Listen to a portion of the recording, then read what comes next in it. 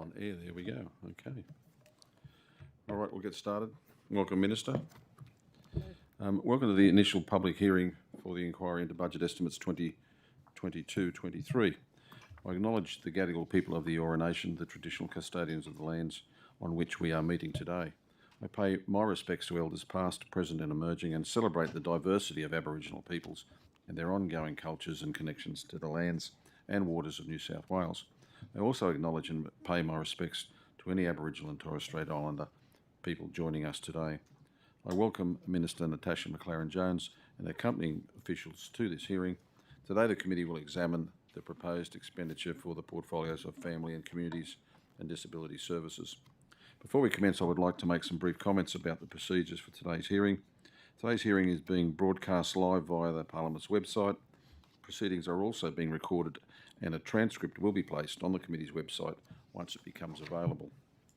In accordance with broadcasting guidelines, media representatives are reminded that they must take responsibility for what they publish about the committee's proceedings.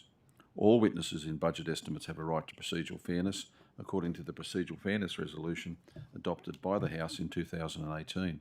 There may be some questions that a witness could only if they had more time or on certain documents to hand. In these circumstances, witnesses are advised that they can take a question on notice and provide the answers within 21 days. If witnesses wish to hand up documents, they should do so through the committee staff. Minister, I remind you and the officers accompanying you that you are free to pass notes and refer directly to other advisors seated at the table behind you. And finally, would everyone please turn their mobile phones to silent for the duration of the hearing. All witnesses will be sworn prior to giving evidence. Minister Maclaren-Jones, I remind you that you do not need to be sworn, as you have already sworn an oath to your office as a Member of Parliament. I also would like to remind the following witnesses that you do not need to be sworn, as you have been sworn at an earlier budget estimates hearing before this committee, Mr Michael Tidball and Ms Anne Campbell. For all other witnesses, I ask that you each in turn state your full name, position, title and agency, swear either an oath or an affirmation. The words of both the oath and the affirmation are on cards on the table in front of you. And I begin with Ms Simone Check. Thank you, Welcome. Chair. My name is Simone Louise Check. I'm the Deputy Secretary for Child Protection and Permanency, Districts and Youth Justice Services. I solemnly, sincerely and truly declare and affirm that the evidence now about to be given by me shall be the truth, the whole truth and nothing but the truth. Thank you. Mr Toomey. Thank you, Chair. I am James Brian Connell Toomey, the Deputy Secretary of Housing, Disability and District Services. I solemnly, sincerely and truly declare and affirm that the evidence now about to be given by me shall be the truth, the whole truth and nothing but the truth. Thank you. Today's hearing will be conducted from 9:30 a.m. till 12:45 p.m. with a 15-minute break at 11 a.m. Robert, one more, I think. I beg your pardon, you're not on my list. Name's Brendan Thomas, Deputy Secretary for Aboriginal Outcomes.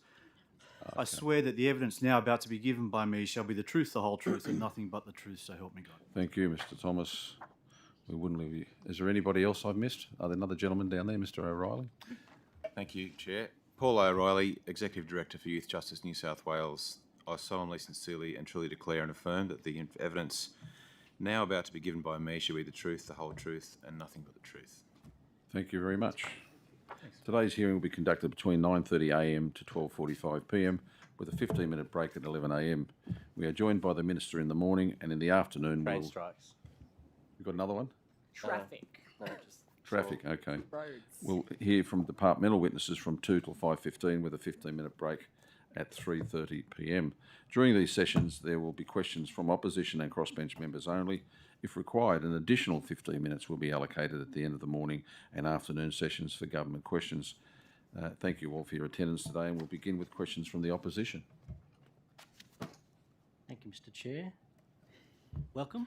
Can I just check, the Ageing and Disability Commissioner will be here later, is that correct? My understanding is yes. Yep, okay.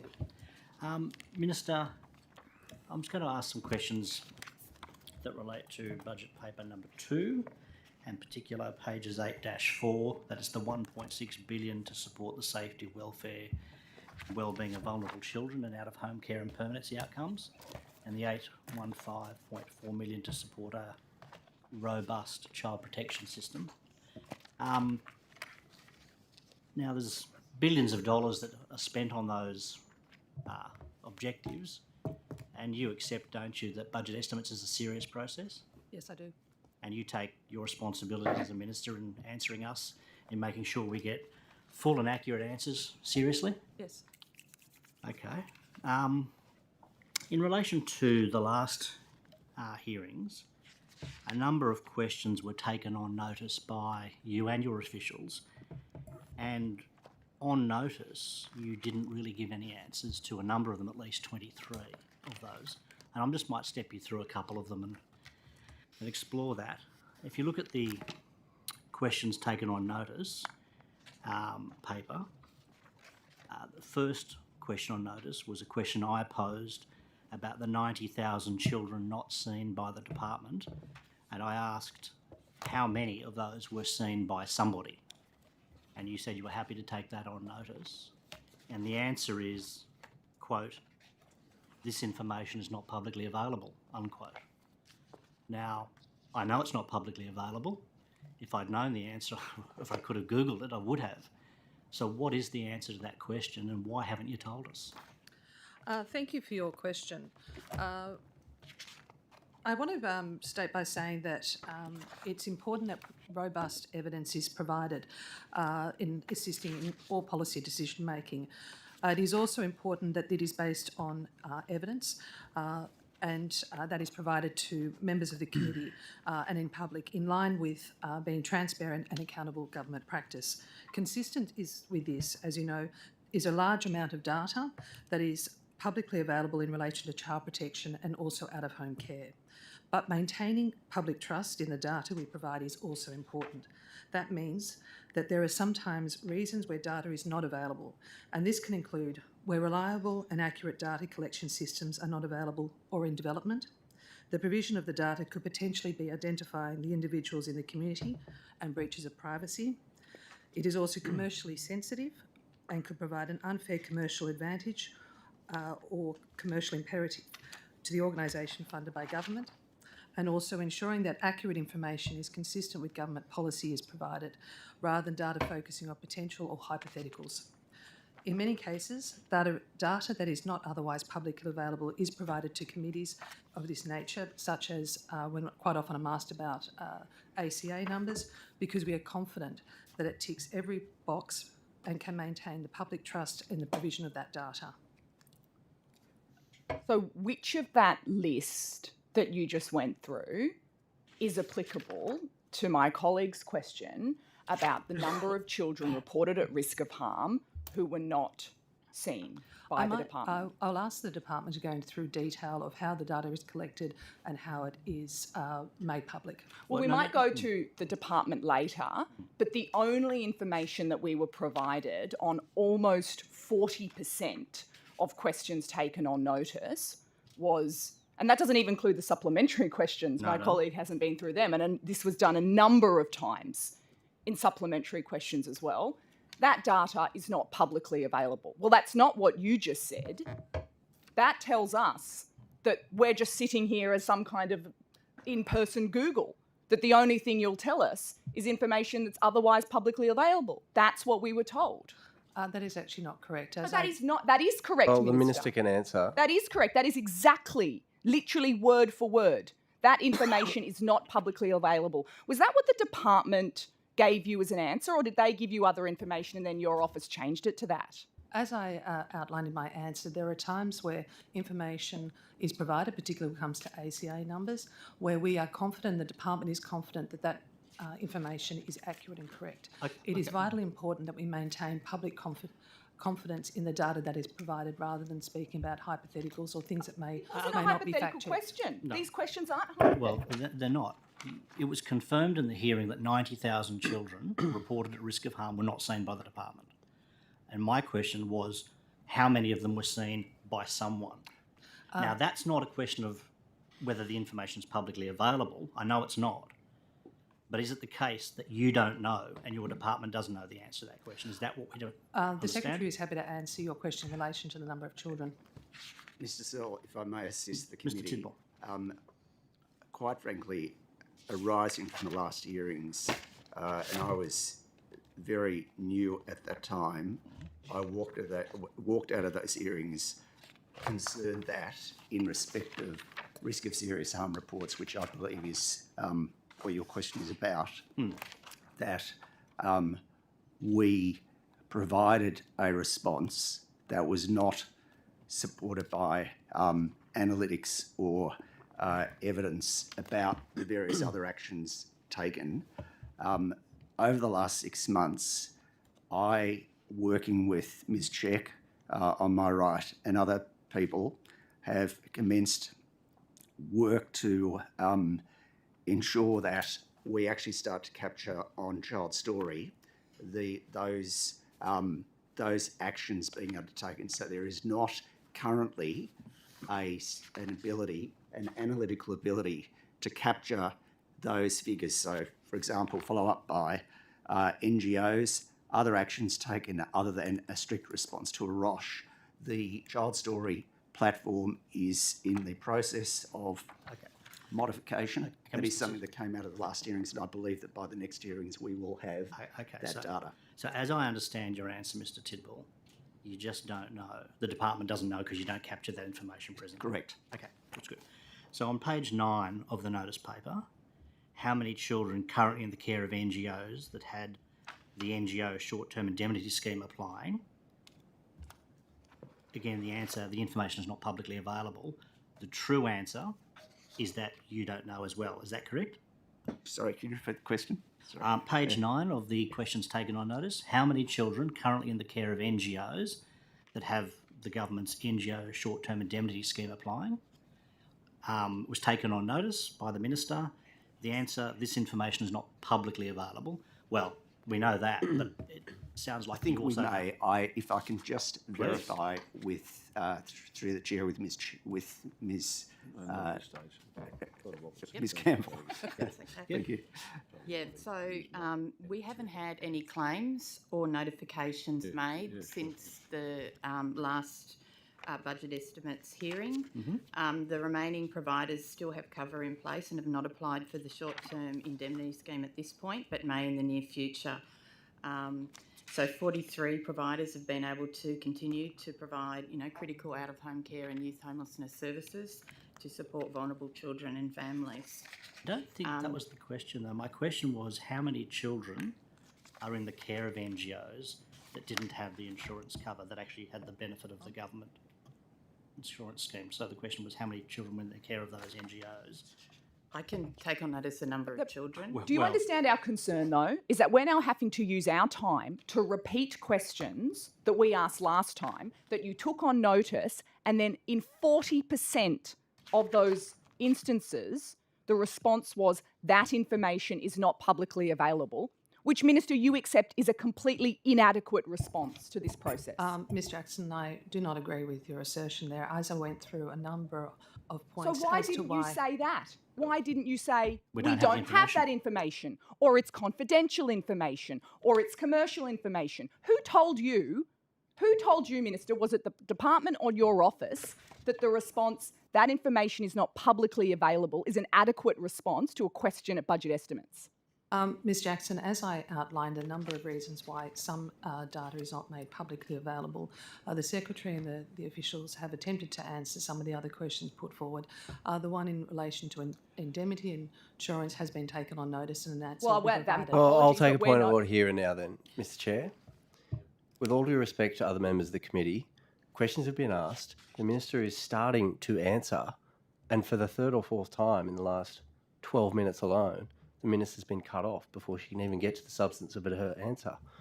So I'd ask you to call members. No, I'll accept the point of order, but also Ms Jackson can ask the question as many times as she likes. I'm going to ask And the the Minister question can answer it again. any way she likes. The Minister's not getting to the answer. She's not able to get to the I've answer. ruled Well, already. the Chair's ruled. I've ruled. We understand that sometimes you don't know the answer. We understand that. Or sometimes you can't give us the answer because potentially it is confidential. That's not the answer that we were provided. We were told that information is not publicly available. That is a different thing to what you have said. I'm going to assume, Minister, that you didn't sit there and type out that response yourself. I know that you're busy. Who did? Who told you that an answer, that information is not publicly available, was an adequate response to a question at budget estimates? Ms Jackson, as the Secretary outlined, we, in particular in relation to that matter, was ensuring that the data was correct, so it wasn't publicly available.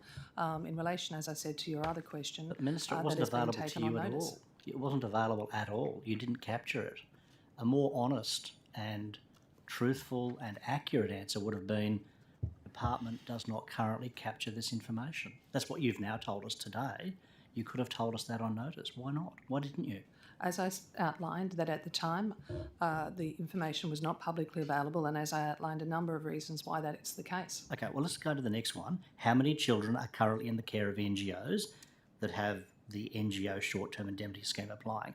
Now, I was just told a moment ago that the information is available. It was taken on notice by you, but again, the information is not publicly available. Why weren't we given an answer to that? And what is the answer? I'll have to take that question on notice. Well, I think one of your departmental officials said she could answer. Is that the case? I can't answer today, but Okay. I did say that there were 43 providers that are in this short-term indemnity scheme, so we can take on notice how many children are in those current providers at the moment. So that. Well, please do. Yep. Can I take you to page 60 of the questions taken on notice? And this related to out-of-home care. And I asked for the top 10 list of providers of out-of-home care. And Ms Check said, quote, "Yes, we could, absolutely. I do not think there is any issue in providing that." And I said, well, by the number of children in care, and at a point in time, I think Ms Check said, and then again, the answer given on notice is, this information is not publicly available. Now, Ms Check, is the information available to the department? Sorry, Mr. Searle, could you just repeat what the question on notice was? Okay, I asked what was the largest number of children being cared for by a single out-of-home provider. You took that on notice. And then I asked for the top 10 providers of out-of-home care, and you said that you could absolutely provide that on notice. That was at page 60 of the budget estimates, additional hearings, questions taken on notice, answers due by 29 March 2022, page 60. And the answer given is the information is not publicly available. Now, Minister, your official said it was available, it could be provided. Why has it not been provided? Mr Searle, as the Chair actually indicated, at times during public hearings, witnesses will often choose to take something on notice because information may not be available or it needs to be verified.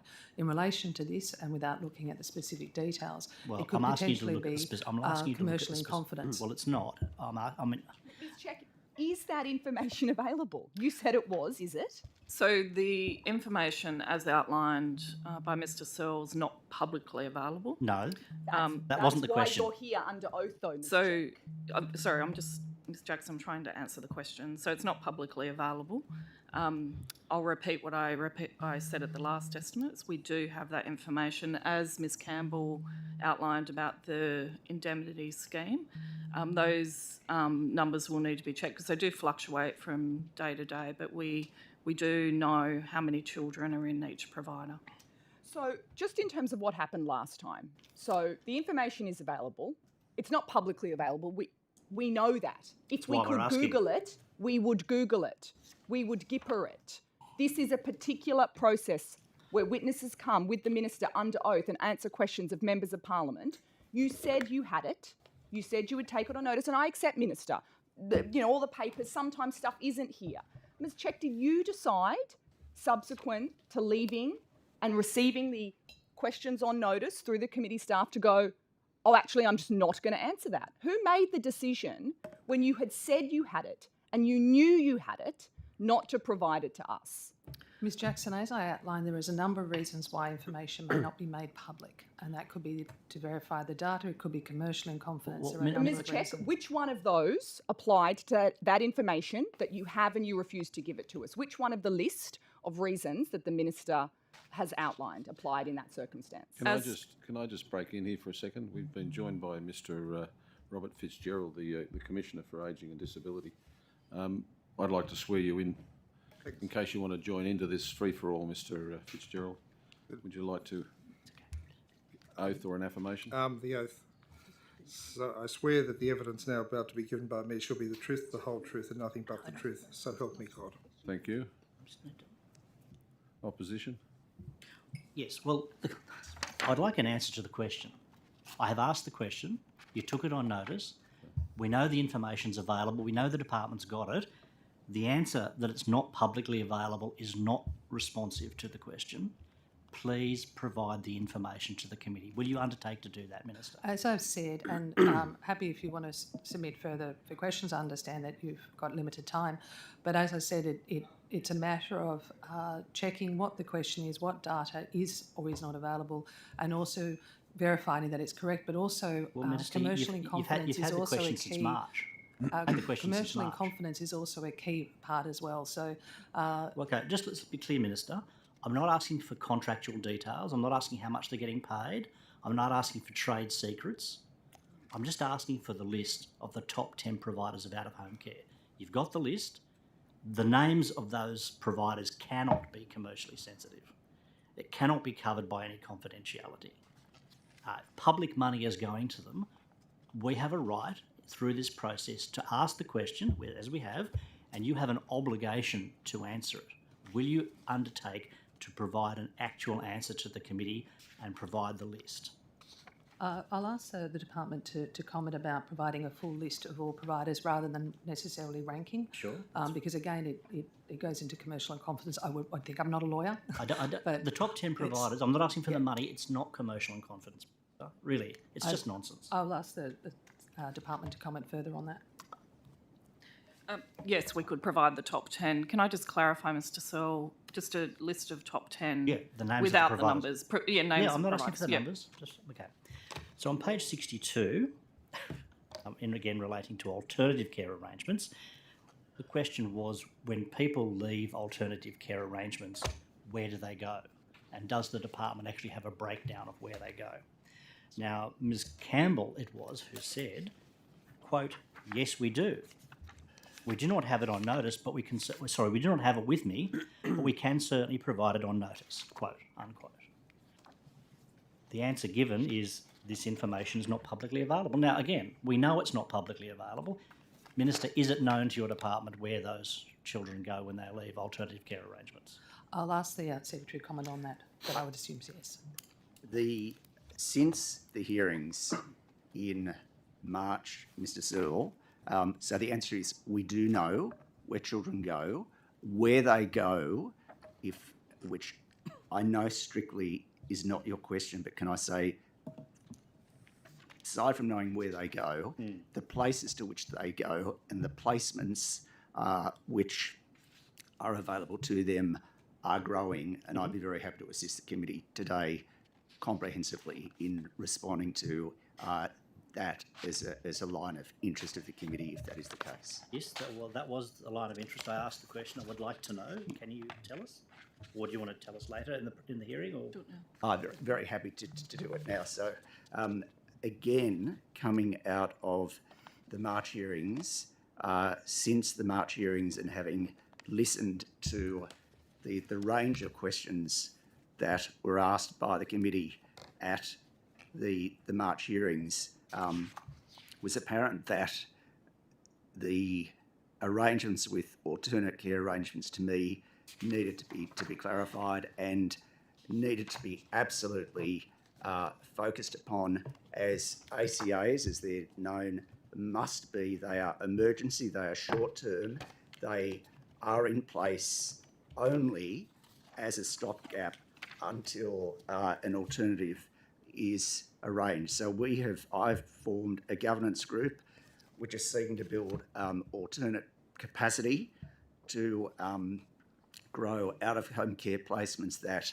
are, and I think part of the committee's questioning, as I recall it, was the ACAs are not accredited by the Office of the Children's Guardian, and secondly, they do not offer a home-like environment. So we have started to do a range of work around quality assurance, around case planning and triage, and we're continuing to expand placement models such as interim care, where we now have 90 placements, significant disability, where we now have 120 placements, residential placements, and innovative carer placements over 50, and the new short-term emergency placements known as STEP. We're very focused on expanding STEP because, as I say, a STEP placement has the two advantages over an alternate care arrangement in that it is with an accredited provider, firstly, and secondly, it's in a home-like environment. Crossbench. Thank you, Chair. Good morning, Minister and officials. Thank you very much for attending. I wanted to start, Minister, by asking you about an issue that I know we've spoken about before, which is this disconnect between New South Wales's responsibilities to protect children from risk and court orders made within the family law system, which have the impact of putting those children at risk. Did you watch the Children and Young People's Committee's inquiry into this issue that we held on 12th of August? At the time I couldn't watch it, but I have read some of the evidence as well, and also appreciate you reaching out prior to that inquiry to bring forward some of the ladies. Thank you. And are you concerned to hear that evidence? I was. And as you mentioned, it is family court is a Commonwealth responsibility and also that of the AG. But once I saw and also had spoken to you about some of those matters, I did speak to the Secretary about what we could do because it is outside my area of responsibility. But if you don't mind, I might ask the Secretary to comment further about the work that he has done to address this or to look at this matter. Thank you. Again, if I can just advise the committee that the Minister did raise this area, this concern with me, and I agree there is concerning evidence. I last week spoke with the Chief Justice of the Family Court, the Honourable William Alstergren, and he has agreed to meet with us and he'll be after specifics and case evidence where we can provide it, but he is keen to work with us in relation to seeking to identify examples and to work with New South Wales to identify potential solutions. Now, I know that's broad at this point, but he's acknowledged that if there is a concern that we should talk, and we will do that. In a previous life, I've worked closely with the Chief Justice, and I'm confident that there is the opportunity to talk about particular points where there are tensions and case outcomes which are not ideal. It's very heartening to hear that you're taking the issue seriously and you've started looking at ways to address it, and certainly reach out to me and my office if we can help, because we have, tens of examples in our hands already of where this has occurred. I was very concerned to hear the evidence from Domestic Violence New South Wales that there are hundreds of children, in their view, who have been placed at harm through the family court system, placed with a parent who is a known abuser or is the individual that the DCJ has identified as being the source of risk to that child. I'm very concerned that we have hundreds of children who are technically the responsibility and are under the care of New South Wales, that we are not now doing anything about because of these court orders. Do you accept, Minister, that the duty of care that New South Wales government has to these children overrides the family court process? What I'll first of all say is that I don't agree that we're not doing anything in relation to this. I will ask Ms. Check to go through some of the more specific details.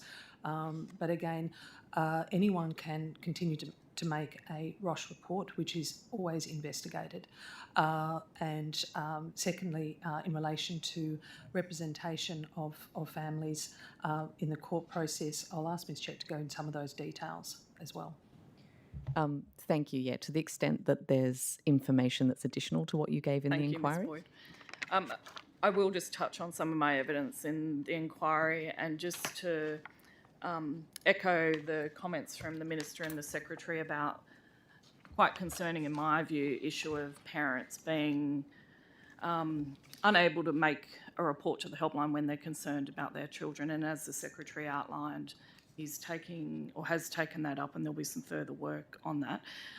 As I gave evidence Friday a week ago, we have significant information sharing provisions, as I outlined, which seem to be effective. One of the, well, actually two of the questions on notice we took, which I don't have a response yet for, and I think the responses are due in a few days' time back to the inquiry, but those answers will be of interest to this committee as well, and they are: how many times do we intervene under Section 67Z of the Family Court Act? Yep. And then how many matters have we appealed? Now, I understand the team is working through those numbers at the moment, but we have intervened in numerous matters and we have appealed matters. So that information will be forthcoming. Unfortunately, I don't have it today. The other thing I'd just like to highlight is, and again, I mentioned this in the inquiry evidence, the caseworkers that are funded by the Commonwealth that sit in the courts to provide a conduit of information sharing, I think have been a godsend, as has the Lighthouse project that is in the major courts that deal with serious physical and sexual allegations, as I understand it, are having an impact. I suppose it's continuing to leverage off those resources, make sure people are adequately trained, and that information sharing is occurring as needed. And of course, as the Minister said, every piece of information we receive where it relates to a matter before the family court, we will do an assessment of that information and determine what is to happen next. So I appreciate all of that. I guess, Minister, you've not been in this portfolio very long, so I understand that that there is a certain amount of needing to go back and have a look at what's been done previously. But this is an issue that witnesses told us at the inquiry, including Ms. Check, has been at least a decade that we have known about this issue. Given that we have so many children currently being placed with an abusive parent who have been separated entirely from their protective parent, and given that you do have the power to intervene, will you intervene in those cases? I'll actually, as I said before, I'm not a lawyer, but my understanding would be if there's a court order from the Commonwealth, from the family court, I would not be able to intervene, but I will double check with Ms. Check on that. Again, as you know, Ms. Boyd, I did give evidence to this effect at the inquiry. In order for us to intervene, typically the court needs to make a request to the Department of Communities and Justice. We do consider every one of those requests when we get them. And like I said, we'll provide the information as to how many times we've actually intervened in proceedings. We have also, and I think from memory, Miss Ward gave an example, we've actually sometimes taken matters out of the family court and positioned them in the children's court because we were concerned about the particular way that a matter was heading. So we'll, again, provide all of that on notice. Okay, but we still know that, like, sorry, it absolutely blows my mind. We heard from witnesses on the 12th of August that there are hundreds of these children in this circumstance where they've been identified as being at risk from DCJ. DCJ has said this child is at risk from a particular parent. The court has then placed in many cases, the children in sole custody of that abusive parent, and our response is not to intervene. How does that happen? Why are we not getting actively involved in appealing these decisions? Well, I think, first of all, there's a difference between intervening in a proceedings before the family court. So that's one option we have available. And secondly, whether we've intervened or not, our ability to actually appeal a matter once an order's been handed down. We do both of those things. And like I said, I haven't got the numbers with me today, but we will provide that to the committee. And we're just finalising it, like I mentioned before. Minister, my office sent to you quite recently details of a very clear case of this, where a woman had lost custody of her children, despite this woman being deemed, not only her children being deemed to be at risk of the abusive parent, but also deeming her to be a stand-up citizen. How is it that when I asked you to intervene in that case, you responded and said, we are happy with the situation? I don't have the exact words, but basically DCJ has looked into this and we don't see any need for us to intervene. That was rejected, that request. How can that be? I'll have to ask Ms Check to go into the specific details as to that particular case. Without disclosing confidential Yeah. information? I'm unable to comment on the particular case. I'd have to take it on notice and go and have a look at, which I'm willing to do. Thank you. And perhaps, Minister, we can have a discussion about that separately. Have I still got time, or are we... Robert's time. Sue, are you going? Is that the whole crossbench one? No, that was just 10 minutes. Oh, Yep, Abigail's thank going you. one more time. Okay. I'll do the whole next session. Thank you. Yeah.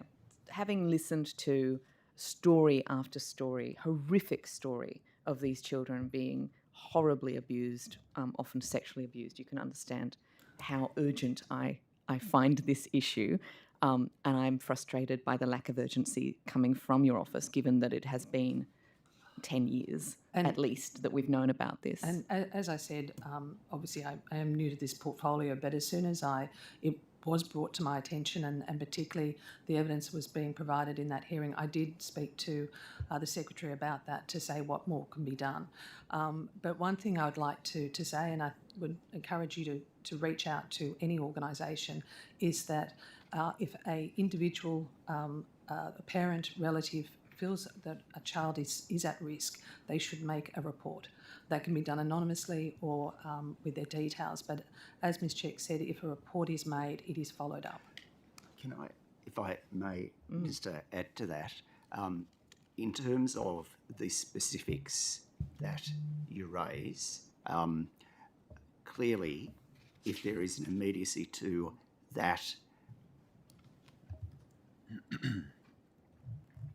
the matter to come back to nest estimates is not workable. It's not acceptable in terms of the issues involved. I would be very keen to be briefed and to, in advance of the meeting with Ulster and CJ, for that reason alone, to be briefed. But we're also very happy to engage on the specifics, because evidence case by case in this space is obviously going to be critical. Thank you. I would really. This is not political, in my view. This is, this is about children's well-being. If anything we can do to have to help advance this and quicken the process would be very useful. And also, if I'm more than happy to talk to you on a confidential basis about individuals with their approval, obviously.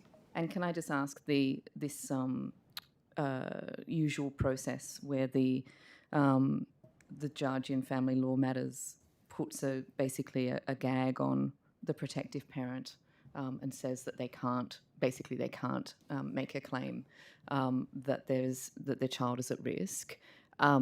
Is that something, Mr. Tidball, that you will be raising urgently in order to ask the courts not to put that? Can I, just before handing over to the Secretary, anyone can make a confidential or anonymous, report, but I will ask the Secretary to comment further. Yes, I understand that's I think true. there are two, if I can just distinguish, and the Minister is right in terms of the need for a report to be made in respect of a child at risk. That's a process that should always run its own course, and it's a statutory process, and it's an important one. I am very keen to get my head around this, and my knowledge needs to grow quickly to be able to do that. So I separately would be very happy to engage with the issue quickly. All right. Ms Boyd, could I just add, the Secretary mentioned earlier that he'd made contact with the Chief Justice. Now that, as I understand it, was specifically on the issue you just raised, which was about whether an order has been made by a judge in the family court or the circuit to not allow or prohibit the parent from making a report to the Child Protection Helpline, and that's exactly what Mr Tidball has reached out. Like you said, it's an initial conversation, but we'll be having further conversations to try and rectify. And I think that issue. message is clear that despite the gag order, people should be making those, those notifications. But you can imagine how difficult that is for a parent who's been slapped with one of those orders. All right, let's move on then, and I will take up your offer to talk about this separately. The National Construction Code Minimum Accessibility Standards. I raised this with you last time as well, Minister. I know that this is part of the fair trading portfolio and building portfolio and not directly yours. However, I note that last Friday, again, New South Wales confirmed it would not be adopting those minimum accessibility standards, which was of huge disappointment to the 1.2 million people in New South Wales with a disability. Did Minister Dominello consult with you at any point before the building ministers' meeting where that decision was made? Not about this matter before that meeting, no.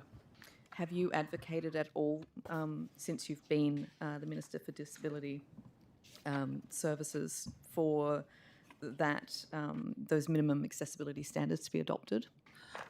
What I would like to say, and as you are aware, it is a matter for the Minister for Fair Trading, but under my portfolio, particularly relating for social housing, the New South Wales Government has been investing significantly in building of properties, and of that, a high percentage is at the silver standard.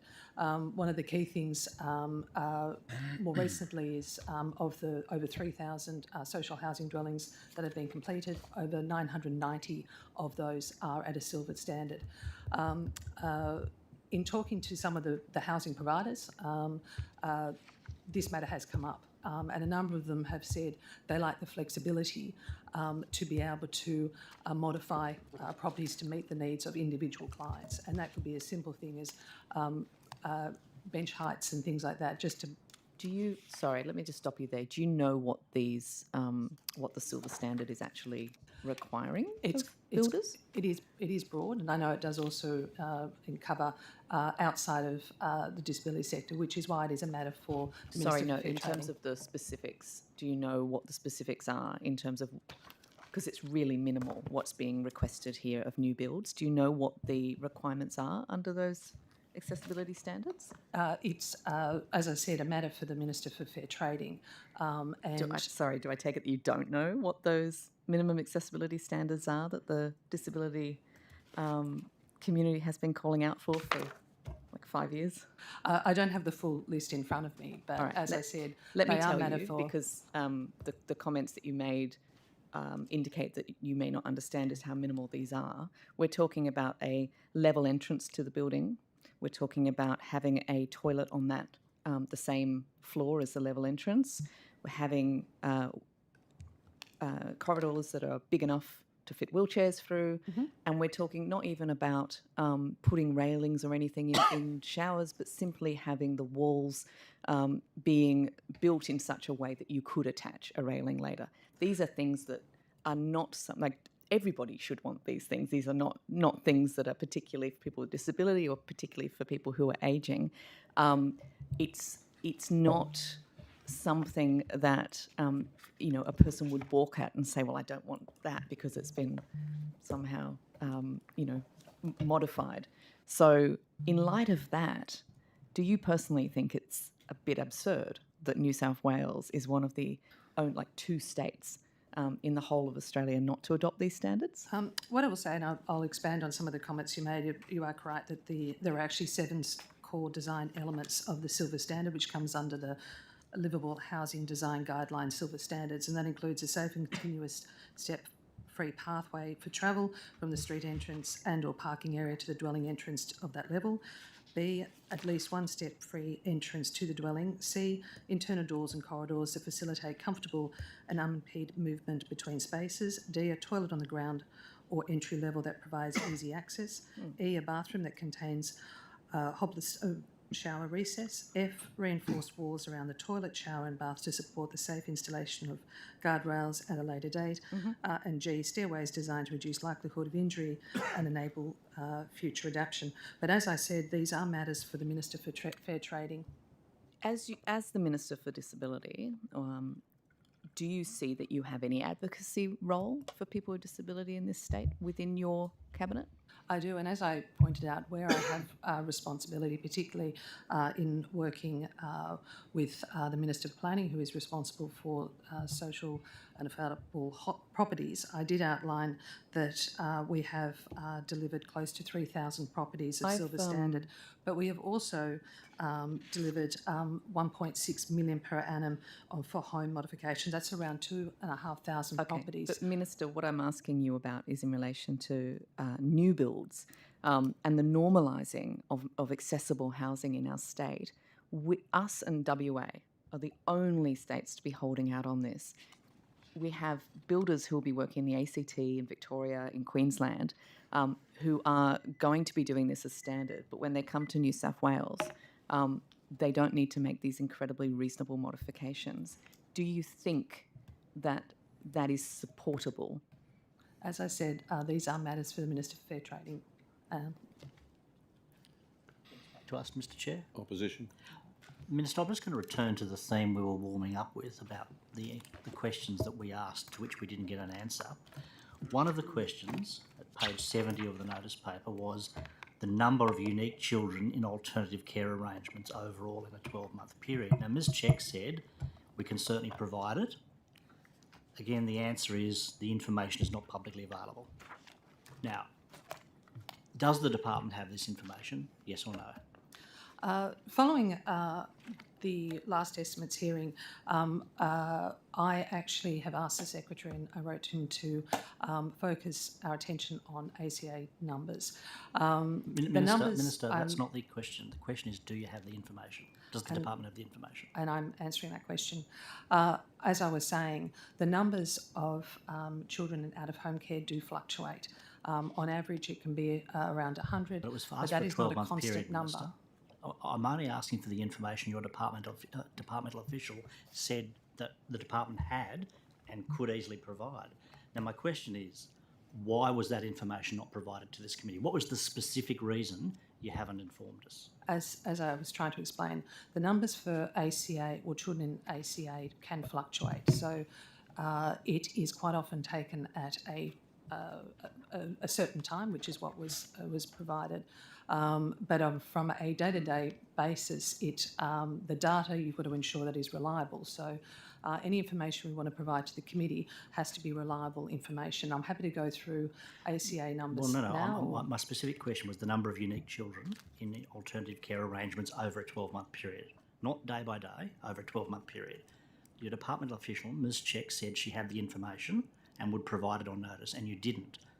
I'm asking, why did you not provide the information to this committee your department said it had? As I was trying to... Well, because your answer is not responsive, Minister. It does not answer the question. As I am trying to explain now, the numbers do fluctuate from a But not over a 12-month period. There will be a number. There will be a number of children. What is that number? And why won't you not tell us? I'll ask Ms. Check to outline from that last 12 months. Thank you, Minister. I do have the number and I will provide it. I need to provide a bit of context to start with, if that's okay. Well, no, Ms. Check, you can provide the context or notice. Just give us the number. Okay. So between 1st of July 2021 and this goes up to the 23rd of August, which is the most recent data that we've got available this year, there were 374 children. Okay. Now, my question is, that's a pretty straightforward answer. Could have been given on notice. Why did you not provide that answer on notice to the committee? I'm just comparing that question was specifically asked of me in the morning or was it asked in the afternoon? It doesn't matter because you still take responsibility for answering all the questions. But what I'm trying to outline now is, and as Ms. Check said, we've have focused in on not only numbers but improving outcomes for children in ACA. But why did you not answer the question? Like, you've got a department, you get all the questions on notice, you'll be provided with draft answers by the department. So my question is this: did the department provide you with a number in a draft answer that your office then changed? Is that what happened? As Ms. Check has outlined at the time, and I've said on multiple occasions that sometimes information is not publicly available. So it was available because we've got the number now. Thank you, Ms. Check. And I appreciate there's context. So just to clarify, because, I've never been in government, so I don't know. When you take a question on notice or an official takes a question on notice, how does that work? So the committee staff, they send that to your office first, or does that go straight to the department? Ms. Jackson, as I have explained... No, sorry. So the committee staff, they send the questions on notice, they're taken on notice, who are they sent to? Are they sent to Mr. Tidball? Are they sent to you and your staff, or do they go through the Minister's office? I think we really should be focusing on the question. As I pointed out, that at the time, the information was not publicly available. It is available, so we've clarified that. So this is like literally who receives an email. You are unable to answer a question. Who gets the email with the list of questions that were taken on notice? As you can imagine, Ms. Jackson, I don't do the administration in the office, so I'll have to take it on notice. Okay. Then, presumably, for information like that, whether it goes directly to the department or through your office, the department who have the information, they put answers in, they provide drafts. Ms. Check, did you provide information in response to these questions? Or did you or your team provide the answer that information is not publicly available? Was that something... Ms. Jackson, as I said, I'll take the question on notice and we can provide I'm full sorry to details say I'm not of the confident with that, process so I'm of asking a our specific correspondence question. or any notices of motion, whether it's in any questions on notice, whether they're taken here in committee or Well, Minister, or again, in another Parliament. example, Minister, page 59 of the transcript, I asked for the modelling on the cost of extending aged care.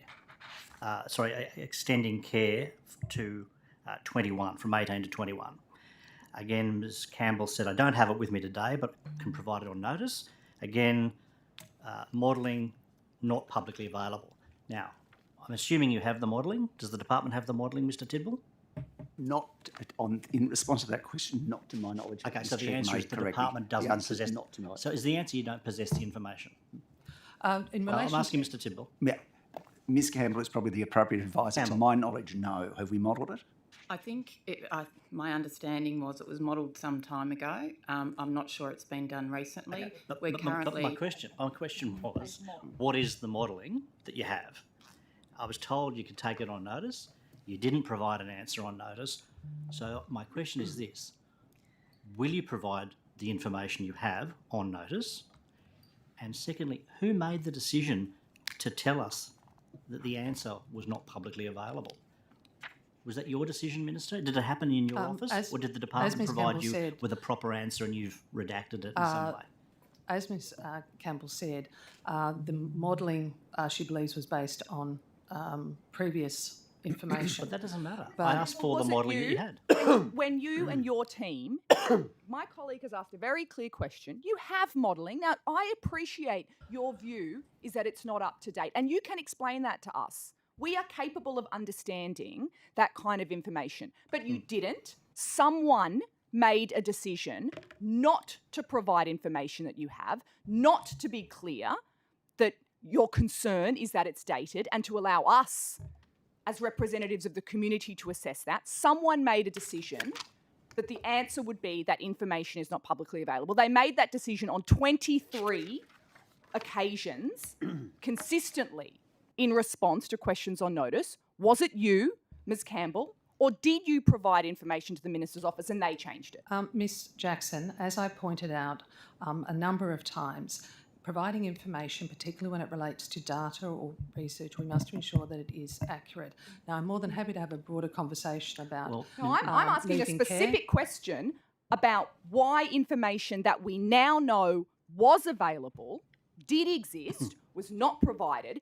Who made the decision to not provide it and to consistently say that information was not publicly available? I can only assume from the response from you, Minister, that it was you and your office, that these officials have tried to provide information and that you and your office are the blockage. That's the assumption that I'm taking from this, so correct me if I'm wrong. I have on multiple occasions, I have a responsibility to ensure, as we all do, that the information you are provided is accurate. That includes any research and data that is up to date and accurate to the question you are asking. Minister, that doesn't answer the question about why, repeatedly, your officials said they had the information and that they could and would provide it, and then didn't. So one of the two things is possible. Either, on reflection, the department doesn't have the information, and you could have said that, and you've said that in relation to at least one of these, that you don't, or two of them, you don't possess the information. Why did you not tell us what the truth was, that you just don't have that information? Why this obfuscation and lack of clarity?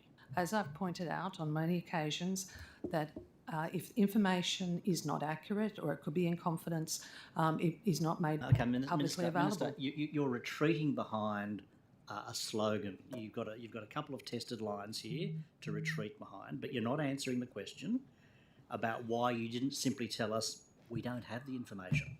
That there's no commercial in confidence there. There's no breach of confidentiality. There's no state secret. Just didn't have the information. Mr. Searle, if you'd like to have a conversation about leaving care and the work Well, that's I was being done, trying to, well, but I'm you weren't answering the question. In this process now, we don't. This is a serious issue. Your answer doesn't take it seriously, but it is. Everyone is here under oath. We are elected as members of Parliament to represent the community. This is a serious process. We wasted time last time asking questions. We were told you had the information. It now turns out, in some instances, you did in fact have that information, and yet it wasn't provided. That is a serious breach of the estimates process, to not provide information that you had and claim that the information was not publicly available. That is not an acceptable response. So I'm trying to understand who made the decision consistently to give that response to questions that we as Member of Parliament asked witnesses under oath. Was it your office or was it the department? Well, there was multiple questions in there, but I would like to answer Mr. Searle's question, as he was the person before he was interrupted. Mr. Searle, you were asking about leaving care and support for carers up to the age of 21, I understand, with the stretch program. Yeah. Now, what I would like to model, say... how much it would cost. And I'll answer that and I'll come to that. There are a number of proposals when it comes to that stretch proposal. There's also a lot of work that is done in different states. Here in New South Wales, a lot of support goes into supporting young people leaving care plans. It could be financial assistance, accommodation, various other things. But in relation to the blanket extension of funding to carers, I've actually spoken with the Secretary, and this is following the last estimates and also following meetings with stakeholders to look at that further. in part what is actually already provided here in New South Wales, but also to look at other jurisdictions, because every jurisdiction has a different type of care and support that is provided to young people leaving care. And as I outlined in New South Wales, there's a lot Minister, of this is fabulous waffle, but you haven't provided a single piece of information, a single fact. I asked you what was the cost of extending that care to 21. We know there is some modelling that may be old. It's going to be provided on notice. You haven't added anything new. I have to say, Minister, your answers have not instilled confidence for this committee. You've not had information which you've not been honest about, and there are presumably reasons you have withheld data from us that we have asked for, that we have confirmed this morning exists in your agency. This is a matter the House is going to have to consider further, and we might move on to a different topic, and we'll return in the afternoon with the public servants. Minister, I assume you've seen the video posted in July by the member for Gosford, Liesl Tesh, about the Point Clare railway station. Have you seen that video? No. Now, Ms Tesh, a Paralympian, is struggling to get down the stairs on her wheelchair because the ramps were removed from that site. There's construction at the railway station and the disability access ramps were removed. Now, why were they removed? in relation to transport access, these will be questions that I need to put to the Minister for Transport. Okay, you take no responsibility given your, you've got disability inclusion as your portfolio. As you would be aware, we have obviously the Disability Inclusion Act, and also departments have their own disability inclusion plans. Department of Transport has that, but in relation to specific modifications, those questions need to be directed to the Minister for Transport. Okay. At a policy level, do you think it's appropriate that the current disability access option at Point Clare railway station is, I think it's a shuttle bus from one side of the station to the other? Is that a satisfactory response? These are questions you're going to have to ask for the Minister for Transport, as I said. Okay. How long will it be until the lifts are able to be used at that station? You'll need to ask that question of the Minister for Transport. As the Minister for Disability Services, what have you done to fix that situation? As I said, any particular questions in relation to transport need to be directed to the Minister for Transport. Miss Liesl Tesh has not made representation to me, but if any individual, whether it's a Member of Parliament or an individual, makes representation to me, I would follow that up. Well, going back to your responsibility for the Disability Inclusion Plan or plans, how many train stations in New South Wales are not accessible to people in wheelchairs?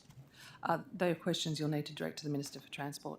Do you know how many accessible public bus services were replaced with non-accessible bus services in the last 12 months? Again, these are questions outside my portfolio. Do you know how many ferry terminals in Sydney are not wheelchair accessible? Again, I refer to my previous answer, which these are questions outside my portfolio. Now, as Minister responsible for the Disability Inclusion Act, what specific actions have you taken to make train stations more accessible?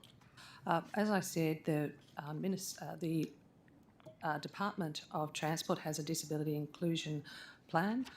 All departments are in the process of reviewing those to ensure that they are up to community expectations. And as I said before, these are matters for the Minister for Transport. Right. Any actions you've taken to make ferry wharves accessible? As I said, these are specific questions for another minister. How many school libraries aren't accessible to persons with a disability in New South Wales? Again, these are not questions that are within my portfolio. As Minister for Disability Inclusion, what do you see as your responsibilities? Is it just like a name, just a label on your door? No. What do you do? We do actually, the Minister, and it's across all jurisdictions, we not only advocate for services in more broadly to ensure that it's through our disability action plans, and as I said, they're the responsibility of individual councils and departments. We also work at a national level to ensure that people on the NDIS are supported. We're also getting our fair share, and that is part of the National Council. But as I said, specific issues or matters relating to accessibility are matters for those individual ministers. Well, getting back to your advocacy role, what advocacy or actions have you taken to improve wheelchair accessibility in New South Wales schools, for example? More broadly, when I said advocacy, we actually fund the Advocacy Futures Fund, which works with a number of organisations and individuals to provide support and raise awareness. But as I said, if an individual or a Member of Parliament wishes to raise any matter with me, I will be more than happy to follow that up. So when you say advocacy, you don't mean that you actually advocate as a minister if to someone, other ministers for if for any improvement? member of the public or a Member of Parliament were to write to me, I'd be more than happy to write a letter of advocacy. Okay. Now, how many hospitals in New South Wales are not fully accessible? I mean, surely this is something that's in one of the disability inclusion plans that you are responsible for, surely. As I said, the matters in relation to specific disability accessibility are matters for those individual ministers. Okay. How many police stations are not fully accessible? They're questions that we need to ask to the Police Minister. Okay. Well, how many New South Wales public service buildings are not fully accessible to workers with disabilities or members of the public? Again, though, that's outside my portfolio. Okay. Well, what actions have you taken to improve wheelchair accessibility in public buildings in New South Wales? Any advocacy? Well, as you've highlighted a number of individual matters that I said are matters for those individual ministers. Okay. But you're responsible for the state's Disability Inclusion Act, that's right? That is correct. And you're also responsible for the Disability Inclusion Plan, yes? Yes.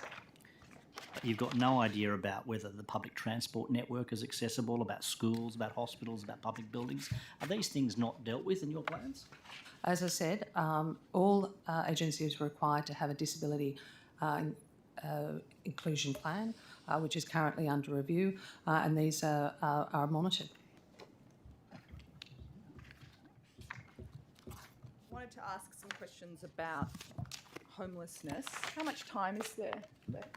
Oh, I'll just keep going. So I wanted to start with rough sleeping. You're obviously aware of the Premier's priority. Yes. How are we going? We're doing well. So 1,141 people were recorded in the 2021 street count. What was that number in 2022?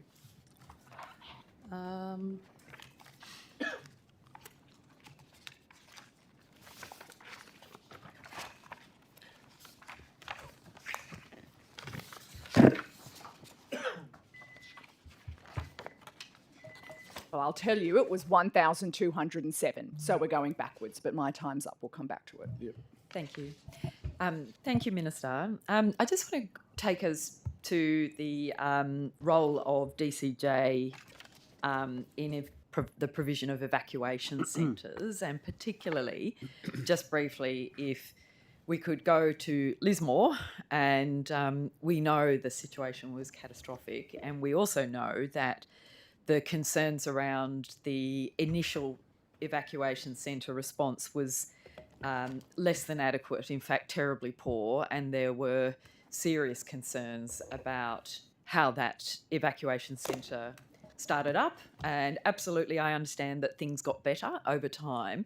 What have you done and what can you tell me in terms of a guarantee that in a similar event that in all reasonableness is potentially forecast to happen again in the next few months as a possibility for Lismore, how can you guarantee that we won't find ourselves in the same situation we were in very early March this year? One of the key things that have come out of the inquiry, and I welcome both the full inquiry as well as the Legislative Council inquiry, is the feedback and recommendations that will look at where we can improve our response. In relation to emergency services and also resilience in New South Wales and our response, are more appropriately directed to...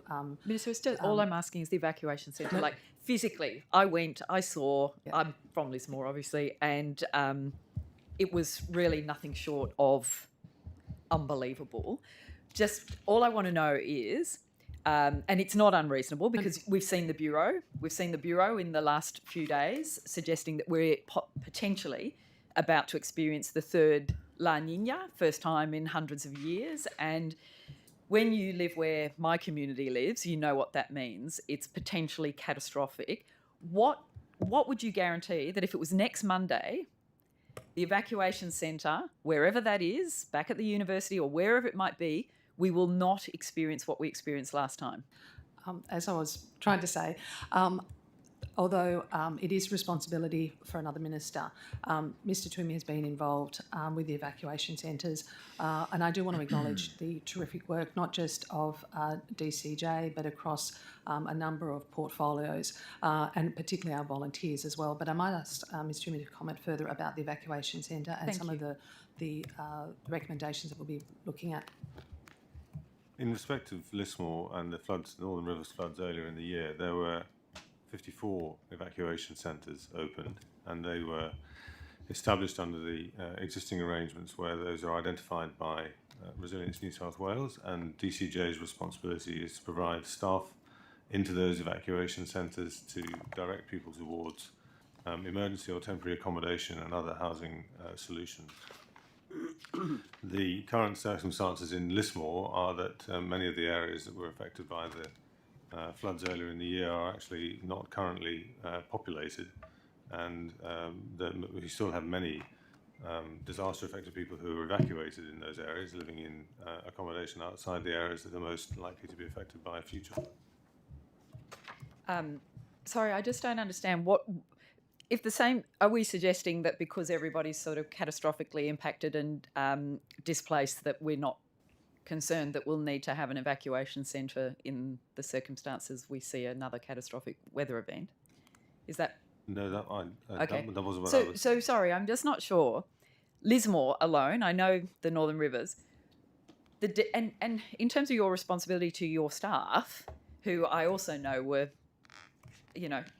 quite traumatised through trying to staff that, what guarantee have we got that if there's a flood on Monday, as catastrophic as the last, or even half as catastrophic, are you sure and certain that an evacuation centre that could house many hundreds of people that would be displaced again, and believe me, there are people back in those terrible places and homes that are not fully recovered, but they are living there. If they had to go, are you satisfied that we would have everything in order to accommodate those people in an evacuation centre? As I said, the establishment of evacuation centres, the identification of appropriate sites for evacuation centres is the role of the local But I'm just asking, are you satisfied? Are you satisfied? Because it would be your staff that are required to be there at 3 in the morning, 2 in the morning, 7 in the morning, 10 in the morning, 2 in the afternoon. Are you satisfied that you would be sending them to an evacuation centre that would be safe and not dangerous like the last time? I don't have evidence the evacuation centres were dangerous last time. The staff, the role of an evacuation centre is partially to provide people with shelter, but also to triage people into local accommodation options. And those local accommodation options we are now very familiar with in the Northern Rivers area, and we'll be able to quickly triage people into accommodation. Thank you. Just moving to homelessness, if I can. What success rate have the rental diaries yielded for independent access to accommodation and housing? My advice is that the diaries are incredibly burdensome for people who are already in crisis, but this was something that was introduced, and just wondering if you could report on the success of those.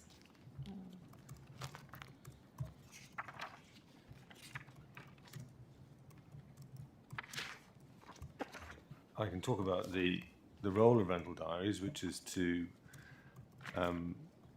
anybody who is homeless and is accessing temporary accommodation. We would expect as part of that temporary accommodation access that they will show their own efforts alongside our own to access. I think I understand the accommodation purpose for of them. I'm just wondering what you are considering yourself as the success of them, given the role. Are you getting evidence that they are a successful mechanism, or that are you getting reports that they are causing more burden on people already in crisis, or? Well, my understanding is they provide evidence to our staff on the ground of attempts that people have made to access appropriate accommodation, and that's part of the work that the homeless, the person themselves in temporary accommodation and our staff jointly engage in to try and identify suitable accommodation options for people in temporary accommodation. So the question, I suppose I'm just asking, are you monitoring or measuring whether they're a successful mechanism? Or are or is it a given? You're just taking it that is the mechanism. That's what you will continue to be using, even though they continue to place unnecessary burden on people in crisis. Is it fair to say that they're not the only means of providing evidence as well? I understand that you can also provide evidence of income, any assets, evidence, letter from a support worker, statutory declaration, or evidence of inability to obtain private rental accommodation due to medical or disability needs. So therefore, the diary is not the only means. Thank you. Specialist homeless services apparently, from latest understanding, operate 27% above the capacity that they're currently funded for. So just curious, how do you plan to account for this increase, the ever-increasing demand and workload in the specialist homelessness service system? So providing support for people who are homeless or at risk of homelessness is quite broad. So there is obviously the first initial response, which is the crisis response, which can include placing a person in crisis accommodation before being moved to long-term accommodation. There's also support that we can provide, whether it's through social housing or it could also be in the private market. We provide a range of support for individuals, rental assistance.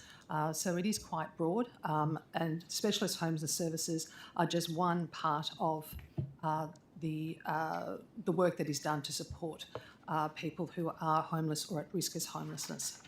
Do you accept though that that the funding just isn't meeting the need at this point? I think it's important to always look at and review and look at all the range of services that are provided. And as I said, specialist homeless services is just one part of that. We also have, as I said, support that is provided through the private rental market, but it's not just looking at one form of support. Okay. During the lockdowns, services noticed a massive increase of people without permanent residency, and the City of Sydney's rough sleeping. An emergency accommodation program was funded by DCJ. What are the outcomes for people in the program, and how do you propose and plan to address the lack of access to services for these people without permanent residency that you are now well and truly on the radar? So you're referring to the Together Home program? Yeah. We actually announced to the government an extension of that program. Part of it is it's a $55 million extension. $37 million of that is actually going towards building of 120 new dwellings, which will be across New South Wales, so includes regional areas as well. A further $18.5 million is also being provided to support individuals who have accommodation with wraparound support. The great thing of the Together Home program, and there are a number of other programs. On the weekend I recently announced a $20 million investment to another program called STEP.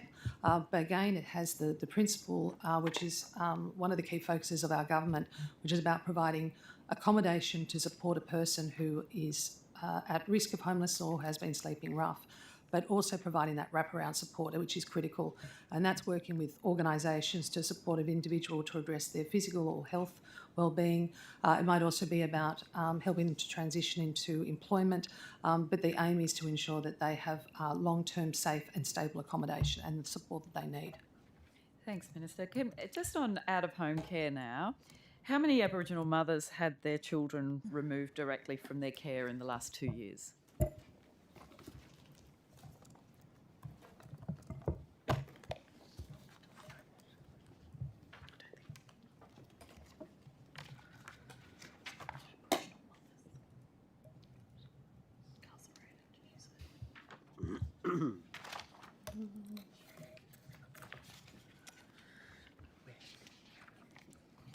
I have the number of children in out-of-home care as of the June 2021 was 6,829. Preliminary data, and which Sorry, is was that First Nations children, or is that children overall? that was yes, First Nation children Yep. at that time. But I might ask Brendan Tommett to be more specific to your question, which I think related to how many had been placed in out-of-home care Or in how that many? year. The question specifically is how many Aboriginal mothers have had their children removed directly from their care in the last 2 years? Well, last year there were 928 Aboriginal children that entered out-of-home care. The previous year, I'll need to provide the data for you, but it was just on 1,100. I've got it, Mr. Thomas, if you want me to add it. So for 2021, it was 1,111. So the number in care is 6,656 at the end of June this year. And so I've got some figures that, so as of the 30th of June 2021, 53 per 1,000 Aboriginal children, young people were in statutory out-of-home care, compared to 5 per 1,000 non-Aboriginal children. Does that sound right? Is that... No, as of 2021, last year, it was just on 60 per 1,000. Oh, so more. Yeah. Yeah. At the end of this current financial year, it's 57. It's dropped about 16%. But it's persisting, isn't it? And it's still significantly worse since the bringing them home brought this to national attention. We're persisting in. And I think that's, even though the number of children in out-of-home care has reduced across Australia, I think it is fair to say that Aboriginal children are overrepresented, which is why the New South Wales government has made some significant investment in this budget. We announced over $400 million to boost Closing the Gap initiatives. This includes, and something that I'm particularly working on, is $3.9 million for the Aboriginal commissioning of local programs and services that will see young... Minister, with that spend, are you working directly and are you committed to working in partnership with ABSEC, the ALS and the Coalition of Aboriginal Peak Organisations? Yes, and in fact, in the budget we have allocated funding directly to those organisations. And as I said, it's one of an area that I've got a personal interest in, and working to empower ACOs so that they can have the responsibility of children, and with that means empowering them, providing the support and resources. So working directly through ABSEC, CAPO and the legal service. So when you say working directly through ABSEC, what processes are you engaging? Do you have actual formal processes with them? Because my information is they don't feel particularly that they are being engaged in genuine partnership. There's a couple of areas where I work. So one is the Aboriginal Knowledge Circle, and that's I'm working directly with them and have been in relation to the Families is Culture report and the implementation of the recommendations. When did the Aboriginal? What's the meeting program for the Aboriginal Knowledge Circle? The last meeting I think was about. I'd have to check my diary, but I think it was about 6 weeks ago. But another one's coming up within the month. September. But I have met with them on multiple occasions from beginning of this year. And we also have the meeting with CAPO as well to go through. So, and I've also met with... Thank you very much. Can I just ask about the Aboriginal Knowledge Circle? I understand that that's your kind of focused mechanism, but... The Knowledge Circle wasn't a recommendation of the Family is Culture report. And what work did you do in establishing that to actually engage with these very organisations that I'm specifically talking about, so ABSEC and the ALS? And what was their involvement with the Knowledge Circle creation? So the establishment of the Knowledge Circle was before my time under a previous minister, I understand, back in 2019. My understanding of the history was to look at the Family is Culture report. So when I became minister, I organised to meet with them and particularly review where the implementation and Mr. Thomas had only recently come on board, so working with him, we sat down to say, well, let's consult more broadly with the sector about implementation of all 25 recommendations, with the focus on being the aim of implementing what could be achievable this year, understanding that some of the recommendations are more complex or could require financial support, so they might need to be dealt with at a later stage. In relation to my engagement with CAPO, but also ABSEC separately, the CEO of ABSEC also is on the Aboriginal Knowledge Circle. There is a little bit of an overlap of some of the members, but as I said, I have engagement with CAPO, particularly in relation to the FIC, along with ABSEC in relation to the FIC, and then more broadly with CAPO in relation to what can be done across my portfolio to reduce the overrepresentation of children, Aboriginal children in out-of-home care. What's the role of the Aboriginal Outcomes Task Force? I'm not familiar. I might ask Mr. Thomas to comment on that. Can I comment? Just on the task force is an internal group looking at the quality of the response to the Family's Culture recommendations.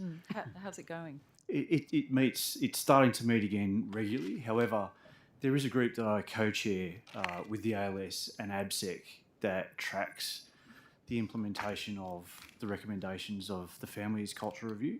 And do you think do you think that they, at the moment, would you suggest that they feel very abreast of what's happening and up to date and informed? I believe they do. I meet once a month with the CEO of ABSEC.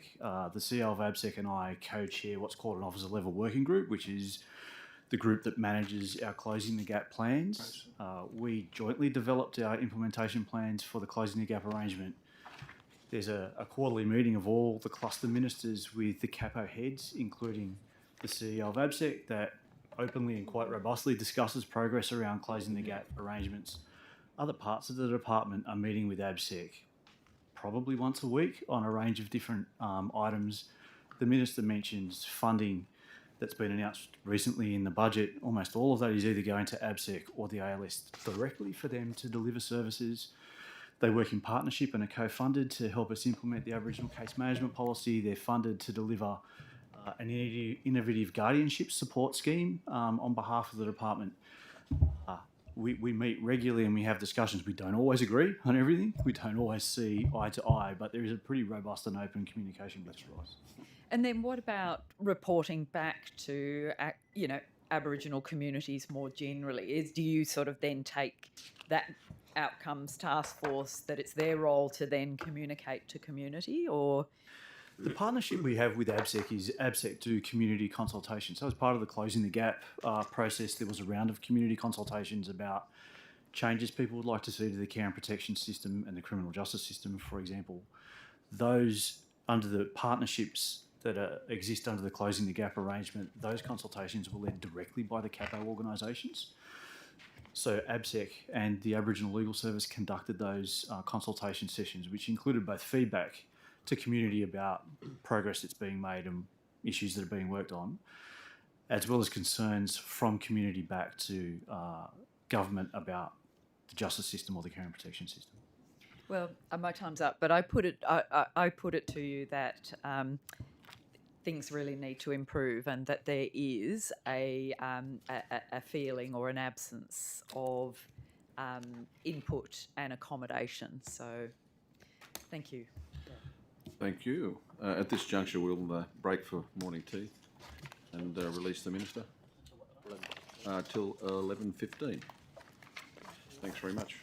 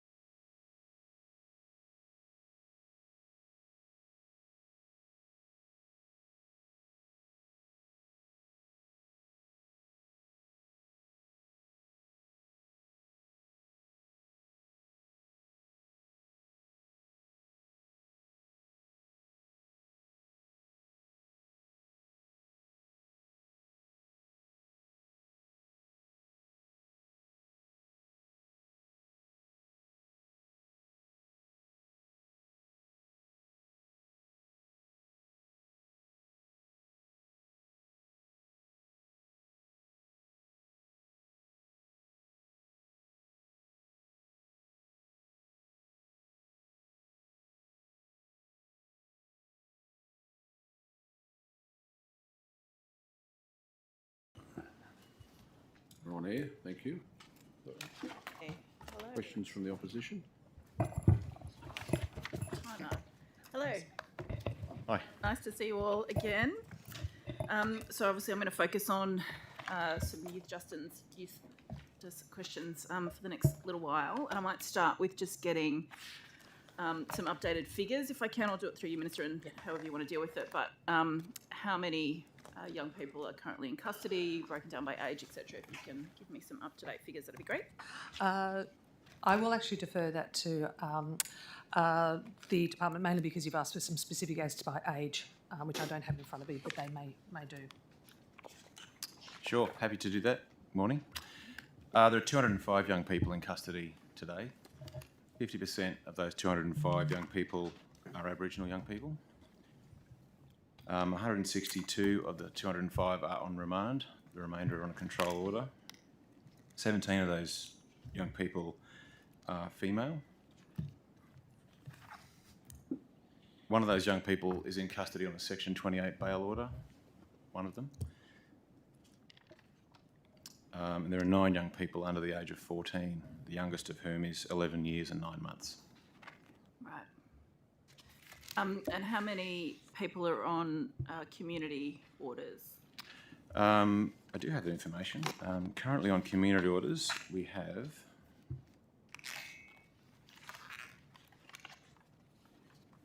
just bear with me, please. I don't have that with me.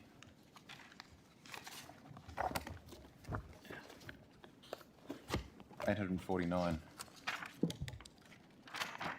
That's current. 849 on community supervision. Yep. Okay. Can I just tease out what role does youth justice play in the supporting or monitoring the young people who are on those community orders, or is it really a job for police, or what role do you play? Yeah, so if they're in that figure of community orders, it's our job to supervise those young people, and the supervision will vary depending on the order and depending on the young person, but it usually requires complying with reporting expectations and monitoring for a period of time. And the most important part of our job is to do work around criminogenic intervention to address the offending thinking and decision making and behaviour. We also fund agencies to assist with more welfare-focused casework because that's really relevant to the young person. That might be connection with family or school or employment, or getting health referrals in place, or it might be to do with Centrelink and so on. So there's 2 streams to the support, but my caseworkers focus on the criminogenic intervention. And what kind of reporting is there for young people who do comply or who might miss some of those arrangements? Yeah. So that we can make sure they're captured, or they might fall through cracks from there. So the reporting requirements vary from person to person, and if young people fail to comply with the requirements, we have an escalation process which can lead up to a breach, depending on the nature of the order. So some orders include provision for a breach where it goes back to court and the court will make a decision, but not all orders have those provisions. But it is about our staff being proactive and maintaining contact and knowing where to find young people. But we do find that young people are pretty compliant. The casework is designed for children and teenagers. It's geared towards them, and they generally like spending time with their caseworkers, so non-compliance with reporting is not common. But yeah, there are escalation processes when it does happen. Sure. So, more general question, Minister, to you. So, youth crime is on the up at the moment. There's plenty of official statistics that tell us that in the post-COVID world that we're in. What role do you play as Youth Justice Minister in combating that and dealing with that? So violent crime, burglary, we're seeing knife crime increase with teenagers. What role do you have? There's a couple of parts. One is obviously the questions that need to go to the Police Minister about some of the gangs and violent crimes. But the key thing where I have responsibility and the department as work is in that early intervention space and ensuring that first and foremost, we are preventing a child going into the youth justice system, which is why we've extended the Youth on Track program, which has been quite successful, around, I think, 75% or more success rate in relation to young people that have participated in that, and it's delivered by non-government organisations across the state. We've also had a place to go, which is for targeting 10 to 17-year-olds who have had contact with the justice system, with a focus on those on remand and drawing on services across New South Wales government and also the non-government sector to deliver a multi-agency approach. And that's what it really comes down to, a lot of these things, and also with family conferencing, is working with various agencies to provide that wraparound support for a young person, but also addressing the challenges they're facing to ensure that they're not going into correction centres. So, I mean, we all want that. And I understand that it's a complex area, particularly the specifics of youth justice and then the support that might not have happened before young people get to a particular point. But let me just tease out, so some of those programs that you just talked about. So, for example, Youth on Track. So I want this stuff to work, but Boxar recently did a review and it doesn't seem like it's working as well as it really should. So I'm interested in the figures that you just gave, but the most recent figures I can find are that it pretty much has a 50% success rate. So 50% of young people who go through the program, or maybe just slightly less than that, are reoffending within 12 months. Why is that? Why is it failing? Just on the Boxar evaluation that was done, I understand that it compared the less intensive control program Fast Track. The evaluation found no statistically significant difference between reoffending and custody between both of those programs. One of the key things is that the evaluation does provide us with the information on how we can tailor and adapt the program for a more individualised response to meet specific needs of a young person. And it also shows that a number of young benefit from the shorter intervention, whereas freeing up resources to engage more people. So I think the key thing out of it is ensuring that we're targeting what is needed for young people, because it's not one size fits all. And that's the beauty of these programs and early interventions. It's identifying the individual needs of that child, whether it's addressing issues that might be at home, could be... Well, okay, but so I'll just stop you there, because I do want this to work, but the records are reflecting that it's really not. 50% success rate within 12 months of completion, and in fact, roughly only half of the young people involved in it are even completing the program to begin with. Why is it not working? Are you not investing enough money in it? Is it? It's been going since 2013. It's still only essentially a pilot program in a couple of places. Have you not invested enough? Why is it only 50%? Well, one of the things, and the evidence we've had, is that there is a 75% success rate for young people that to participate in, which is why we announced an additional rollout, I think it was around 9 million, to expand it further. But what I am advised is the evaluation did not measure the impact of Youth on Track compared to no services at all. And this may account for the small difference observed between the two different groupings. The evaluation's small sample size also meant it was unlikely small differences between cohorts were able to be detected and determine a significantly difference between them. But so it did look at the comparison between Youth on Track and the Fast Track version of that. I'm aware of that, and essentially found there's not really much difference. So what are you doing to look at that? I mean, should we be putting more money into Fast Track if it means that some of these young people get faster support, even though it's less support, because the results are not much different? What assessment have you done? I'll actually ask the department to comment further about some of those specifics and the data that's being gathered, because I do stand by the fact that Youth on Track is working as an early intervention and diversion program and helping prevent young people going into corrections. I don't accept the statement that it's failing. I think that's inaccurate, and it kind of misses the complexity of this cohort of young people. We have less young people in the offending radar than ever before, and that means that they are the most concentrated.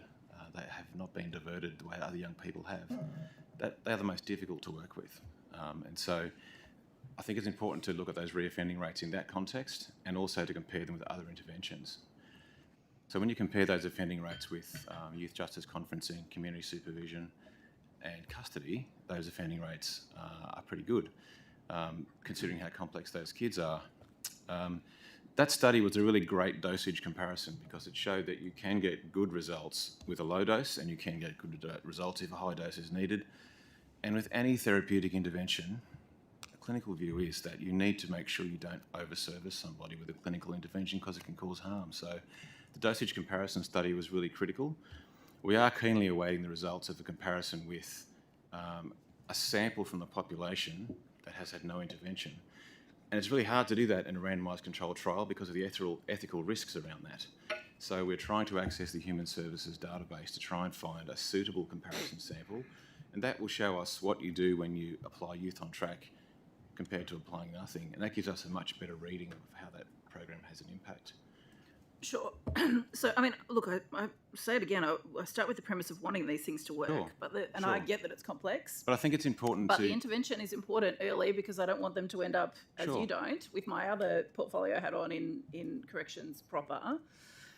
So, I mean, you say 75%, the figures I've found are 50, so I'm interested to perhaps get that up-to-date information if you wanted to provide it. But you just mentioned youth conferencing as another example. The last information I can find about any kind of proper evaluation on that was 2012. Has there been any up-to-date evaluation of that? Because the evaluation done back then was that it's not really much of a significant difference between that plus, formal processes. Yeah, well, we have not done a formal evaluation recently, that's true, but the most recent figures for reoffending for young people who have completed a conference in the 12 months is 38.4%, which is a great result when you consider how complex these young people are. That means that 60%, more than 60% walk away from the conference and don't reoffend. I think that's what restorative justice is all about, helping young people understand the impact of their behaviour, understand the impact on the other parties and make better decisions. So that figure, I think when you understand the clients we're working with is a good result. So I think that youth justice conferencing and similar restorative processes and approaches need a lot of support and probably expansion to do more of that. And so what kind of additional support or expansion are you looking at? So I'm asking this from a whole of your department's perspective. Yeah. So this is happening in youth justice. I think the results can be better. I'm trying to find out how and why they're not. I again, start from the premise of wanting them to work. But with your broader department hat on, what other supports are you looking at to assist these young people outside of just these programs? I can't talk about future policy but what we can say is obviously with any evaluation allows you to look at the current programs that how they're working, whether they need to be fine-tuned across any part of the portfolio. But there are a number of other initiatives that we do have to support young people to divert them away from going into a correction centre. We have the Broadmeadow Children's Court pilot, which is in Newcastle, which aims to prevent children and young people from having repeated contact with the justice system, again through a multidisciplinary approach. It does. So let me just start with that one. There's not a lot of information about how it's going to work. So can you give us some information about how it is supposed to work? I might actually ask the department to go into the details of the pilot. Broadmeadow Children's Court? Sure. It's an integrated case management model. So when young people come before the court, the various agencies who need to provide support to the young people are there, and they can work together to work with the young person and maybe their family if they're there, to develop an integrated support plan. That gives the court rich information about what the best options might be in making their decision. So what does that mean in practice, though? So these organisations get together. Is there say in practice a file on this young person? Well, the difference is if you try to build an integrated case plan and the providers are not together, it's a siloed approach. But is that what's supposed to happen in practice? Or is that the idea of this? Generally speaking, it can be siloed. This model ensures that it's not siloed because all those people are around the table working together. So that's literally how it's supposed to happen? Yeah. So there's a young person who's before the court through this program and all of these other agencies are supposed to, meet in practice to work out the best? Yes. There's a few locations where we have a similar model. We have it in Parramatta with the Place to Go program. In other local courts around the state, our staff work together with other agencies to bring them to the table on the day of a hearing or prior to a hearing to try and get that integrated case management approach across. And how many young people have been through that so far? I don't have the numbers on the Broadmeadows Children's Court participation. Are you able to take that on notice? Several hundred, of course, yeah. Yeah. So sorry, it's 700? Several hundred, but several hundred. I can get you the numbers in detail. Yeah, thank you. And So just teasing out this idea of how this, again, youth justice is a particular part of your portfolio, but I don't think it's can be dealt with in isolation. So in terms of other support that you're providing to assist young people before they get to this point, how... Another one is the Rural Residential Adolescent Alcohol and Drug Rehabilitation Service, which operates in Dubbo and Coffs Harbour. I actually had the opportunity to visit the one in Coffs Harbour, met with a resident who was there at the time. He was obviously young, without going into too much detail, but in that environment, he was able to address complex needs of in relation to his dependency, but also various other challenges in his life. So I actually saw him at the end of the program, which I think is about 12 weeks or so, where he was then transitioning to accommodation, and actually talking about what he can do to help his younger brothers. So that's great, and I'm glad every single person counts. Every single person that can get some assistance counts. But how many other people have been through that program? This is very small. There's very small amount of resources put into these things. I'd have to take on notice. Oh, sorry, no, if you've got the... I don't have the number, but it is a small cohort overall. So we're not going to see thousands of people through these programs because there are not thousands of people of that age in the criminal justice system. It really is important to focus on the quality of the work for that small number of people who need it, making sure that it responds to the evidence base, that we evaluate when we can, we improve as we go, and that young people have the support to participate in those programs. And that's where all the effort is in the quality of the work. Sure. So, I mean, that's for a particular cohort of young people who are at a particular point, but my question was more broadly about what the government is doing to assist other young people from not getting to that point. Recently, there was an announcement. The only thing I can find that the government is doing to deal with my original question of an increase in youth crime is a recent announcement from the police minister, and I'm not sure if you were involved in this, to have football players do a video that will be shown in schools. I mean, is that it? Is that what we're doing to try and address an increase in youth crime? I think the questions in relation to crime need to go to the policemen, and there are a range of broader initiatives that might also be through the regional youth minister, police and other, and within education, that is about early intervention and supporting young people, not just about crime, but in general, giving them the support. So, but from my perspective, it is where a child has interaction or believed to have interaction with the youth justice system, and what intervention can be done then, first and foremost, to stop a child or a young person going into correction centres. So there is a suite of early interventions that we run to support young people.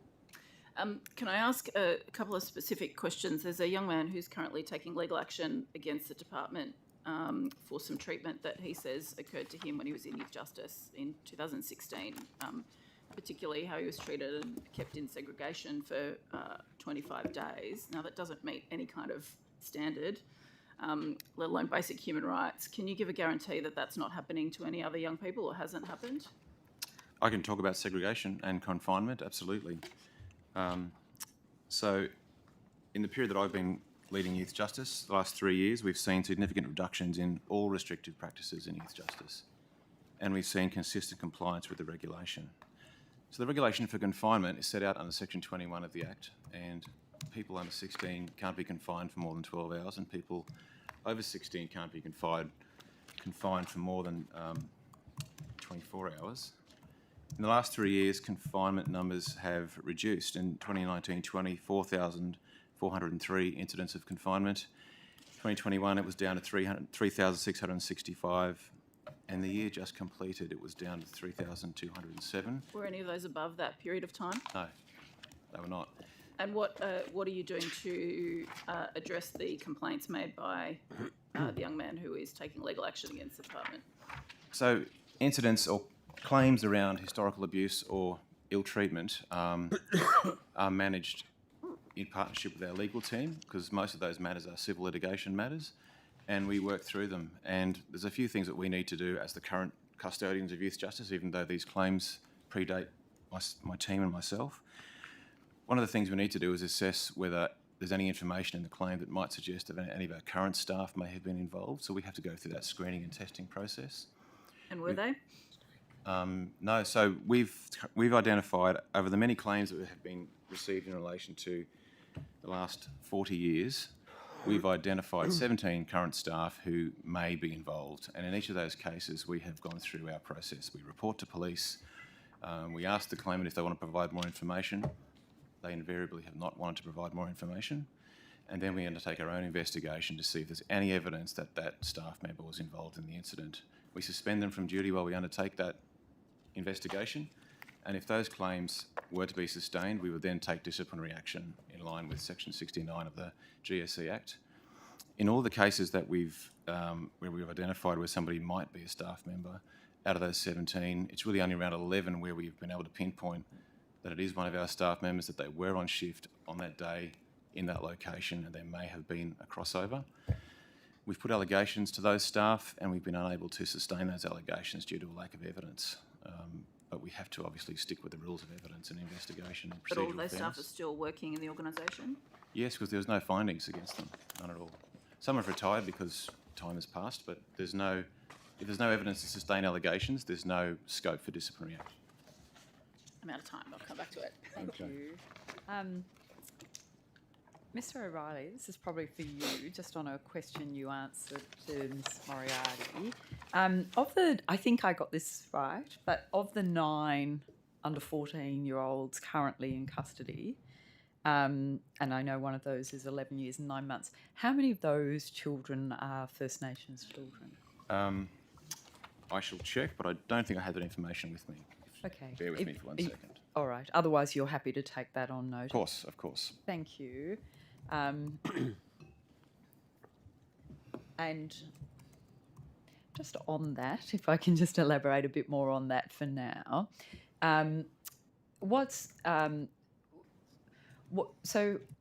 whereabouts are these young people? So basically, what is the population at each of the 6 youth detention centres in New South Wales? Okay, I can give you that as well if you'll bear with me for 1 second. I have Thank that exact figure. I don't have the figure for how many of the 9 under 14s identify as First Nations. If you could take that on, thank you. Yeah, absolutely. Sorry, just bear with me, please, while I pull this up. I don't want that. I don't want that. Technology always fails Sometimes you. you've got to trust paper. Yeah. It's because the report's just come through this morning. And isn't it funny, as soon as you sort of go, oh, I can't find it, it pops up 3 minutes Coming up later. now. You know? Yeah. So there are 6 centres across the state, and the numbers in those centres has been steadily reducing. Come on, you can do this, computer.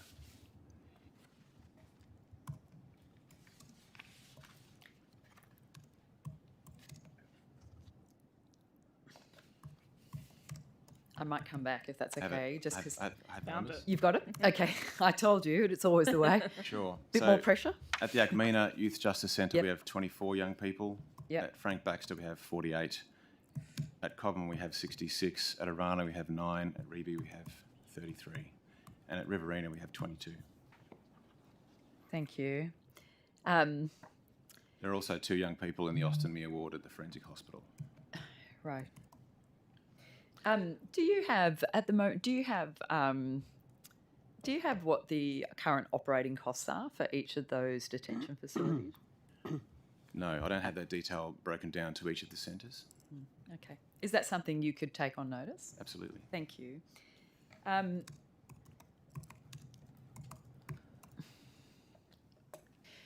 So just in terms of the figures and your suggestion there that they are decreasing, Yep. my figures are from, and I realise you're talking overall figures perhaps, but from the years 2015 to 2021, the percentage of First Nations youth in detention declined from apparently 56% to 36.3%, but in the last 12 months this has actually jumped back up to 51.5%. Yeah, 50% today. Yeah, is that, how do you explain that? I can explain that, absolutely. So The proportion or the percentage of young people in custody who identify as First Nations has been around 38 to 40% for the last 2.5 to 3 years until April this year. And around April this year, it started increasing, and two things started increasing. The number of bail refusals and young people in custody on remand increased, and the proportion of young people in custody who are Aboriginal increased. Since April. So we've seen a jump in those bail refusals, and it's clear that Aboriginal people have been disproportionately impacted by the increase in bail refusals. And do you have a deeper kind of explanation or understanding of the increase in refusals? Well, again, these are small numbers overall, and they're very significant. I'm not suggesting they're not significant, but I'm Yeah. saying that means it's difficult to identify and act on trends in the numbers. Incidents are small. I'm not suggesting for 1 second that they're not significant. I think those numbers are shameful, having that level of overrepresentation in custody, and it's incredibly disappointing to me and all of my staff. So, do you have an actual understanding of what those refusals are? You know, are you looking at those literally intimately? They're decisions of police and courts, and we work with police and courts all the time around making sure that we're doing all we can to give police and courts options other than remand. What would you suggest are the where the greater increase of bail refusal is, police or court? Well, there is a difference between the decisions of police and the decisions of court. There's a bit of a gap in decisions sometimes, and we do see a lot of young people come in on short-term remand, which means the bail is refused by police and then granted by court very soon after, within 24 hours. Over the last 3 months, there's around 160 kids a month come in on short-term remand under those terms. Now, that could be because the court the next day has more information or different information to the police officer in the middle of the night. That's possible. Yeah. I'm sort of more just asking, like, in that analysis of the increase of bail refusals, where have you seen the greater increase out of the two places bail gets refused, court or police? We're seeing an increase in police bail refusals Yeah. in response to particular incidents in some communities. And so are we increasing our engagement with police in those communities commensurate to the... We most certainly are, absolutely. So my staff and myself, we work very closely with the Police Youth Command and with local commanders to try and understand what's going on here. And a lot of the young people who go through that short-term remand process have been through multiple times. So the police set up youth action meetings in communities, and we participate in youth action meetings. And a youth action meeting is similar to the model I described earlier. The relevant agencies sit around the table with police and look at young people that they are concerned about and try and work out what is it that we need to do as a group of concerned agencies with responsibilities for these kids. How can we coordinate differently to stop the offending behaviour and make sure the young people are safe and provide safer placement options for them. So around that table, there's myself, there's community services, there's education, there's local community groups, there's police, working hard to try and work out, is it about what's happening in the home? Is it about what's happening with other kids in their social group, other drivers? And we work very closely with police. And just to elaborate there, is the answer always yes? I'm sorry? That there are other things happening at home, etc.? Often there are things at home, absolutely, yeah. And our job then is to try and work out how can we support those families and how can we support other groups in that community or that town to support those families. And sometimes the government response is not the right response, so we will work with community groups to try and support them to be the lead if that's the best response. So in terms of that response to the increase in bail refusal by police and your increased engagement, is that having an impact? It's early to tell. I would say that response started before this increase in bail refusals. We've been doing this for some time, and we are trying to, we will be getting up a couple of pilots in the Riverina Command and the South Sydney Command, where my team works closely with police as they are making bail decisions to try and make sure that we understand what are the influences on those bail decisions and how can we help. And are they the two areas, like have you managed to focus in it's happening in two areas? Well, those two areas were chosen because there certainly is data in those two areas, but there is also really enthusiastic police commands who really want to make a difference and can see what's happening with the data and want to do things differently, and are very cooperative and really want to work with us. The police I can't speak for police, it wouldn't be appropriate, but it's a very big organisation and we're a small organisation. So we're working with it. Are we not working with in the areas where there are less enthusiastic police? Is that We're what working in every area. Okay. Absolutely. Yep. In every single area. But more so in those areas where the police are more receptive? No, in those areas we're doing specific things, but we are working in every single police area command. I have 34 locations across the state with staff permanently based, and out of those 34 locations we cover every police station. Okay. Are there any young people held in any adult prisons in New South Wales?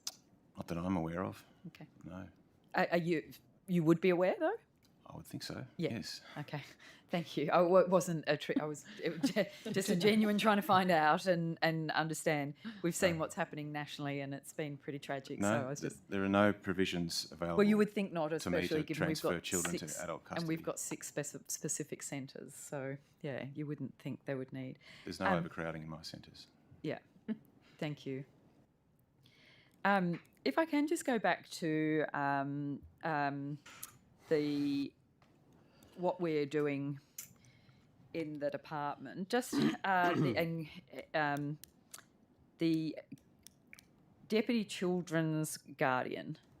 And again, given this wasn't a recommendation of the family's culture, what was the main decision what was the main impetus for developing that particular role and position? This was before my time, Yeah. so I wouldn't be able to comment, but yeah. Is there somebody who was around that would understand how that happened? No. Okay. We're all new? We're all new. We're all new. Or not involved in the decision-making process. So I was around, but I wasn't involved. Okay. And likewise, and perhaps this is for you, Mr. Thomas, but the role of the Deputy Secretary for Aboriginal Outcomes, what was involved in making your appointment and that decision? Why did the position come about? Yeah. The Department of Communities and Justice has a pretty significant role in the closing the gap targets that the government has committed to. Yes. So we're the lead agency for 4 of those targets, reducing juvenile detention, adult imprisonment, children in care and violence against women. And it was thought towards the end of last year that there was needed to be a stronger, higher level coordinated focus around the work the department was doing to focus on those priorities. And my understanding is the former secretary and the attorney had discussions about needing to create that focus and created the role that I'm currently in.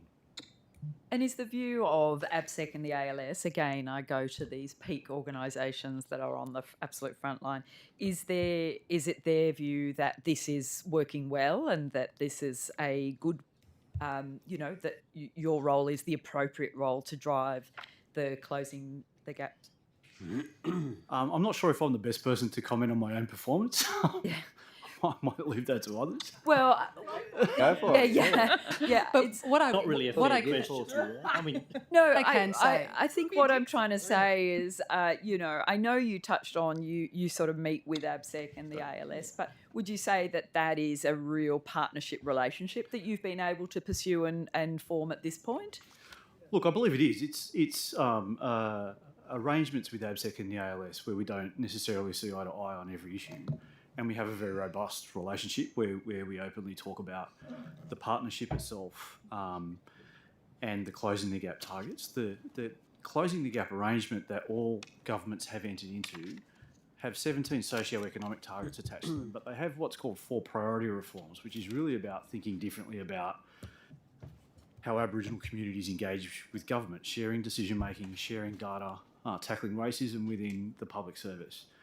And to be quite frank, those are new things for governments to tackle. And some of the discussions that we have with the ALS and ABSEC are about how we establish those partnerships to tackle those big structural reforms. And do you feel you've got the support internally to have those discussions and deliver in that regard? I certainly have the support internally and ministerially to have those kinds of discussions with the ALS and ABSEC. The closing the gap targets are very challenging targets. They're big and they're targeting what are pernicious problems that we haven't been able to overturn nationally. So we don't underestimate the challenge of turning these figures around. But I certainly think I certainly feel that I have the backing within the department to be able to focus wholeheartedly on it. Minister, you refused to support our Families Culture Bill, along with others. And one of the key, I understand, reasons cited for that was the lack of consultation. But as you know, the bill was based on the findings of the Families Culture Review, which was based on years of extensive consultation. Experts, leaders, communities were involved. And as I understand it from a discussion we've had, you intend to introduce a bill, and it doesn't seek, as I understand it, it doesn't seek to implement all of the recommendations in the Families Culture Report. So how do we justify that this is the appropriate way forward in terms of the much needed legislative reform, and how is it better than our bill, which I think was pretty good? I'll start with saying that I can say that I think Mr. Shoebridge came from the right place in trying to bring forward the recommendations or the legislation. Again, it was something that I personally feel that we could have looked at sooner, which is why when I came in as a minister, I did look at this legislation, but more broadly, all the recommendations.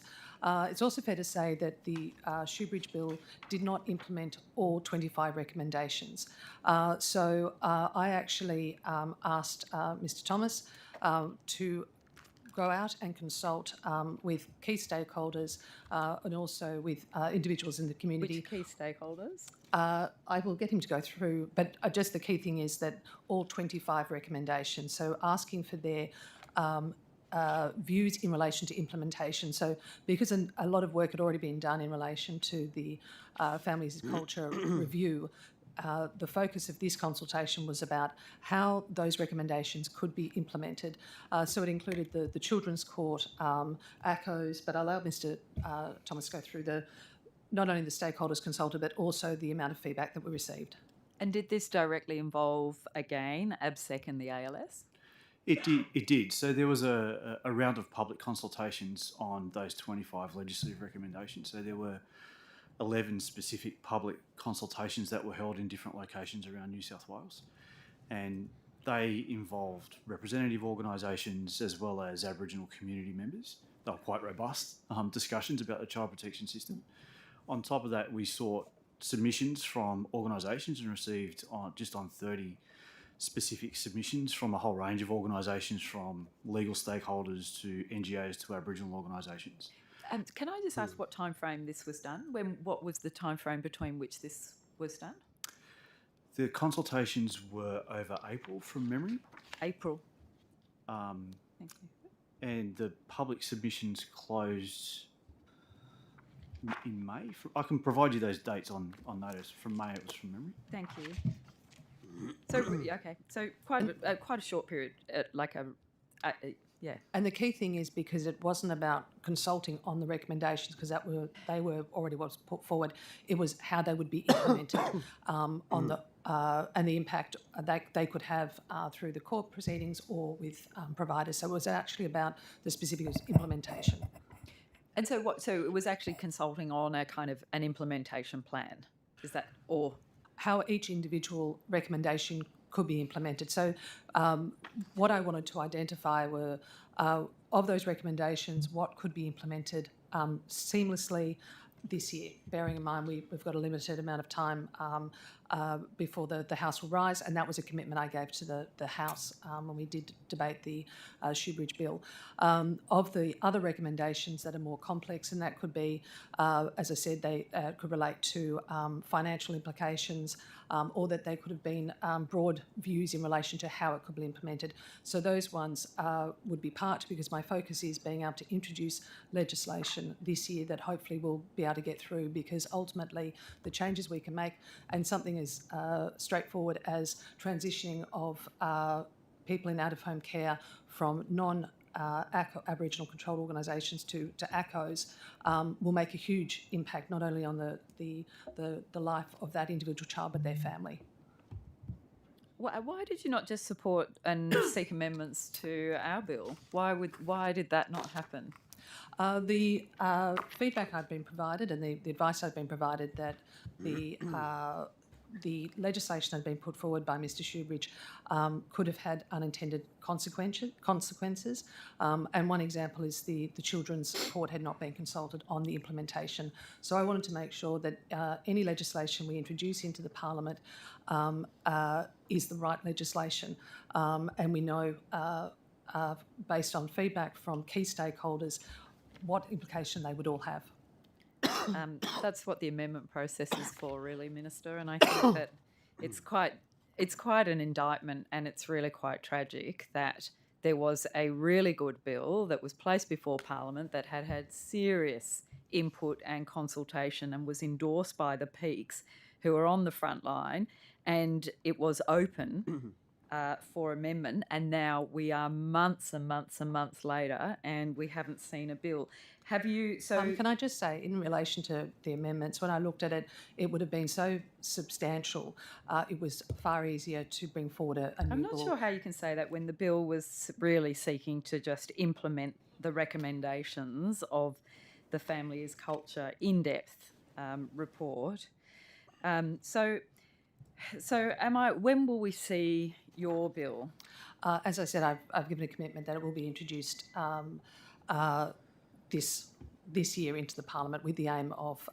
So will that be at the next sitting, or...? As you can understand, there is a process of drafting and then it'll be a matter of the second reading, but I can say... So we did consultation in April, we finished in May, and we haven't drafted yet, or have we...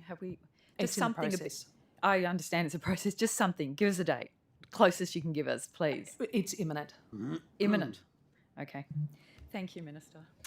I just want to follow up on a few of the questions I was asking earlier. Minister, just in relation to the increase in violence, and particularly knife violence in recent times, what, if anything, is your department doing to address that issue? Have you put any more resources into... Could you clarify in regards to violence? Particularly the knife violence that we've seen in recent times. There's been a number of young people... You're talking in community? Yes. Yeah. As I said, there are a number of broad programs that we have that we work with young people who are at risk or have been engaged. But anything specifically based on the recent events and recent increase? In relation to, and you're talking about youth... Specifically the postcode wars that are going on with young people in joining gangs in particularly Western Sydney. Have you put any more additional resources into that issue? They're matters for the Police Minister. So you're not looking at it from your department's perspective at all? Not just youth justice, facts proper? No, because it's a matter for the Police Minister.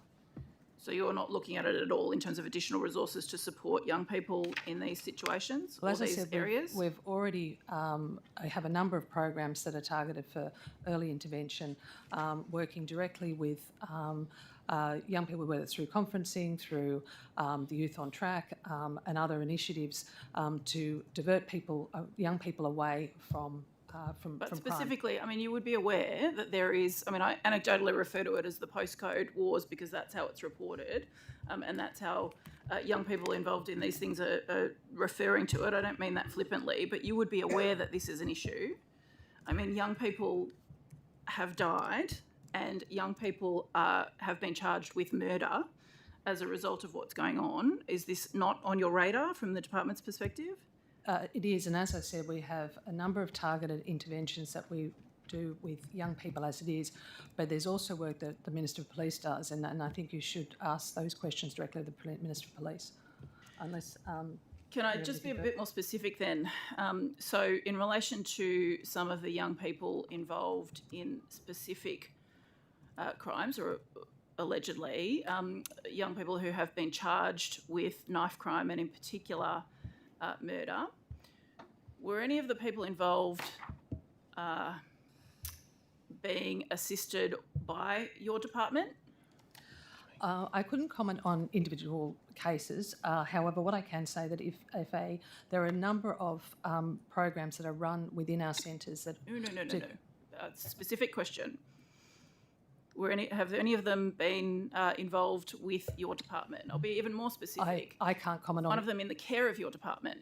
I can't comment on individual cases as operational, but I can ask the department if they can based on... The question isn't... The question is, are any individuals who are currently in youth justice facilities charged with murder, were they previously known to the department or under the care of the department? It is a specific question and you can answer Thank you, Ms Jackson. I was trying to before you interrupted. I was actually going to ask the department to comment further because as it is an operational matter, that it's more appropriate for them to comment on individual cases. It's not an operational matter, it's a yes or no question. I can answer. And that's what I'm saying, that they have the knowledge and the information, and I've asked the department to Do you comment. have the knowledge or the information? I've asked the department to comment on specific individual cases. Well, I'm happy to hear from the department, but I want to know specifically from you, Minister, was one of the people who has been charged in the care of your department? As I said, I'm referring that question to the department, otherwise I'll take it on notice.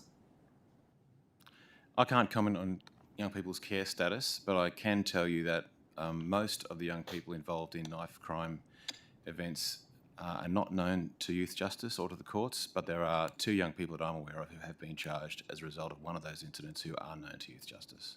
So not specifically youth justice, but more broadly to facts. So you can refer to the department if you like. I think it's appropriate. Was one of these people in the care of the department, not youth justice, your broader department, facts? And that's the question is directed to the alleged department. Incident. We can't comment on individual matters. The numbers are very small. We risk identifying individuals. There are, as you would be aware, or the committee would be aware, there are children, often coined as crossover children, who are known both to the child protection system and or out of home care and youth justice.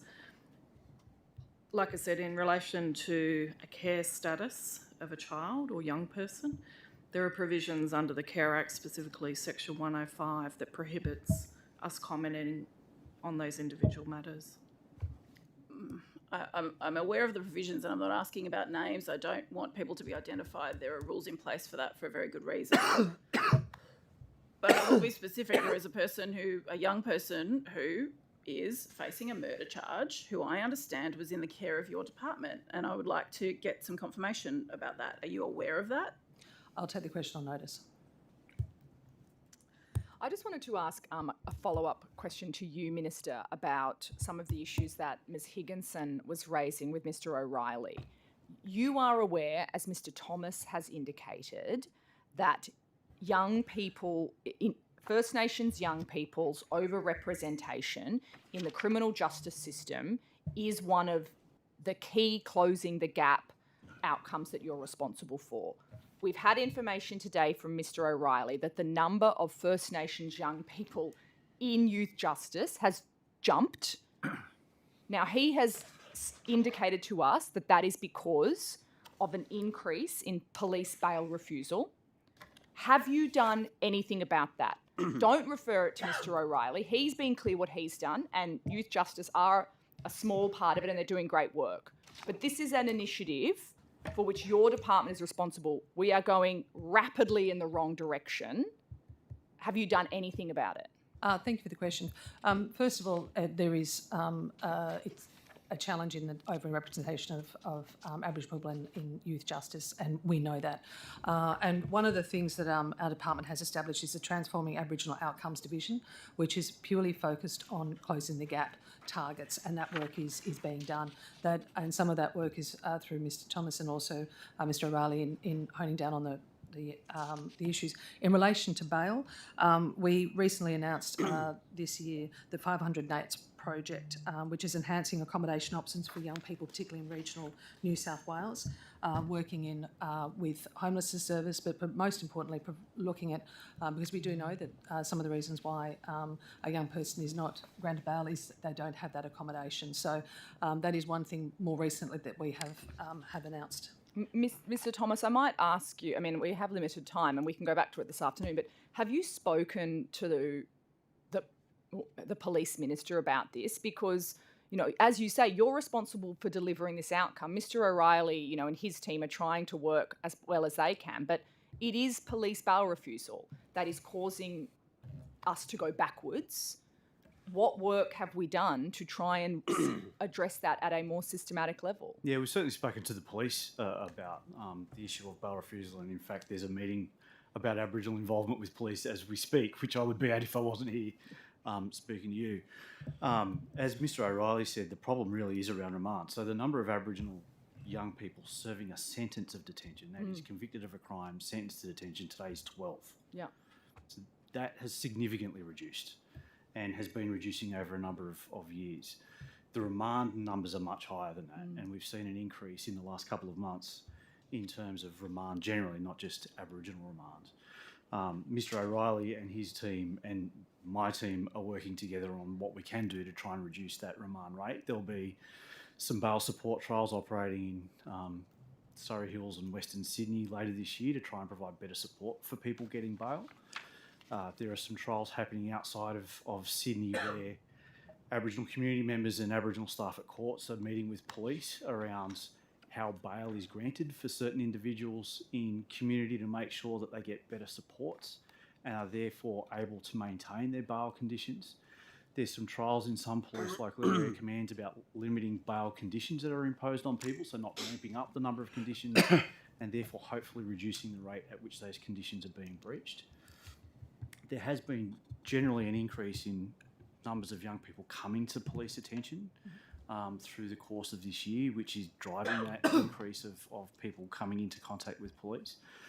The police, with us and Mr. O'Reilly, have set up a youth action meeting, which is a regular discussion around young offending in a couple of locations where those numbers have started to increase this year. But it is an ongoing challenge. This remand challenge is an ongoing one that we need to focus more of our efforts on. Oh, okay. Well, anyway, we might come back to some of that this afternoon because it's a pretty serious issue where, you know, like the Premier, as you know, Minister, has made a lot of noise about closing the gap being a priority for him. And this is one area where we're going backwards at a pretty rapid rate. And, you know, it's important to know what you're doing about it. And as I outlined, a lot of the key work that we're doing is working on that early intervention, supporting young people so they're not going into correction centres. I have got some stats in relation to 67% of Aboriginal young people participate in the Youth on Track, 63% there's also 393 participated in the Youth Justice Conference in 2021-22, and also 41 participated in My Journey, My Life. But as I was saying before, those that have gone into the Youth Justice Centres, there's a number of programs that also run in our centres to support young people as well. And we've done invested significantly, I think, one in Cobham where we've got the Learning Circle, which is about ensuring that we've got culturally appropriate spaces for young Aboriginal people, but also the mentoring support. We've got additional staff that have been employed. We have also programs to see an increase in the number of Aboriginal staff that are employed. And I might ask Mr. O'Reilly to comment further about that. No, that's fine. I mean, Mr. O'Reilly, are those programs just... I want to move on to homelessness, but are those programs available for First Nations young people on remand? Yes, absolutely. That's good. Yep. Just so back on homelessness, so we were just talking about the specific issue of rough sleeping. So the number in 2022 was 1,207, and that number didn't include Brunswick Heads and Mullumbimby, is my understanding, where, you know, because of natural disasters, their street count wasn't able to occur there. Is that correct? That is correct. So that number, which is higher than last year, doesn't even capture some key areas on the North Coast where we would also expect to see a number of people sleeping rough. So how can you possibly say we're on track for a 50% reduction by 2025 when in fact it's getting worse? So you referred to the North Coast, and what I would like to outline is, particularly in relation to Tweed Valley, which you saw would have had a higher increase. It is because of additional towns that were also included in that street count. And I might ask Ms. Twomey to go into the detail. My understanding is that 8 locations were included, 2022 street count, which making the 13 targeted locations in total. This was involved, and I might actually ask Mr. Twomey to go into the detail of that. It's correct that some street counts weren't carried out because of the floods. It is also likely that any people who were in flood-impacted areas were actually drawn up into evacuation centres and through into temporary accommodation in that way, so were probably accommodated.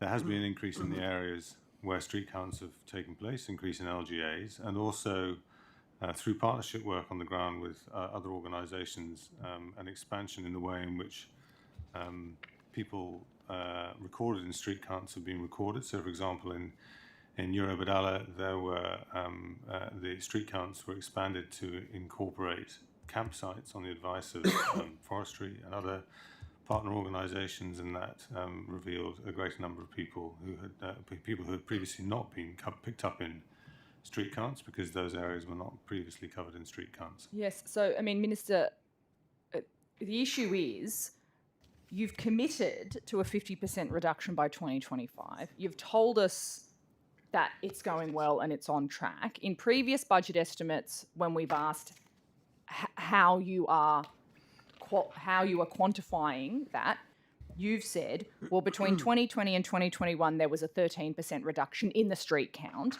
And if you times that by the number of years till 2025, we're on track to 50%. So now we've seen that the figures are going the other way.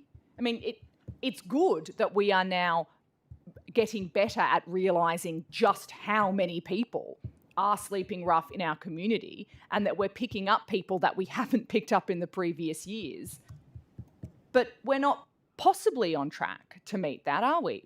There's no way we're going to get a 50% reduction by 2025 when it's actually getting worse. Well, the street count is only one means of measuring, and if you look at City of Sydney, we've actually had a 48% reduction since 2017 in the number of people who were counted as sleeping rough. But there's also the Australian Bureau of Statistics is the primary metric which measures the Premier's priority to reduce street homelessness. And according to latest data, in 2021, there were 990 persons living in impromised dwellings, tenants or sleeping rough. This is down from 2,588 in 2016. But that's you're changing. You can't just change the measurement metric that you use to meet the goal that you've set. We've asked about this before, and you've consistently referred to the street count as the measure that you are using to achieve that Premier's priority. And now as soon as that data doesn't fit your narrative, that's out the window when we're using something else. The reality is homelessness is getting worse in New South Wales, isn't it? Ms Jackson, the street count, as I said, is just one measure at that time. The actual measure that is used for the Premier's priority, which has always been the case, is the ABS in relation to, and as I pointed out, that the latest data is 2021, where there was 990 persons living. You've never, ever referred to that before, and I won't waste my own time reading out your comments and Mr Viva's comments consistently on this in previous budget estimates, but the reality is homelessness is getting worse in New South Wales, isn't it? Ms Jackson, as I pointed out, the measure that is actually used to measure that priority. Overall, there are obviously more broader challenges in relation to homelessness and tackling homelessness, which is why the New South Wales government has been investing significantly since we came into government and supporting people not only sleeping rough, but ensuring that people have long-term stable accommodation, which is about providing housing as well as that wraparound support. And most recently, as I said, in the budget, we've announced additional funding for the Together Home program, which will support more people who are sleeping rough into accommodation, but also providing additional wraparound support for others. And more recently, as I said, announced that STEP program. So our government is actually doing a significant amount of work in relation to addressing homelessness and providing that long-term solution. So on the long-term solution, which for almost all people sleeping rough is going to be social housing, the number of people transitioning from chronic homelessness to the private rental market is very, very low, as at least Mr. Vivas has previously acknowledged. So on the social housing waiting list, what is the latest data that you have on the number of people? And if you tell me it's 44,127, I'm going to point out that that data is over a year old. So just flagging that. Better have something more up to date than that.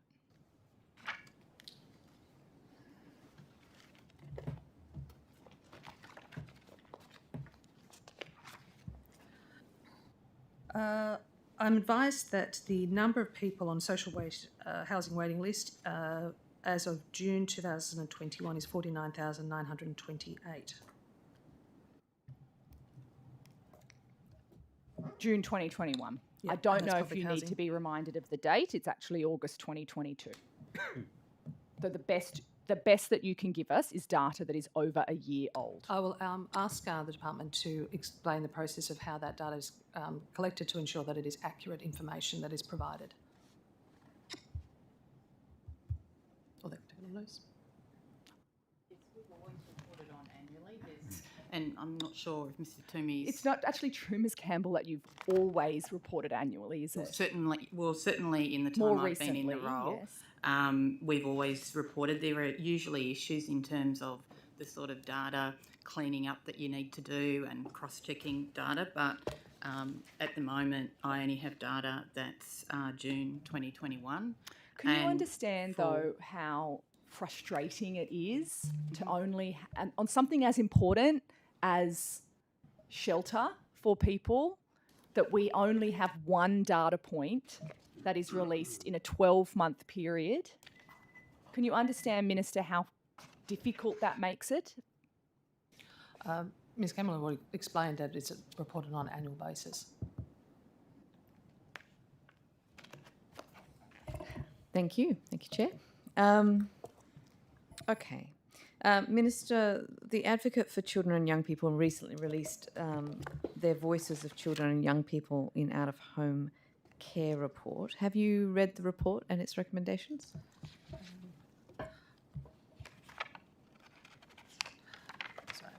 I've read the recommendations, yes, I have. Have you read the report? Not in all detail, but have, as I said, I've gone through the recommendations and key parts. And I do want to acknowledge the work of the Advocate in doing this research, which is quite critical in providing information, and particularly the voices of young people. And this research, along with recommendations, helps along with other work which is done to look at how services are provided, how support is provided as well.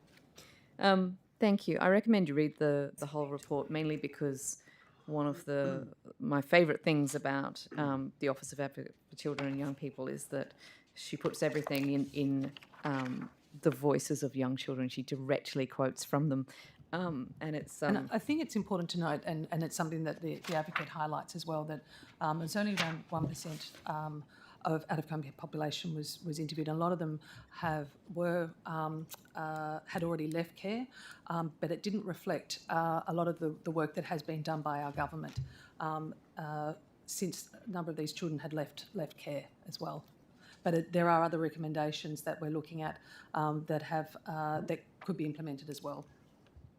Okay, sorry. So you're saying that you don't think that necessarily this is representative of the experience people would have now? As I said, it doesn't reflect the programs and initiatives that we have implemented, particularly our intervention work in supporting young people. It also doesn't reflect the practice direction that has been given to caseworkers, particularly in relation to developing those relationships with young people in care. But as I said, the research and that feedback is vital because it does provide a young person's perspective, and that will form part of, as we look at each part of the recommendations, where we may like to make improvements. Minister, that's a disappointing response. Are you, sorry, let me just clarify. There's nothing in the report that talks about a marked difference between those who are currently in out-of-home care and those who have experienced it in the past. Are you saying, though, that this is not, that you're not going to take it in full? Oh, no. I'm taking in full. What I'm saying is, in the recommendations, it doesn't necessarily affect some of the work that has already been done by the department from when it was the research began. Will you prepare a formal response to this at some point? Is that the idea? I will ask the Secretary to comment on that because it's not usual that you would provide formal responses. Sure, okay. Can I indicate that the report in many ways dovetails and speaks to a number of observations that in my short tenure have been a focus and should be. There will be some work to be done, so there is the recommendations are being worked through. I have been briefed by Ms Robinson and certainly anticipate talking with her about her view of the implementation. In terms of the areas of particular priority that are the focus, which are very real, one is increasing access for children to trauma-informed care, and that is a theme writ large in out-of-home care, sadly, but it's very real. Secondly, a focus on evidence-based programs that prevent children entering out-of-home care. And thirdly, and importantly, ensuring that children entering out-of-home care are aware of their rights. Now, clearly, some of the initiatives proposed in the report will require an allocation of resources. So, for example, for there to be reach out 24/7, there needs to be a place for young people to reach out and for there to be a departmental liaison point. And that is one of the issues that Ms Check and I have been talking about. But the report is being comprehensively considered, and it does, in many aspects, dovetail with initiatives that we're considering for our out-of-home care system. Okay. One of the sort of strong recommendations that comes through the report is basically in relation to how young people just aren't listened to. And again, coming back to the issues we were talking about in the previous set of questioning when we were talking about these family law issues, whether it's, the tragic case of the Edwards children or any number of other cases, children have told lawyers, they've told a number of people that they feel that they're at risk, and they are still, their wishes aren't respected. One of the recommendations in the report is for DCJ to work more collaboratively with the courts and with New South Wales Legal Aid to ensure that the views of children and young people are recorded in their own words. What's your view on that recommendation, and do you have any strategies? I think there's a couple of things you touched on, the importance of young people having their say, and most importantly, knowing their rights, but also knowing how to have your say. And there is some work, and I'll allow the Secretary to comment further about how that can be accommodated in the database systems that are currently in operation.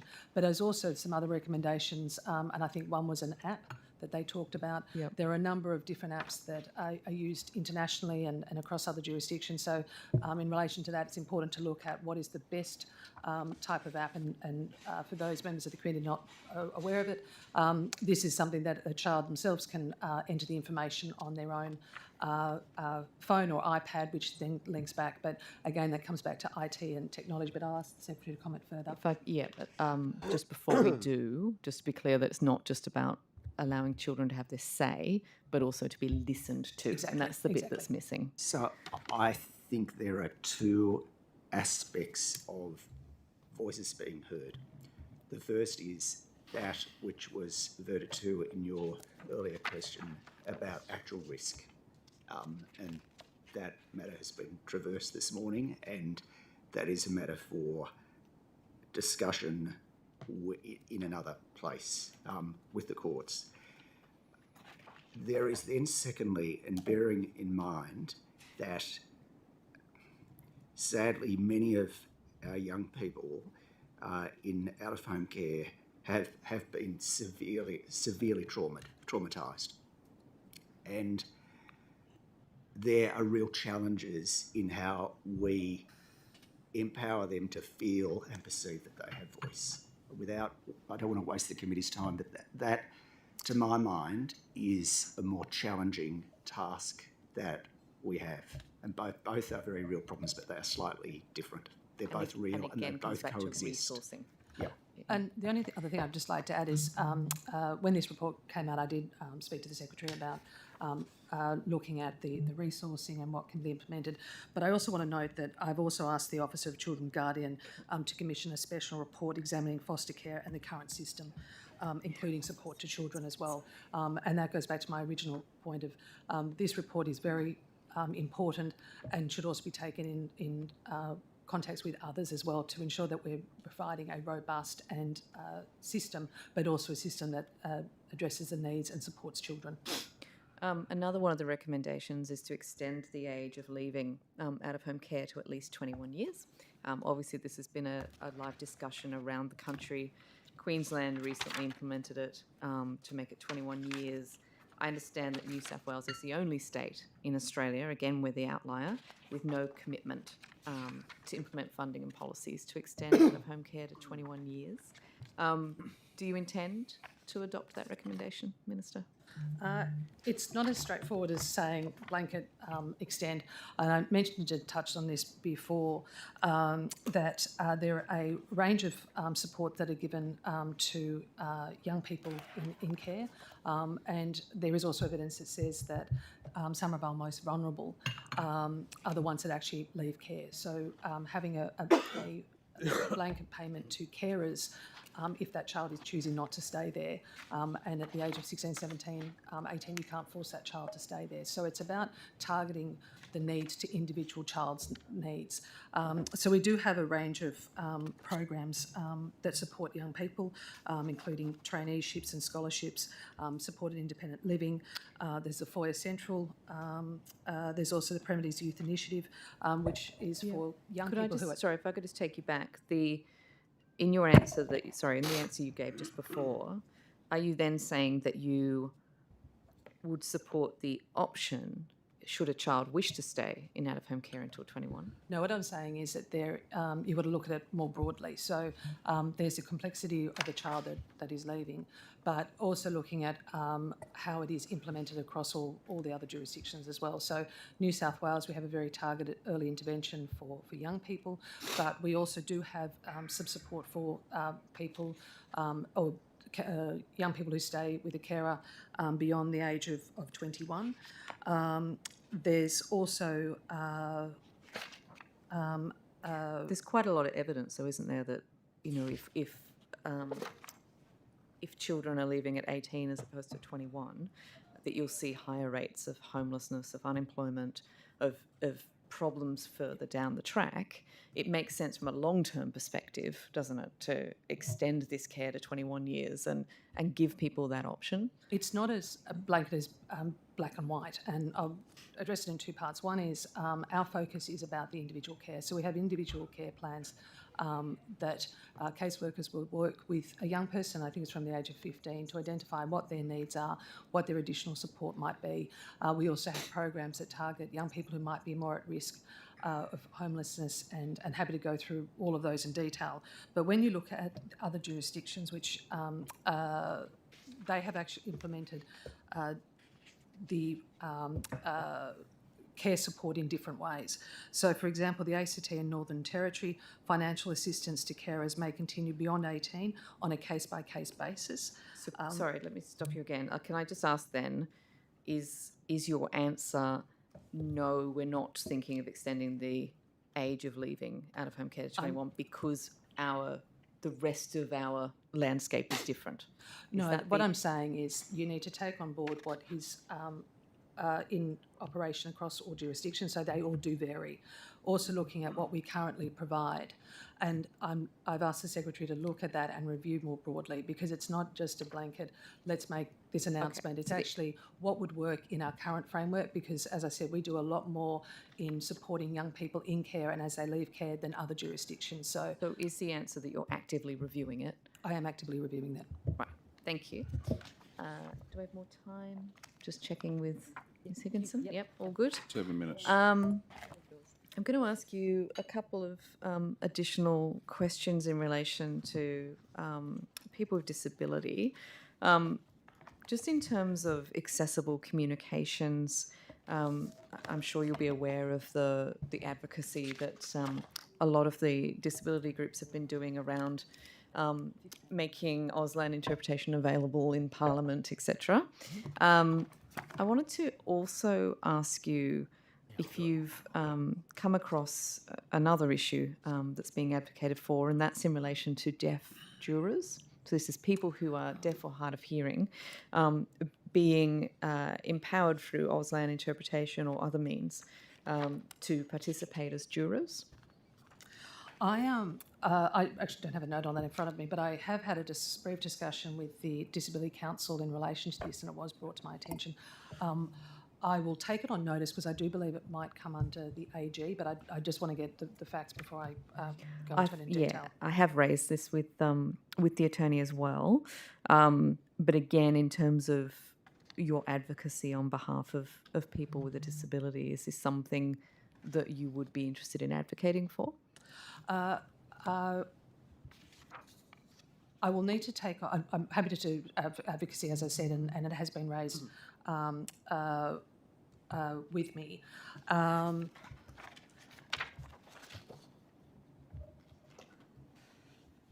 See if I've got.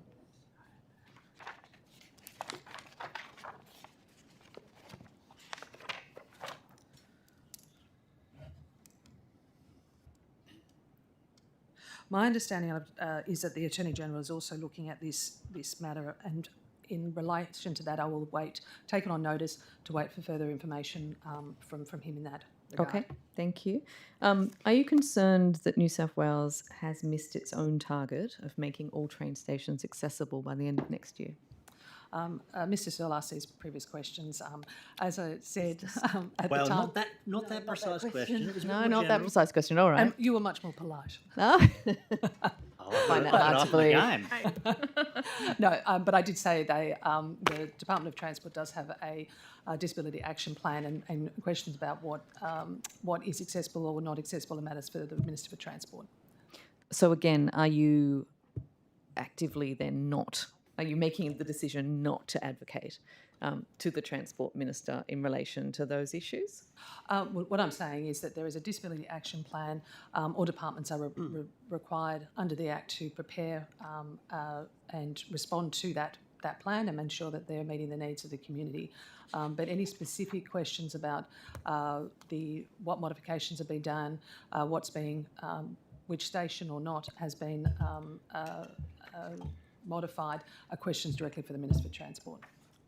Minister, it's correct, isn't it, that you secured the free rapid antigen tests for people with disability previously, which we were all very grateful for, despite that falling within the health portfolio. So clearly you do see your job as advocating for people with disability to your colleagues and to within Cabinet. Why have you not been advocating on these other issues, trains, whether it's building standards? Are you not advocating on those things as well? When it came to the rollout of RATs, it was for all vulnerable people in New South Wales, so not specific for people with disability. And today, you've seen yesterday, we're making that more broadly available for senior concession card holders as well through Service New South Wales centres. In relation to advocating for specific services, it's more broadly, as I said before, up to the individual departments and their action plans to identify what they roll out. It is their decision as to, based on costings, based on what their overall plan is for infrastructure. And as I said, they have a responsibility through the Disability Inclusion Acts to ensure that all people have access to services or to buildings or. So are you saying then that there are 0 examples of you advocating for people with disability within your own government? I disagree. As I mentioned before, I serve on the National Ministerial Disability Council, and I've raised a number of matters most recently, and we would have seen through the work Bill Shorten in relation to hospital discharge. So a number of within your own government? If there are things that need to be raised, and I said this before, if there are matters that an individual member of the community or if a member of parliament has come forward to say these are issues of concern in their community, more than happy to write to a member on about these that. major issues that have been ongoing for many, many years, something as simple as the accessibility standards for new buildings, why are you not advocating for that on behalf of people with disability? As I said, they're matter for the Minister for Fair Trading. Who else within government are people supposed to go to for these systemic issues? Is that not the role of the Minister for Disability? I think if it's specific issues that relate to another minister's portfolio, they need to contact that minister. However, as I said to you, if you have individual cases or members of parliament or individual members of cabinet, they are more than happy to write directly to me as well. So you're not really the Minister for Disability, you're the Minister for Disability except if it falls under someone else's portfolio. Well, no, you're asking about specific train stations, and Mr. Searle was asking about ferries and bus stops. And those schools. Decisions, Schools. and those are specific matters for those individual ministers as to how they manage their budgets and infrastructure and modifications. So what is your role as Minister for Disability then? As I said, I've got quite a broad role in relation to disability services within New South Wales, working, and as I said before, we have invested $13 million for the Disability Advocacy Futures program, which is working with that was a long fight to get that. Yep. But but I also work alongside the Disability Council and particularly with projects they may be interested in, but also they come to me with issues and things that might also need to be but in raised. terms of systemic change that could actually materially improve the lives of people with disability in New South Wales, there's nothing that you've been doing. You're actually talking about individual bus stops, police stations or train stations. Yep. If it's more broadly, we do have the Disability Inclusion Act, which is where I do work, and also ensuring that the disability inclusion action plans are rolled out across agencies as well as councils. And then we'll finish with you. I've just said I could keep going, but no, I think I'm too dismayed. There's 8 minutes left, and so You've got 4 minutes. 4 minutes. You do 4 minutes and then come back to me. Okay. Minister, a proposal to repurpose Tomaree Lodge and the Stockton Centre sites for emergency accommodation was apparently rejected by the government. Did you make that decision, or did somebody else? And if so, who? Sorry, you're talking about it being used for this is the Kate Washington media Yes. article.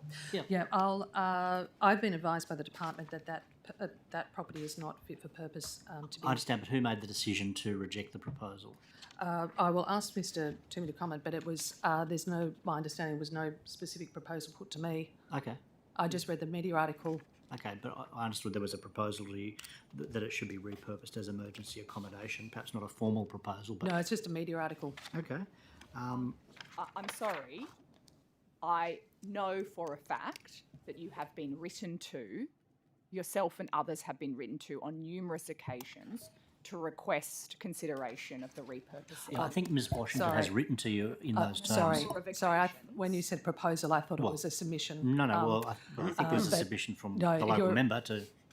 So no. So you're referring to Kate Washington's suggestion of the site, and my advice that was provided to me by the department was that the site which has been decommissioned is not fit for purpose to be used for that. Is that because of the plumbing?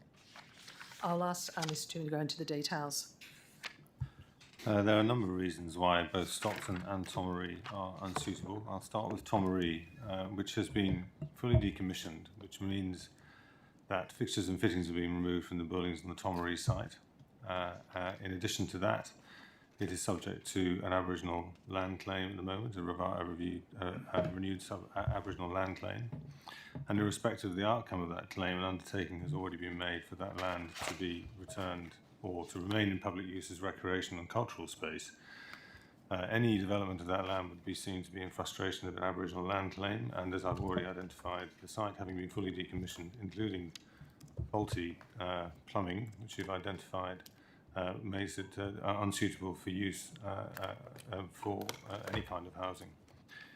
It, in common with Stockton, is not proximate to any appropriate services and infrastructure. As I'm sure you know, most people who access social housing rely on, don't have cars and rely on transport and access to proximate services and resources.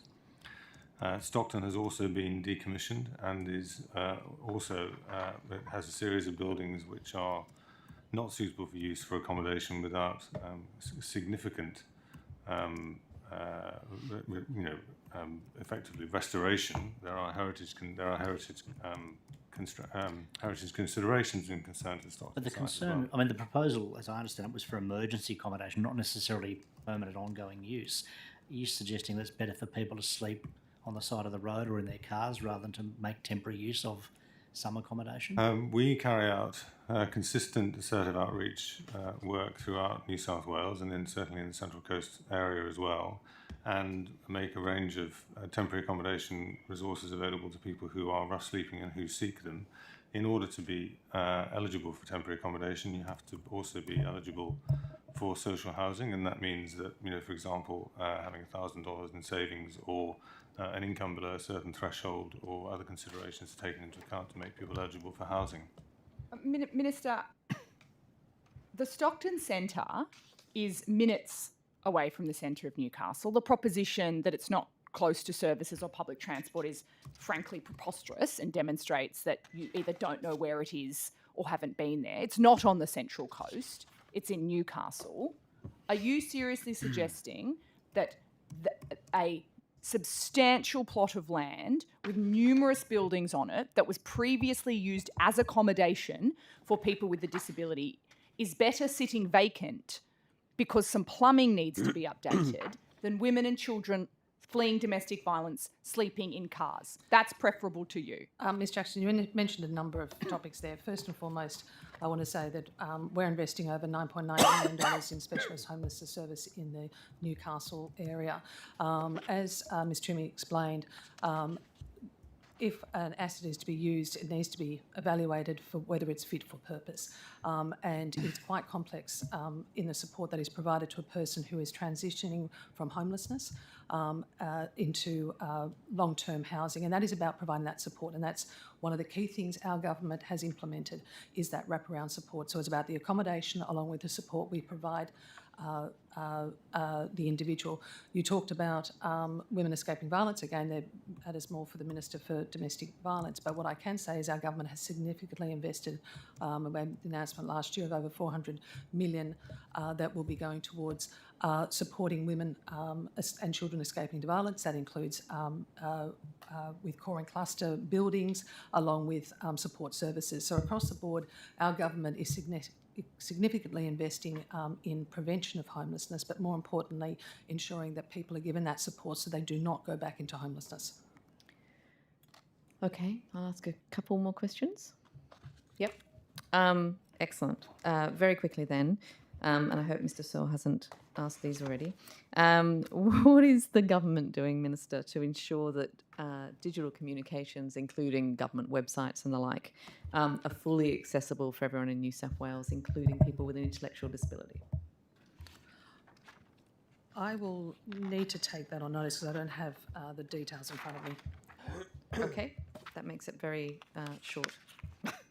That's all I have for now. Thank you, Chair. Okay, I think we've now got time for government questions if they wish. Thank you, Chair. Thank you, Minister, for attending today's budget estimates. Minister, do you have anything you wish to say or add to today's hearing? No, only to thank all the members. As an LC member, I know the amount of work that goes into whether it's budget estimates from government members or from crossbench and opposition. So I appreciate all that you do to make it a robust inquiry. But thank you. Come on. Thank you, Minister. I think that's it. That's it, Chair. Much, I think it was. Don't you, You finished? You work hard over there. Allegedly. Government questioning finished? Finished? Yes. Yeah, definitely. No more compliments? No, that's, No. Thank you. it was great. Thanks very much, Minister, for coming. I think there was a number of questions taken on notice by you. The Secretary will be in contact with you, and we'd like a return within 21 days. Thank you. We will recommence at 2:30?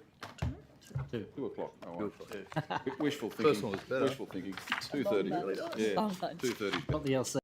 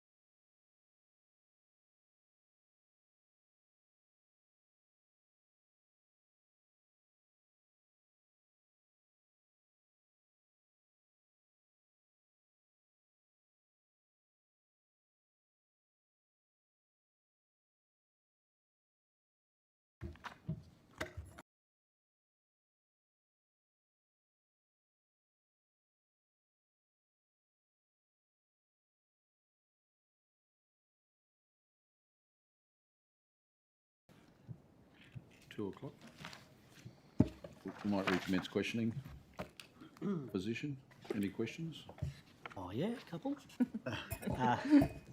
Mr. Tidball, we'll return to the issue of Tomaree Lodge and Stockton Centre, and I think Mr. Toomey was outlining that the two sites had been decommissioned. Now, last year there were still residents living at Tomaree Lodge, and they were using the toilets and the showers and the sinks. So it sounds like the sewerage system was operational. It was habitable last year. What has changed, and who made the decisions to make those changes?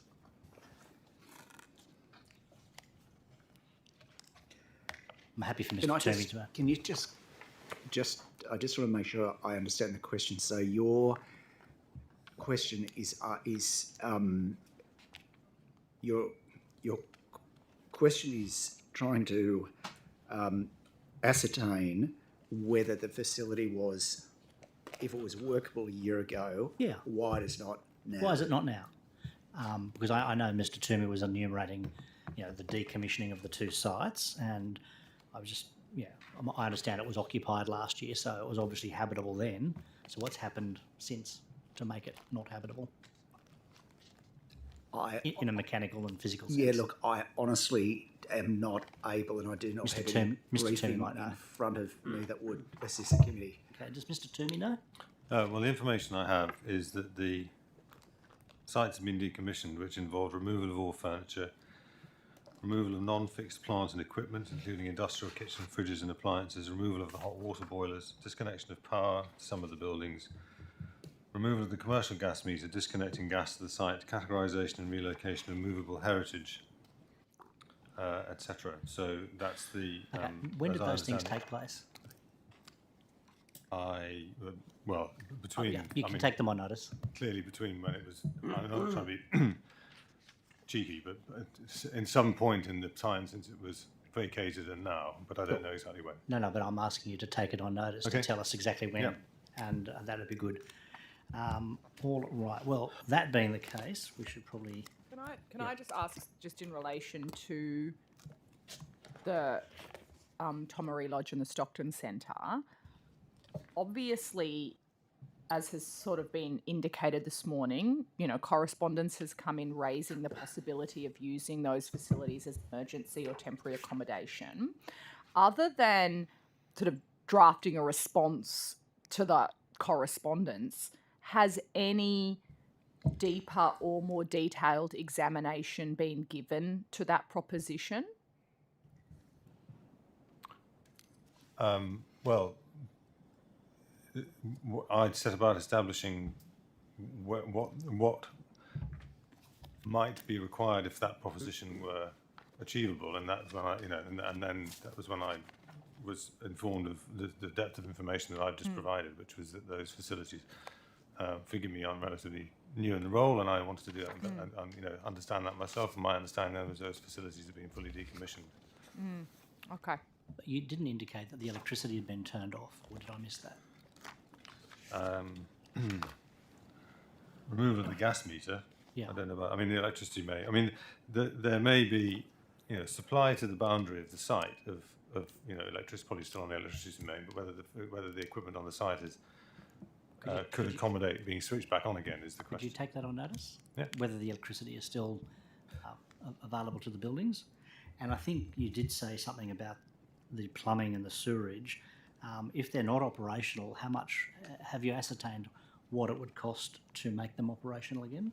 Again, if you don't have the answer, and I assume that you don't. I don't know what the cost is, but I do take know. that on notice. I do know in relation to Tomaree that I understand that the sewage and water system was having to be consistently maintained in order to make it operational whilst the site was actually in operation. But I don't know the cost of remediation. But as I said before, the site is under any activity on the site in terms of construction activity or anything beyond the site as it currently stands would be considered to be frustrating of the Aboriginal land claim. Oh, I understand that point. I understand that point. But yes, and also, I mean, presumably you don't have this on you, but in relation to the Stockton Centre, which is not under an Indigenous land claim, any information that you had about the costs associated with re-establishing that facility as a facility that could house people. I mean, as I said, like, we appreciate that right now they are not in a condition that could be used for temporary accommodation, and it's not the government's policy to do that. And so obviously from your point of view, that's not work that you're doing, but obviously we're trying to explore any information that you do have about what that pathway back to a facility that people could live in, even temporarily, might look like, and the costs are obviously important. Okay, I understand. I think in answer to a media inquiry, the department said in relation to Tomaree Lodge, quote, "The sewerage system at Tomaree Lodge is not operational and would require significant investment," unquote. So again, just draw your attention to that. That presumes that the department at some point in time has assessed what the cost would be to be able to make that claim. So when you give your answer on notice, I just direct you to that. Thank you. Alrighty. Did you want I can continue? Well, I mean, I think we might be interested at this point in pursuing some of the questions that we asked this morning in relation to what we considered to be inadequate responses to questions taken by departmental officials on notice. So, you know, Mr. Tidball, no need to repeat some of the very valid reasons why certain information may not be provided. We are, of course, across those. But you would accept that simply the fact that information is not otherwise available in the public domain is not a reason not to provide it in answer to a question on notice. You accept that proposition, don't you, Mr. Tidball? Yes, I do. Yeah. And so, to the extent that there were other reasons why information was not provided, that weren't articulated, you do accept that going forward, a sentence response that says that information is not publicly available is inadequate. Do you accept that going forward? I accept that. And Ms. Jackson, if I can assist by making the point that during my short tenure, there have been a number of practices which I have just followed. Whether they pre-existed, I do not know. What I will be doing, having observed the questioning this morning, is having direct line of sight of every response. Now, I appreciate that my role is largely advisory, but certainly in terms of the provenance of and the scope of responses to questions about data, I will, how can I put this, inject myself into that process more closely. Thank you. I mean, it's not an intention to provide more work for you, Mr. Tidball, but can you at least assure me going forward that to the extent that it may appear as though that response was given as a deliberate effort to avoid providing information, that will cease to be the case, that the department does not approach these things with the mindset of how can we as the department avoid providing information that we would otherwise be required to provide. That isn't the framework under which you as secretary, the department, will approach those matters. Absolutely not. No. And I will, as I've said, be more closely involving myself within the process. I'm very keen for, given the work we do for disadvantaged people in vulnerable communities and the importance of the public interest and accountability, I am very concerned that there is confidence in our processes.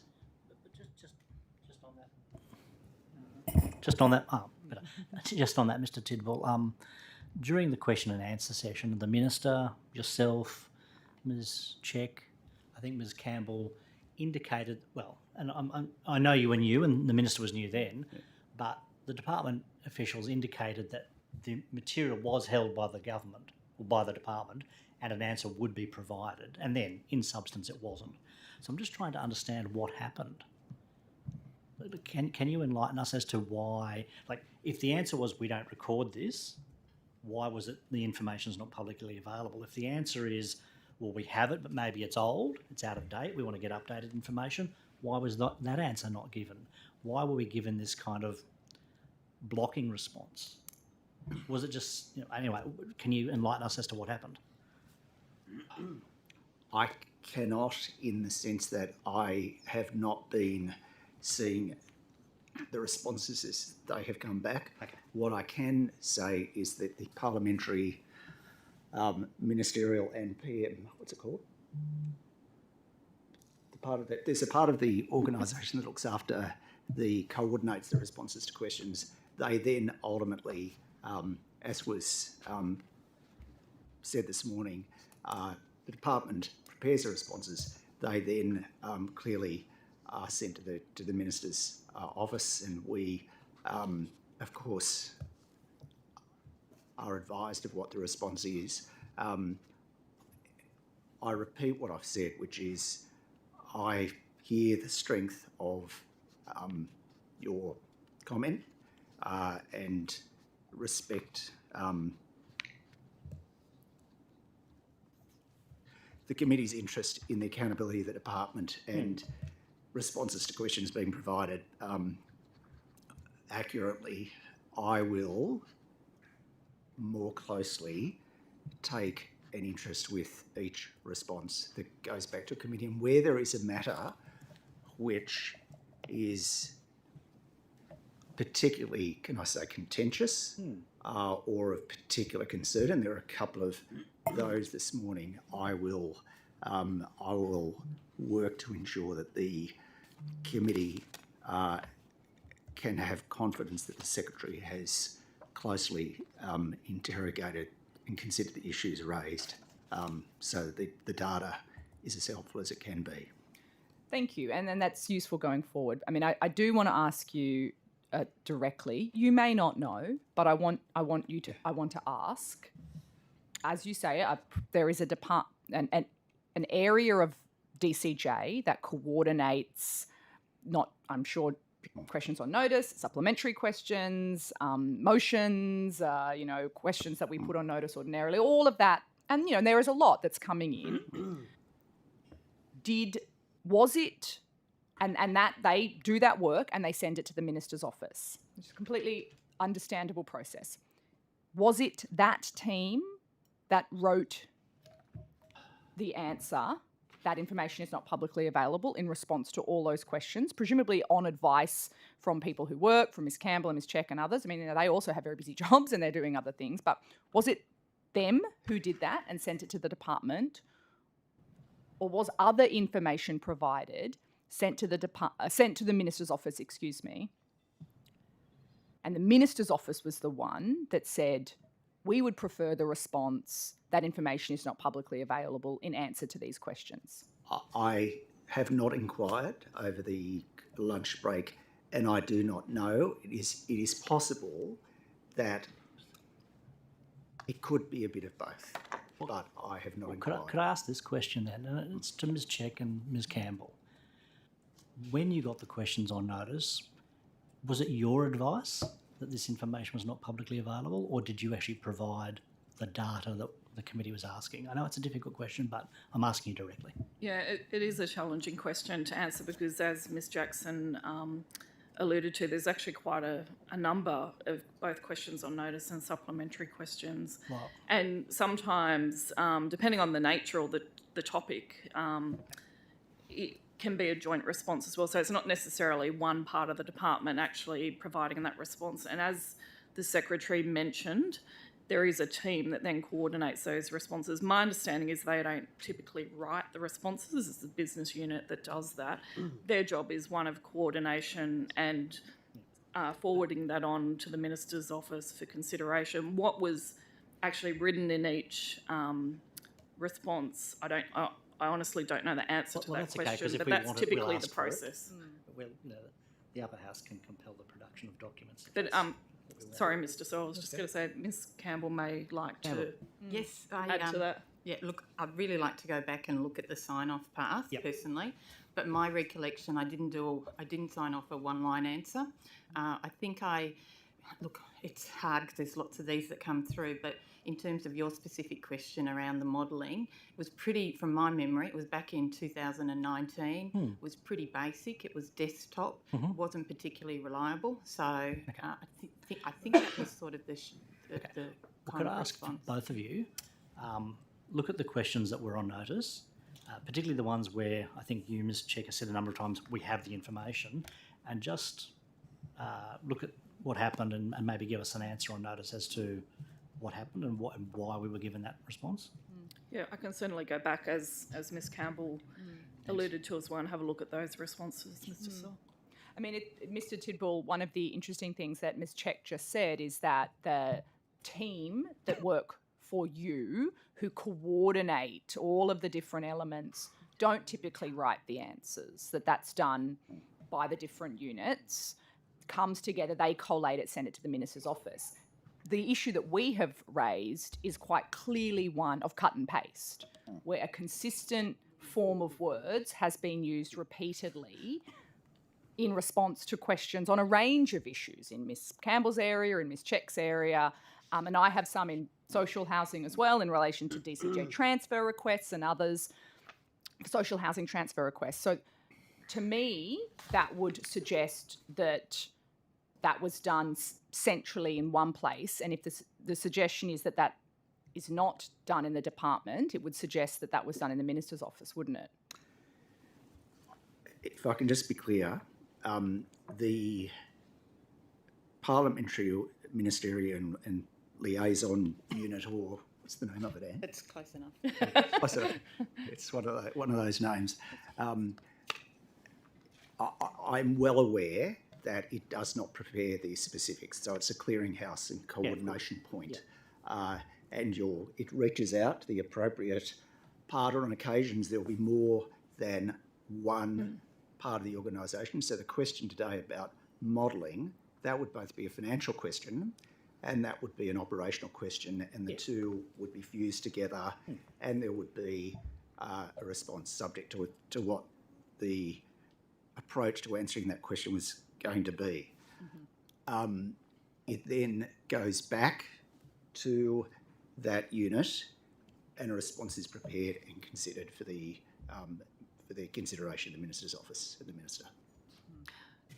Ms. Jackson. I'm just concerned I haven't answered your question. No, that is an answer. I mean, as I said, we're not trying to make this awkward for you, but we want to know what's happened here because it crosses a range of areas, and we put a lot of work into this, as you do too. And so for us, we want to know that the processes are going to work properly. One thing that, and Ms. Campbell just touched on it, I will now be in the final departmental person in that sign-off path.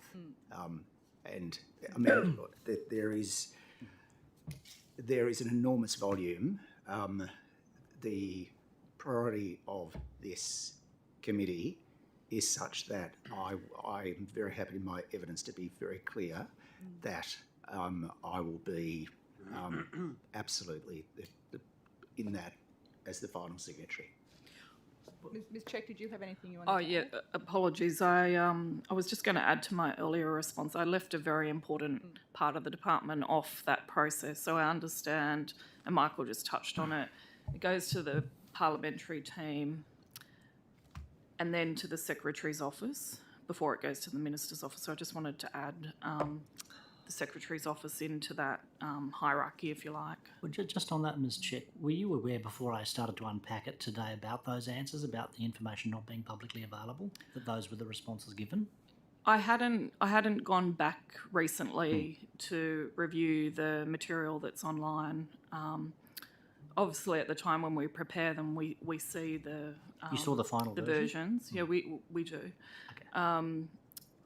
But yeah, I hadn't recently gone back in and checked. But the question is, you saw the final version before it was sent to the Parliament. Yeah, I'd have to go back and check, but If you that's, could, and that's Mr. my Tidball memory. and Ms. Campbell, if you could, on notice, give those answers also.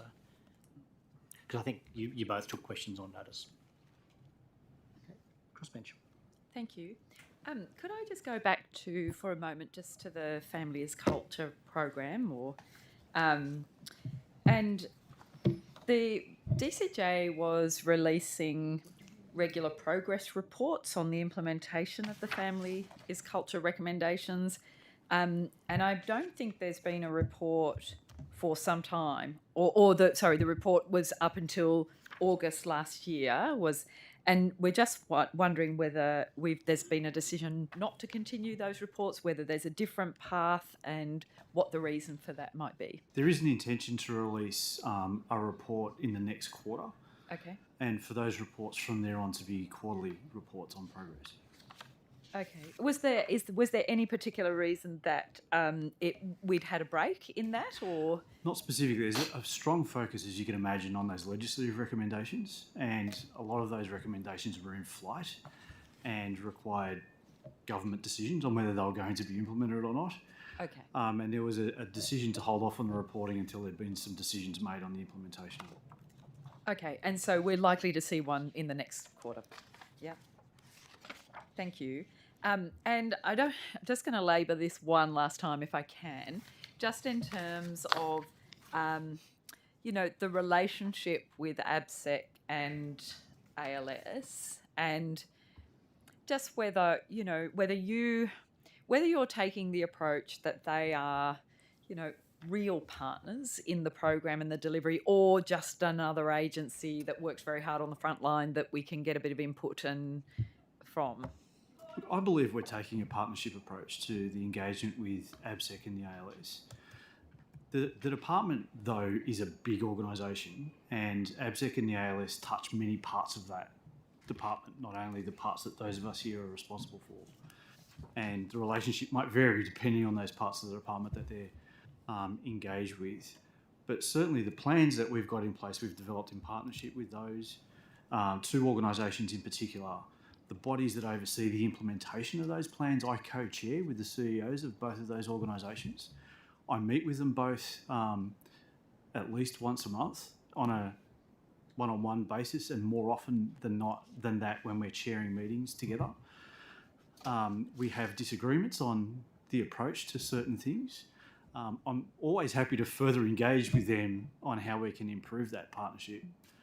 But there is, from my point of view, constant and regular contact with them, and I believe I certainly take to heart any feedback and comment that the ALS and ABSEC have, and try and engage them as best we possibly can in the design and the delivery of anything that we're doing. But I'm always happy to get further feedback from them on how we can improve that. Okay, thank you. And that you say that in relation to the family as culture and the closing the gap.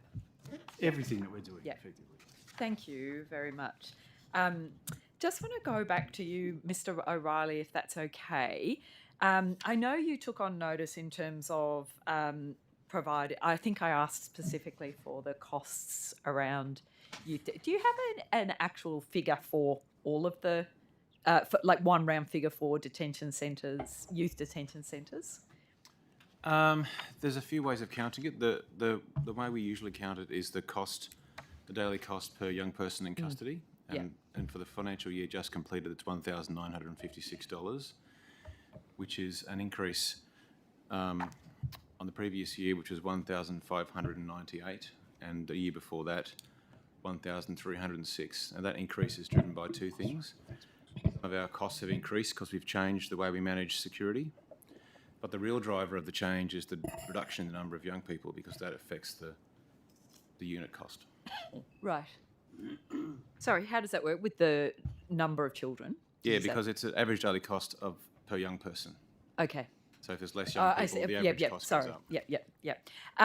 So on costs and young people, Just wanted to ask you, and I think you're on the record as being very supportive of this, but the idea of music in youth justice centres. And so the questions really are, do you or does the department have plans to introduce computers in the youth detention centres in the cells? We do have plans to do that, but not now for a few reasons. The infrastructure is not well set up for it. It comes at a very high cost, and we don't have funding for that currently. And we also have a range of reforms that we are prioritising.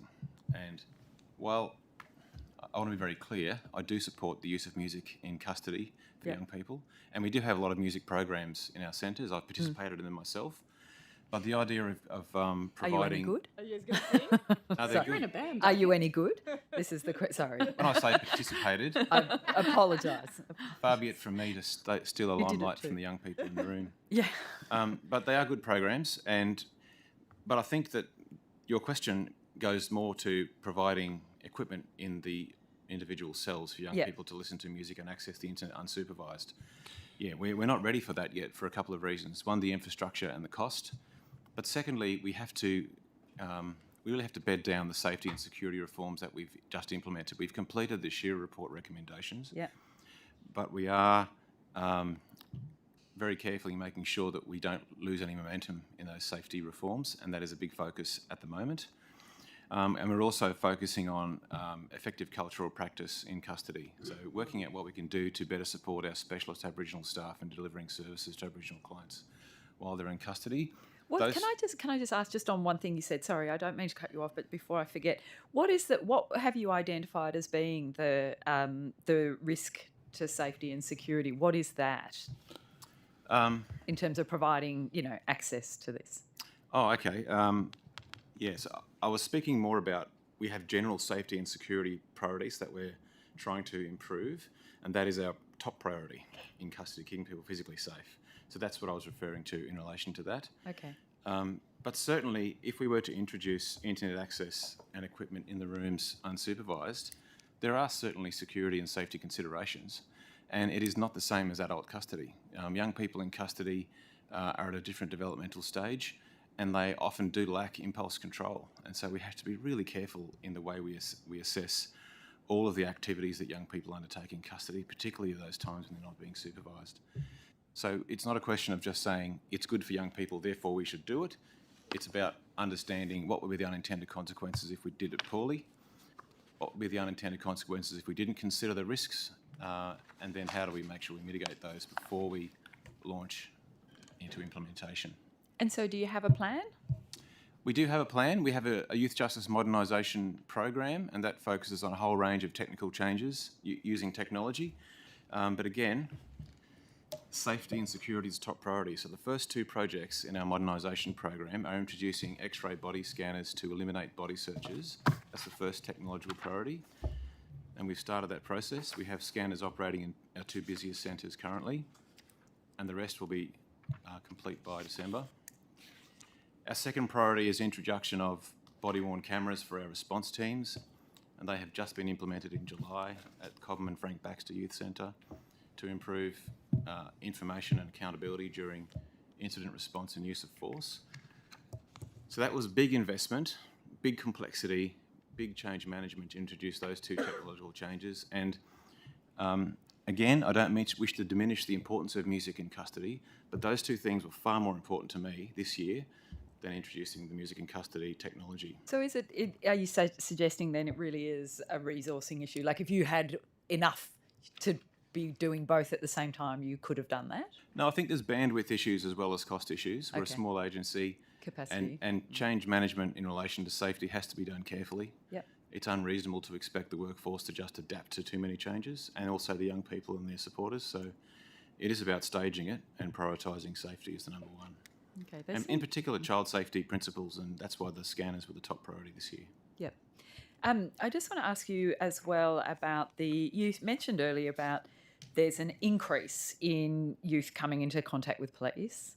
Talked about an increase in bail refusals. Yeah, that's where we kind of got to it. Yeah, and basically that's what I wanted to understand. when you, in response to the bail refusal by police, you said there was an increase in young people coming into contact with police. Is that your premise? Is that? I have to check the transcript, but I guess it's logical if young people are coming into custody and being bail refused more than they were a while ago, it's possible there was more contact with police, but there's a bit of police contact. Okay, apologies. You said that. I apologize. But not by you. Okay. Okay, thank you. Thank you. I don't have visibility of all contact with police because it's not my mandate. I have visibility of where the police contact requires a response from my team, and that's usually after arrest and certainly in court. But there is an awful lot of effort from the police to divert young people away, and they've made a lot of decisions in the last 10 years to not proceed against young people in court. There's been a huge reduction, around 24% in the last decade.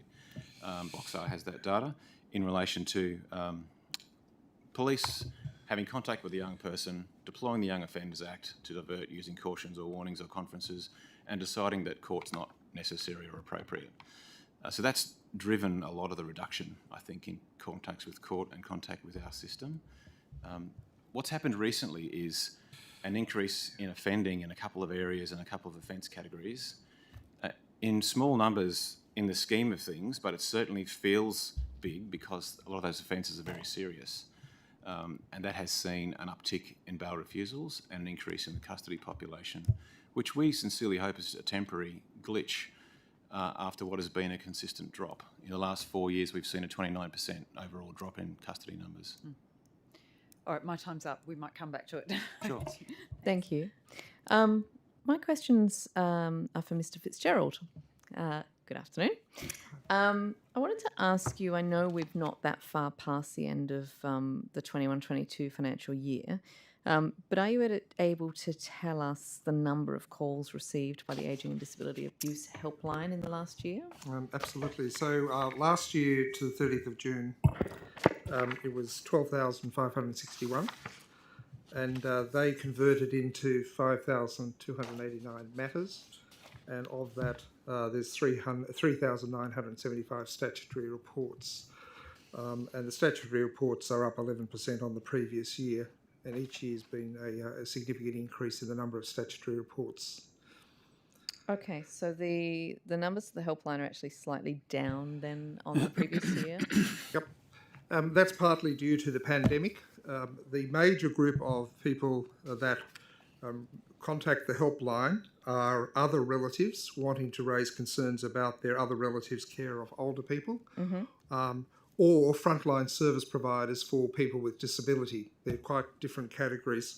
During the pandemic, both the families that would normally visit and report the concerns are not visiting, and in relation to the frontline service providers, a lot of the services were withdrawn from people with disabilities in their home. So the question there is whether or not that's just a blip, but it's the previous year was 13,090. Okay, so then the number of matters was slightly down. No, the number of calls are slightly down, but matters, and the most important part of the equation is the statutory reports, which are up consistently. Okay, so they're 11% up. So does that indicate that people are becoming more aware of their responsibility to report? Yeah, two things are happening. The first thing is the awareness, particularly of elder abuse, is growing. There was a prevalence study undertaken by the Australian Institute of Family Studies, released by the Commonwealth Government in December, which shows that 15% of older people over the age of 65 identify as having been abused in the last year. In New South Wales, that would equate to something 170,000 people in New South Wales would have identified as having been abused in the previous year. So the first thing about it is that the level of abuse itself seems to be higher than we first thought, certainly higher than when we were established 3 years ago. The second thing is there's a very significant increase in community awareness, largely driven around financial abuse, very active campaigns by the banks, the superannuation industries, but also some of the work done by the Commonwealth Government in terms of their community awareness. So there's an increase in the awareness, but there's one third factor which is critically important about resourcing. A societal shift has occurred. That is, adult children would have inherited their parents' wealth in their 50s or early 60s. That's now being pushed back by at least another 10 to 15 years. So the pressure on the system, the pressure on by adult children, the major perpetrators, to acquire that inheritance earlier will grow substantially.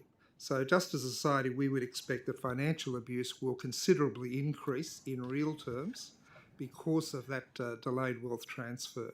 And as you know, the major perpetrators of financial abuse are the adult children. And that's consistent right around Australia. Given that data, which, as you say, is consistent around Australia, do you think then that there is a need to expand? I'm just thinking about the government's draft coercive control legislation they've got out at the moment. Yes. It only applies to a current or former partner, effectively. If that was extended out to include other family members, do you think it would capture some of the issues that you are seeing? We've been consistent in two submissions that we've made in relation to that piece of legislation, that the definition should be expanded beyond intimate relationships to what's called domestic relationships. And that's a definition that's used in the domestic violence legislation. So we believe that the definition should be slightly expanded so that it captures the sorts of abuse we see, which are largely family members abusing older people. And in the case of people with disability, it's parents abusing adult children. So by slightly expanding the definition, you would capture a very substantial, but not all, of the arrangements that we're dealing with. And we've been consistent in our advice in relation to that. Thank you. That's very helpful. Do you provide mediation services for people with disability? We have an MOU with Relationships Australia, which provides mediation services in relation to elder abuse, and they also provide counselling for older people that have been abused. Those services don't extend to people with disabilities, but we believe they should. That funding comes both from the Commonwealth and the state, and my understanding is that at the instigation of some lobbying, including by Minister Coure, Minister for Seniors, that funding has been extended by 1 year. But it doesn't come through us. But yes, we do. In time, mediation will become a critically important issue in relation to dealing with abuse matters, because fundamentally what you're dealing with is relationships that have gone bad. And that's what we see. Either they've gone bad intentionally, that is, people are out to exploit or otherwise abuse older people or people with disabilities, or it's relationships where they start off with good intent to provide appropriate care, but they're incapable of providing that care. And of course, in that case, you end up with very substantial levels of neglect. And neglect is the hidden problem that we see. So to understand this area of abuse, it is all about relationships that have gone wrong. Yep. So the aim is to put the person in a safer position than when they were first reported to us. And part of that should be to provide mediation to reshape those relationships with family members and people beyond that. So it has many of the same elements as child protection and domestic violence, but it has some unique features which should be acknowledged separately. So that funding has been extended for a year, but it doesn't apply to people with disabilities? No, it's purely, the scheme is in relation to older persons that have been subject to abuse or requiring some sort of family mediation. Do you think we need something similar for people with disability? Yes, we do. I mean, the issue in relation to people with disability is this: the risk age for people with disabilities 18 to 25 years of age, and the major perpetrators are adults, that is, their family members, particularly parents. Most people with disability would want their families to be engaged in their life, and we would think that is appropriate if you have a normalised relationship. But that won't happen unless there is intervention to be able to sort out those family relationships. The least attractive alternative is, and we can do this, is to apply to NCAT for guardianship. Now that happens, and it's increasingly happening with people with disabilities. But as a society, what we want to do is reinforce the natural bonds that exist in one's life. That includes family, community, neighbours, And to do that, we think that mediation might be helpful. So I guess the question for Mr. Tidball then is this is funding mediation for people with disability in these circumstances something that the department has considered? I do not believe so, no. Certainly not on my watch. Any idea why, or any sort of is it an issue that you've seen it all come up for discussion? No, there are ongoing discussions with the Commission about funding in response to your specific question about disability. So this is a new agency. It's 3 years old. It's got under the ADC Act very clear responsibilities and it needs to be able to undertake them. The focus has been around the growth of existing functions rather than creating anything new, but it is something that I'd certainly very happy to engage with. Sounds like something I might need to lobby for. So I think if I can just use that as a segue, and the Secretary won't be surprised, the issue of resourcing of the Commission and attendant activities is a serious issue. As you are well aware, just the history of this is important to understand.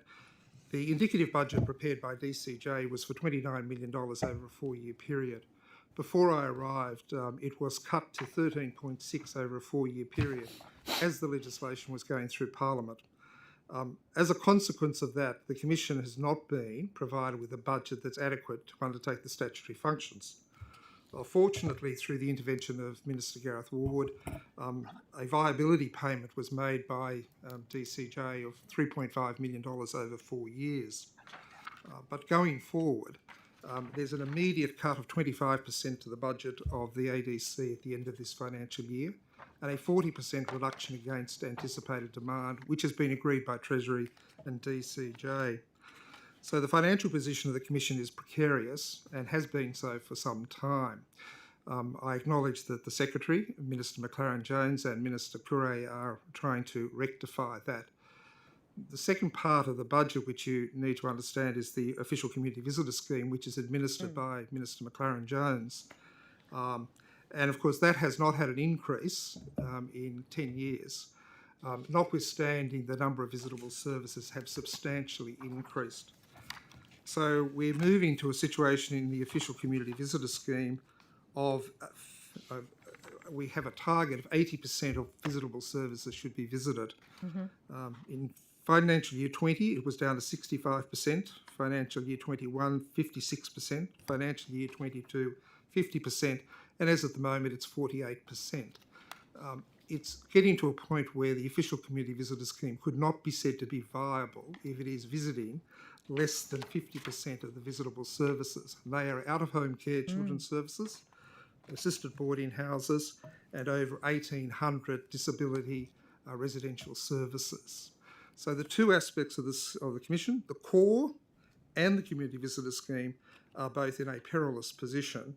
Government is aware of that, and we've been aware of that for some time. Just on that, so it's never had what was meant to be its indicative budget, is that correct? The indicative budget was $29 million over 4 years, and it was cut before I arrived to $13.9 million over 4 years.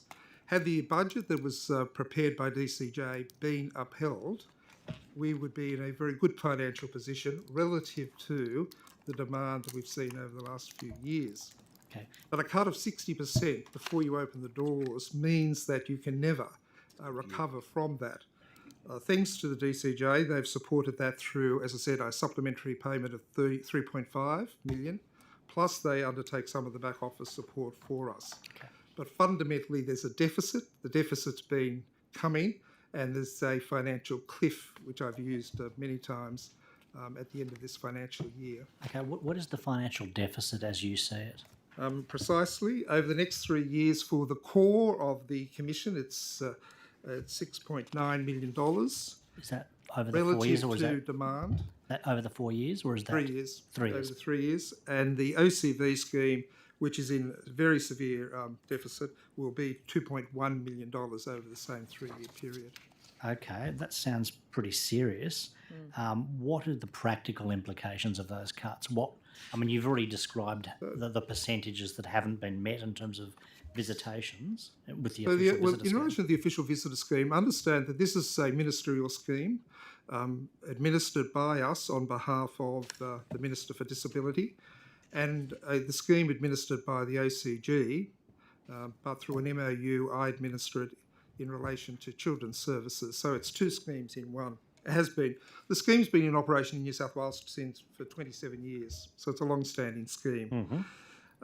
In relation to the scheme, if the budget is not supplemented on an ongoing basis, the percentage of services that can be visited by a community visitor drops, because every year the number of visitable services grows. Every time the NDIS approves a new residential service, that becomes a visitable service in New South Wales automatically.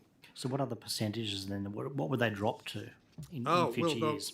Well, at the moment they're dropping by, as I said, it's gone from 65 to 56 to 50, and it'll drop to about 45 by the, not this year because we have some supplementation, but we'll go down about 45% next year. And that will just keep compounding for each year that it's not made good.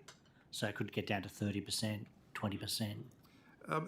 Yes, it's night follows day. If the number of visitable services increase and the budget doesn't increase, then in fact the visitable rate drops. The second thing is the DCJ provided to us a $400,000 supplementation one-off payment last financial year, which we're using this year. But part of that was to be used for an increase in the remuneration for the community visitors. The community visitors had not received a single increase in their payments for 10 years. Not a single dollar, not for inflation, nothing. So again, through the intervention of ministers and the DCJ, we've now increased that remuneration for the first time in 10 years by 14%. But the grant to do that is a one-off grant. And so that'll cover this year only and not future years? Yes, it'll cover this year. So that'll only. Compound your deficit? Yes. Okay, so what is the roadblock? Is it Treasury for not appearing? I mean, is it your minister not going into bat for you? What's the story So here? we've had My Act, which includes the ACV scheme, is jointly administered by the Minister for Disability and the Minister for Seniors and the Minister for Family and Community Services in relation to children. So we've had 7 ministers who jointly administer our Act in the last 3 years. There's no doubt at all that we've raised these concerns consistently with all ministers, as you would imagine. This has been a foreseeable problem. And I must say most ministers are very supportive. Nevertheless, we've been unsuccessful in all budget bids so far. Not a single budget bid has gone up. But the Secretary is taking this matter up at the moment. Okay, so is the scheme that you administer and the role of your organisation, is it sustainable going forward without this being fixed on an ongoing basis? I've indicated to the government very clearly that in relation to the Commission's core budget, the Commission will be unable to fulfil its statutory functions to the extent that is expected by Parliament unless the budget is fixed. In relation to the official community visitor scheme, it's now a reputational risk to government and, of course, to the residents. Once you get below 50%, when the desirable visiting rate is 80%, you have to ask whether or not it's a viable scheme. The promise by the government is that people with disabilities, people living in assisted boarding houses, and children and young people in out-of-home care will have access to a community visitor. At 50%, that's not the case. No.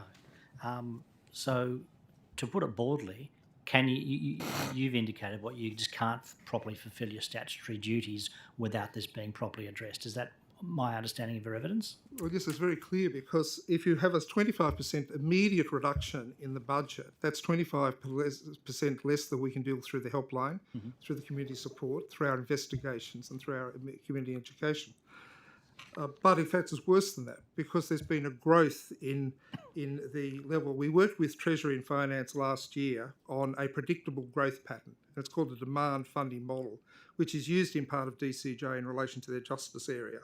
It is a predictable tool for proper budgeting where an agency is incapable of controlling demand. We can't control demand because it comes through the helpline. And, of course, the government and Parliament's intention that would increase. That's why we have a community engagement function as well. So at the end of the day, we've now we've agreed to what the demand will look like. And if the current budget is sustained as it is, it'll be a 40% reduction in our capacity to deal with people through the helpline, community support functions, through investigations and through community engagement. And because we're a statutory agency, there is nothing we can do, not a single thing. Because the original budget was cut, there's actually no fat left in the organisation because it was taken out before we opened. With a 60% reduction in the anticipated budget, there's nothing left, more than nothing left. So this is a story that we've done privately with the government for now 3 years. It's a matter that we've raised in each and every budget bid. We worked with Treasury and Finance in DCJ to come up with a demand funding model, which is used in other parts of the DCJ. And again, that was unsuccessful. So at this stage, we've put in an urgent plea to Minister Maclaren-Jones, Minister Courier and the Secretary to try to resolve this well in advance of the end of this financial year. This financial year, we will use some of the carry forward funds, but after that, that's the circumstances. So what is your message to your ministers here? Oh, it's the same message that's been to you and everybody else. I'm very open about this. It is not possible to maintain our performance in relation to the statutory functions into the future on the budget that's now predicted. The official community visitor scheme runs the risk that it is no longer viable as a scheme that protects the wellbeing of people with disability, boarding house residents and children, unless the budget can in fact be increased. Now, everything I've said to you is the same as we've had discussions with the Secretary and with 7 ministers. I do not understand why our bids are unsuccessful. No. And especially the last one, because we actually worked it up with Treasury and Finance in DCJ. And it's absolutely modest. It's absolutely modest. It has no new elements in it. It is simply trying to do core business. So just to clarify, thank you so much for your evidence. So you developed I think you called it demand funding model. Demand funding model, obviously with DCJ, but also with Treasury and Finance. That was prior to the last budget funding round, and that model, despite that collaborative development process, was not adopted. Correct. Just in terms of the consequences of the potential unviability of the official visitor program, for all of those people watching, which may be many, you mentioned that the fact that we're already below 50% in terms of official visits. What are the potential consequences of that? That program ensures that someone who is trained and has a background in disability services, mental health, nursing, one of those areas, goes into a facility where vulnerable people are housed, and is a place for them to raise concerns, both about their own treatment and also about any systematic issues. I just want you to explain what an official visitor does and when they're not there, what that means for the vulnerable people who are living in those circumstances. So more than a quarter of a century ago, New South Wales decided, when it was the disability service system owner and operator, both through its own organisation and in relation to NGOs, that visitors who came from the community, were skilled but supported by the Commission, would be appointed by the Minister, paid under a different remuneration scale, they're not employees, with the sole purpose of going into these disability services and assisted boarding houses and out-of-home care facilities in order to listen to the concerns of the residents. So it's completely resident focused. They seek to resolve the issues of concern at the lowest possible level, that's within the household residents, or with the service provider. But what we also use is we provide that information to inform advice in relation to systemic issues. The issues of concern are provided to the Office of the Children's Guardian and to the relevant ministers, and have been right through. So it's all about trying to empower the resident. It's not part of the regulatory system, but it has aspects of that. At the moment, in relation to the NDIS, there is consideration that a community visitor scheme might be developed at a national level. That's been talked about for some considerable time. But at the present time, the states and territories are responsible for conducting the community visitor schemes. In relation to the assisted boarding houses and out-of-home care, the New South Wales government is the system owner. It regulates the boarding houses, and it is the system owner in relation to out-of-home care. So those two aspects are absolutely part of New South Wales' responsibility. And so it's not an exaggeration to say that when a visitor doesn't come, when there is no visit, because as you say, there are too many facilities and not enough funding for the visitors, when a visitor doesn't come, both individual issues of abuse and neglect and systematic issues of mistreatment are missed. That is the consequence of no visit occurring. Well, absolutely. We now have a number of services where there has not been a visitor able to attend for some years. So because of the one-off grant of $400,000 from DCJ, we will be visiting an additional 60 facilities on a one-off basis. Normally, the visitor develops a relationship with the house, the staff, but most importantly, the resident.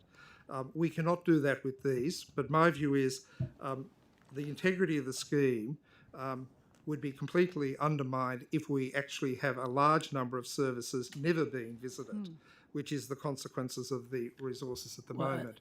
So we are trying to supplement that with the one-off grant. If the one-off grant is a one-off grant, that will cease in the next year. So if places aren't visited, that just increases risks for residents? Absolutely. And this morning you talk about the voice. One of the voices of residents, and these are the most vulnerable people, that's why they're in residential care or in assisted boarding houses, they have very few ways by which that voice can be raised. Certainly some have families, many don't. Some have advocates, but this is an independent way. But it also has a ripple effect. That is, if you are dealing with a service provider who might have a multiple number of homes, we would hope that that informs service improvement. I'm not convinced it does yet, but it should. So by visiting 2 or 3 homes, that has an effect on all of the houses or residences that provider might be actually owning or operating. But I would just make the point, there's been a huge increase in the number of residential services for people with disability through the NDIS. And there's a very significant increase in new providers that have never run disability residential services before. That's the new market that we've created in the NDIS. So the vulnerability is not simply because of the individuals, it's actually the service system has changed. We work with the NDIS Quality and Safeguards Commission, we work with the NDIA, just as we do work with the New South Wales Child Protection and Out-of-Home Care Systems. So a lot of the matters end up with other regulators, either the Office of the Children's Guardian or alternatively with the NDIS Quality and Safeguards Commission. Well, just a question. So you said the indicative budget was cut from what had been said. Correct. Mr Tidball, does DCJ control the Commission's budget?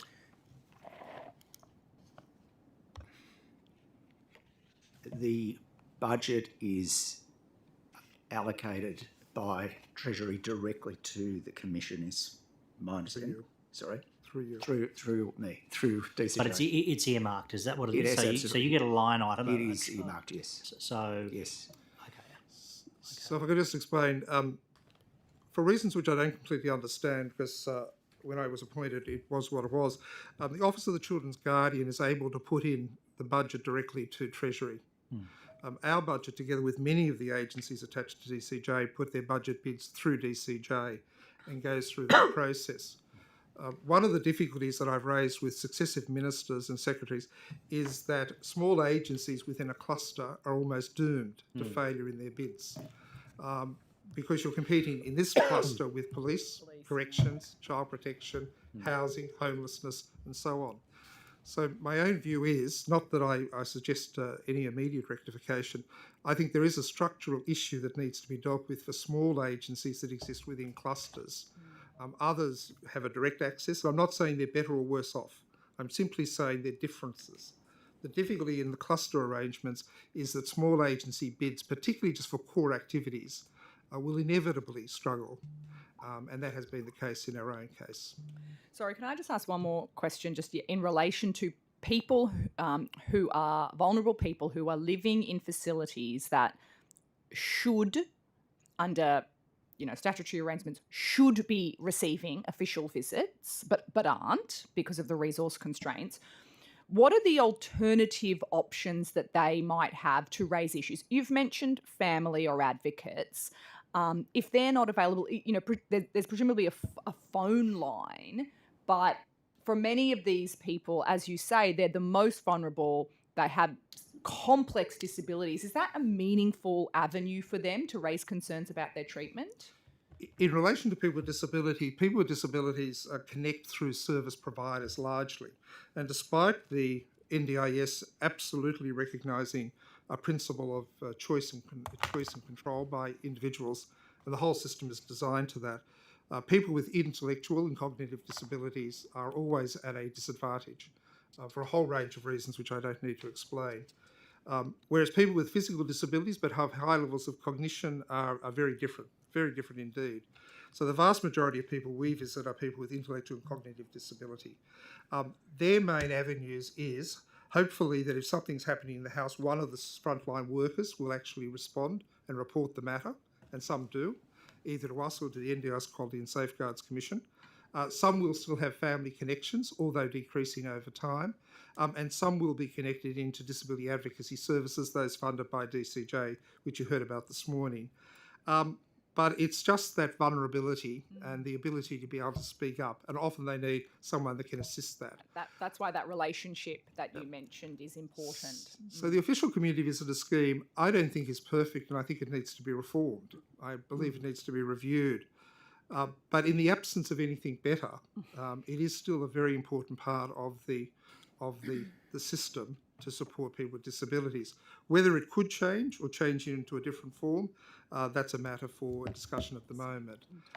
So I'm not defending the current scheme, but so long as we have the current scheme, and frankly, whatever alternative there was, it has to be adequately resourced.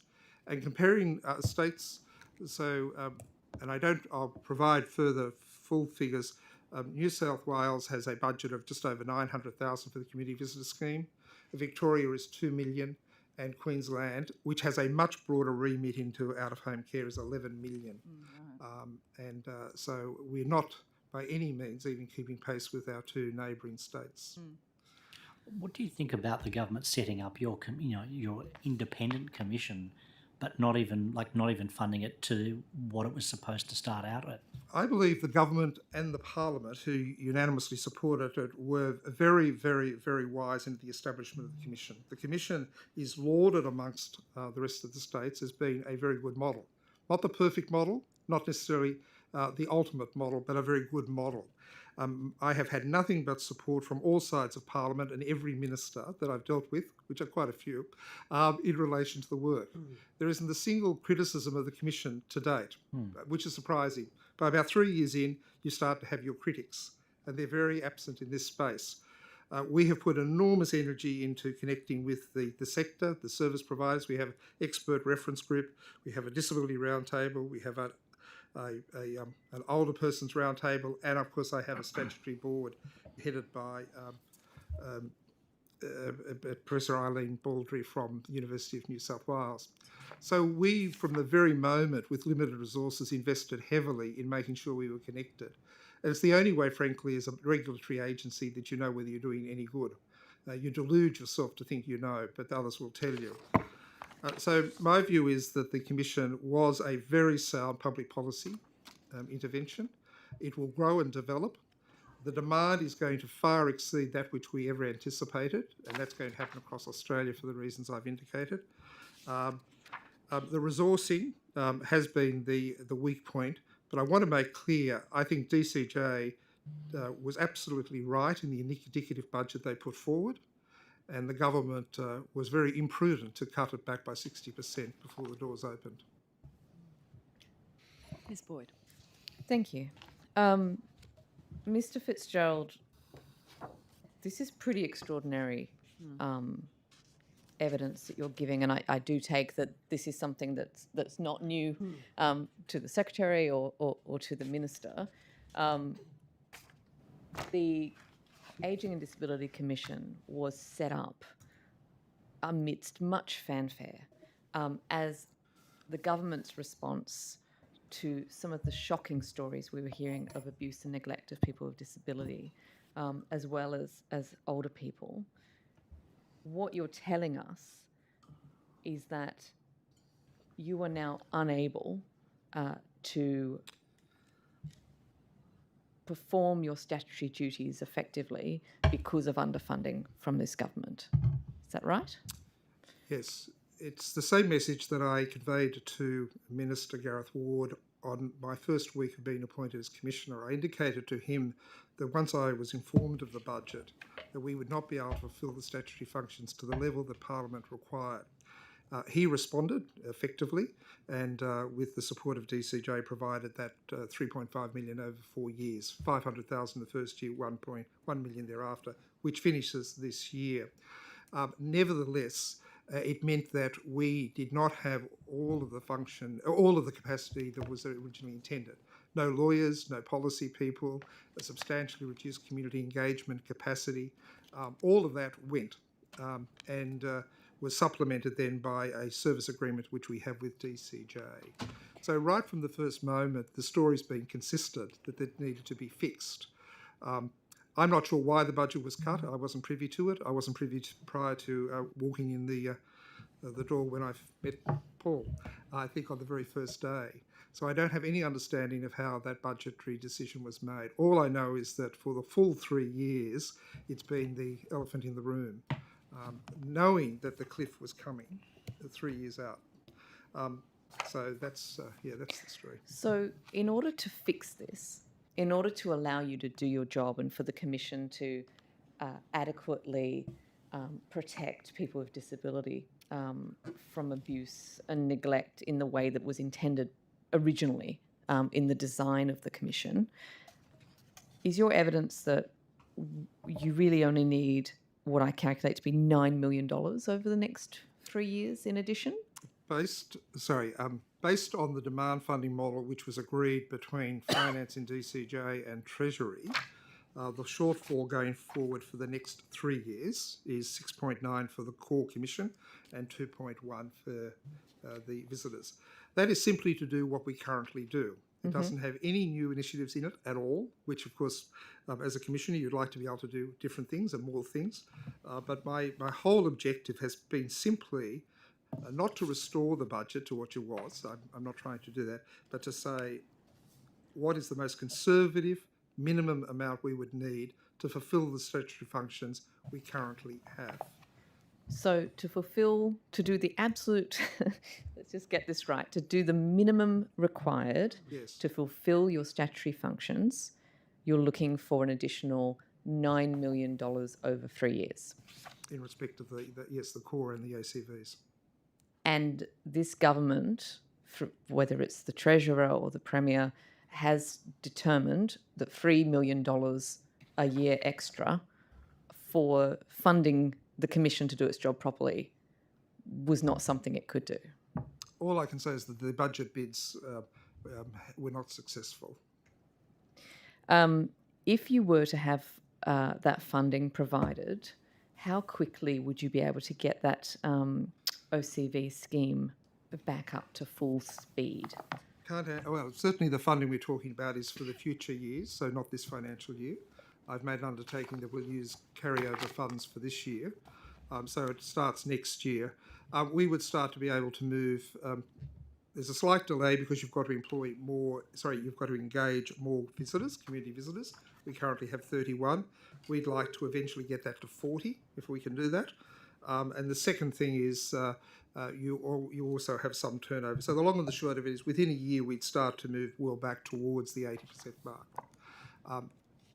based on the current growth estimates. And as I say, just again to be very clear, a visitable service becomes a visitable service the minute the NDIS actually approves that house. So New South Wales and we don't have any control over that.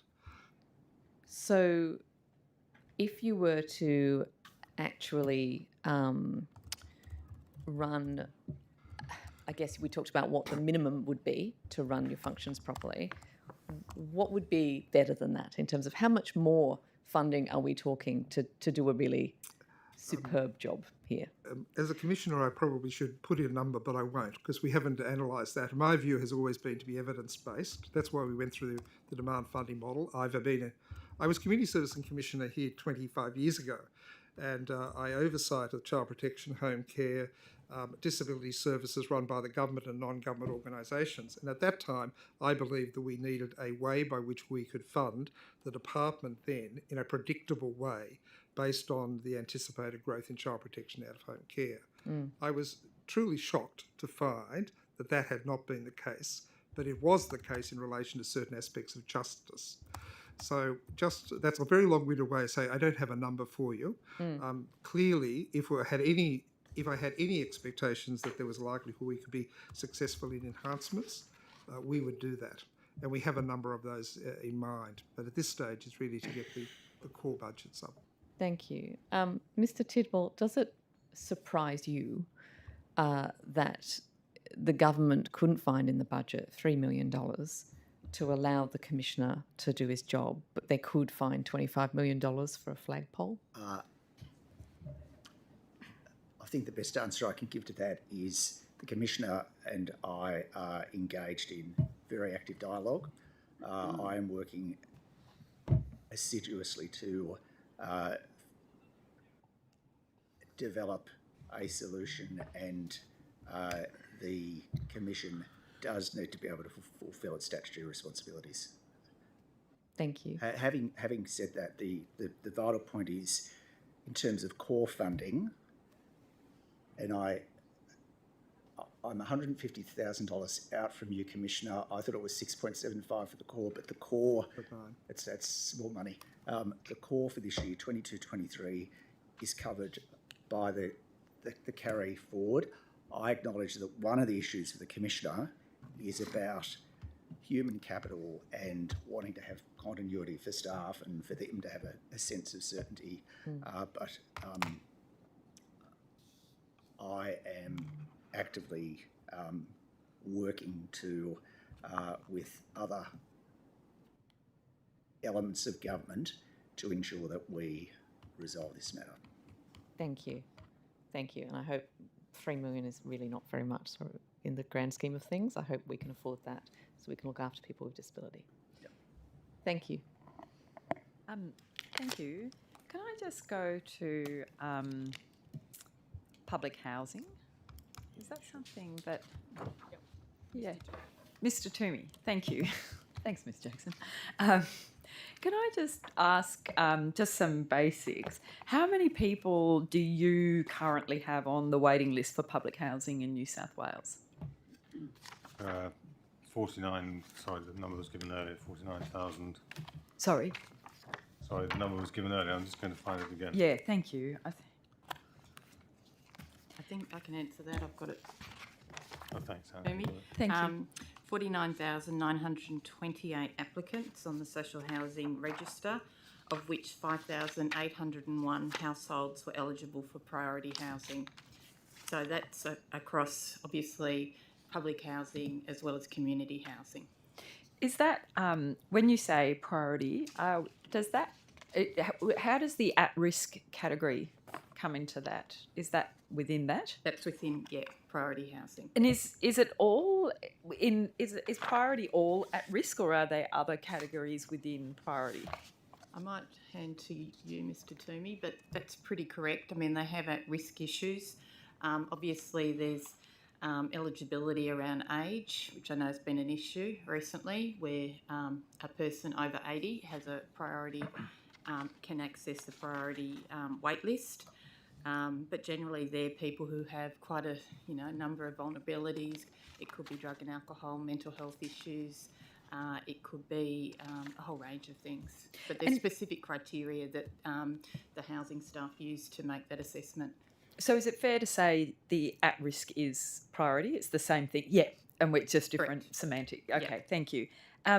How is the figure, the 49,928 applicants, how does that compare to 5 years ago? I'd probably need to take that on notice, but I'm pretty sure it's reduced a bit on the general wait list. What I think you've seen is a increase in the priority wait list or the at-risk cohort. All right. Would it be okay to take that on notice, but also to do 5 years ago and 10 years ago? Yeah. Take that on notice to see if we've got the data from 10 years ago. Yeah. Pretty Thank sure we you. do. So the other one really this is a kind of bunch of questions that really go to these people. What's the average wait time at the moment in the priority category? The median wait time is 2 months. Okay, thank you. And do we have a figure on how many children are on the sort of public house waiting list? They would only as members of families, so we wouldn't have that. I would imagine we could generate that. I haven't got it to hand. Yeah, is that something, please? If you could, the question goes to how many children are on the public housing wait list, and I accept that that's a separate number to how many families. And again, would it be possible to take that on notice and also generate, if you can and you have it to hand, how that compares to 5 years ago and 10 years ago?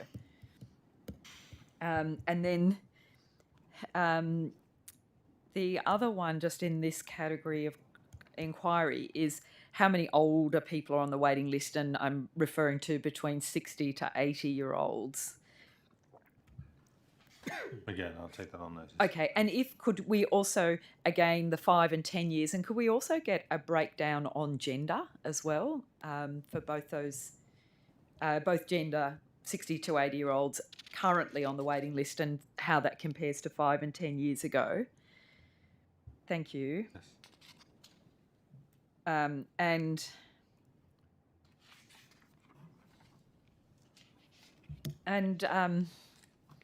have you got a number on how many people in New South Wales have been evicted based on the 3 strikes provision, and whether that's still a criteria that causes eviction?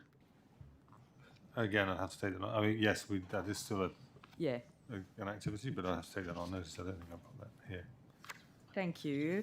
And perhaps if you could just, give some timeframes for that, how many have been evicted, say, in the last 12 months under that mechanism, and again, maybe over the 5-year period as well, please. And what do we do when we've evicted somebody?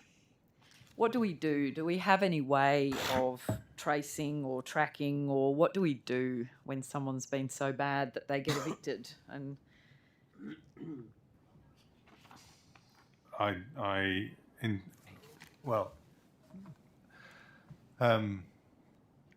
if they are evicted from a social housing property, then I'm actually not sure whether they remain on the social housing list or not, so I'll have to. I can probably, I think there are a whole lot of strategies that have been put in place over the last couple of years. There's a program called Sustaining Tenancies in Social Housing to try and get in earlier to prevent evictions, particularly where there's antisocial behaviour. And there was an audit done in 2018 by the Audit Office, which acknowledged that the government's success in managing serious and severe illegal antisocial behaviour was improving the situation. We've subsequently expanded that particular program in the last budget, and that's currently, I think it's either been evaluated or about to be evaluated in terms of success. And I think there's some, just noticed there's apparently been 4,572 tenants that have been issued a warning between the 22nd of February 2016 and the 31st of December 2021. Only 1,384 have gone on to receive Strike 1 notice, and only 90 have received a Strike 3 Notice 1. There's some other information. Concierge services in Waterloo, Redfern and in the Northcote building in Surrey Hills further prevent antisocial and illegal behaviour. This service is apparently really popular with tenants who report a much greater sense of security. So I think there are quite a number of initiatives that have been put in place to try and prevent people being evicted from social housing who obviously have quite significant needs. Yeah. But it's all a bit abstract because we don't actually have the number of how many. But I take those numbers. and perhaps the 90 strike 3 notice 1 is the most pertinent figure. Yeah. Okay, thank you. Also, just wondering how many transfers, if any, may have happened that relate to mould or damp in the last period of people in social housing, and whether you're aware of any, or... There will have been. In some cases, people might have been moved to temporary accommodation whilst remediation work was undertaken, and they've returned to their house. But again, I'll have to take that on notice in terms of transfers. I mean, for away from property in relation to mould or damp. Thank you, if you could, because it's just the mould and or damp, and what we're doing really in response to that more generally. So naturally, social housing and public housing is one element of that. So would be grateful for that. Thank you. And how many transfers, if any, have taken place because of the need for accessibility upgrades? And I know this goes perhaps to some of the inquiry earlier. Again, I'll have to take that question on notice. Okay, thank you very much. And can I just finally go back to earlier? I think you were referring to the trials that have been taking place around the bail support. And just wondering, is that something you report on? Is that something publicly available, or how do we find out about what you're doing and what that investment is and what the monitoring of that is and what the outcome is, particularly given young people are facing more bail refuse? Yeah, certainly. There isn't any public reporting on that yet, as they're all quite new. Right. And it's too early to determine the effect. It's also, I think, important to note, as Mr. O'Reilly mentioned, both sentence and bail numbers have been declining quite significantly until the start of this year. So, and sentence numbers are still declining, I think is right to say, Paul. Yes, definitely. The increase is those remand numbers, which have started to go up in the last couple of months. We have looked at what's driving that remand, where and when and for what kinds of activity. And we're starting to put in place some initiatives to try and turn that around. So some of those are Aboriginal staff working with police to try and facilitate bail for people and help people to be able to maintain that bail. This year there'll be, through the Aboriginal Legal Service, we're providing funds to the ALS to set up bail support services for children at the Children's Court, again to try and facilitate bail and hopefully to get young people to maintain that bail once they're on it so that they don't start to breach. There's an enormous amount of work that Mr. O'Reilly's team's doing around short-term remand, trying to reduce the flow of people into remand for short periods of time. And we're also doing some work with the Children's Court to try and speed up judicial bail decisions so that we can shorten that period of time that young people are spending on remand. What's the sort of, just for, I know it's asking you, it's generalising a bit, but what are the sort of main factors that the refusal is going to? Is it I mean, yes, the seriousness of the offence, but what is the factor, do you think? Like, is it not having somewhere to go or not having the right ability to report, or what? The proportion of cases that are because there's nowhere else to go is extremely small, but the kind of factors that are driving bail refusals appear to be the seriousness of the offence, the vulnerability of the alleged victim, and a history of bail breaches. They're three consistent messages that we receive from police and from our staff who are on the ground with them about some of the reasons why. So it's certainly not, in my view, not a targeted strategy on behalf of police to increase bail refusals. It's about their assessment of the risk in those situations based on those three factors. So our job is to be on the ground as soon as we can be, to work alongside the lawyers, to work alongside the social workers, to try and mitigate those three factors or other factors that may be relevant as well. Sometimes the other factor is the absence of family, which is often about more than just accommodation. Yeah. It's family complexity. Thank you. We have about 6 minutes left before we break. Oh, I might as well get started and then just see how we go. I just wanted to follow up on some of Ms. Higginson's questions about social housing. So, I mean, we briefly touched on this issue of why the data in relation to wait lists is released so infrequently and ends up being so out of date. And there was a reference to the fact that auditing needs to occur on the data, that it the list needs to be sort of checked in a way, and this is consistent with evidence that DCJ provided at the inquiry into older people and homelessness. So can I just ask, as a result of the auditing that goes on, how much does the list change? How much does the number change? Well, sorry, I can't answer that question because I haven't, essentially because I haven't been in the role for long enough to see preliminary data then translated into verified data. I don't know if any of my colleagues can assist. I'm happy to take that on as Ms. Yeah, so what would be useful is, obviously the data, the number that we get is quite precise, down to the individual one. So we're given quite a precise number. At the, end of the year, obviously a button's pressed and a figure is popped out. I want to know how different that figure is from the final figure that we receive months afterwards as a result of all of the checking that has occurred. Okay. Yeah, I mean, okay. In how many transfer requests were received by DCJ in, say, the last year? I would have to take that on notice. So I asked that last time. That was taken on notice, and the answer was that the information is not publicly available. So just want to obviously flag that I don't consider that an adequate response. So either you don't know or for some reason you're not able to provide that, but that would be useful. Similarly, how much does DCJ spend on contesting matters or defending matters at NCAT? Do you have that figure? No, I don't.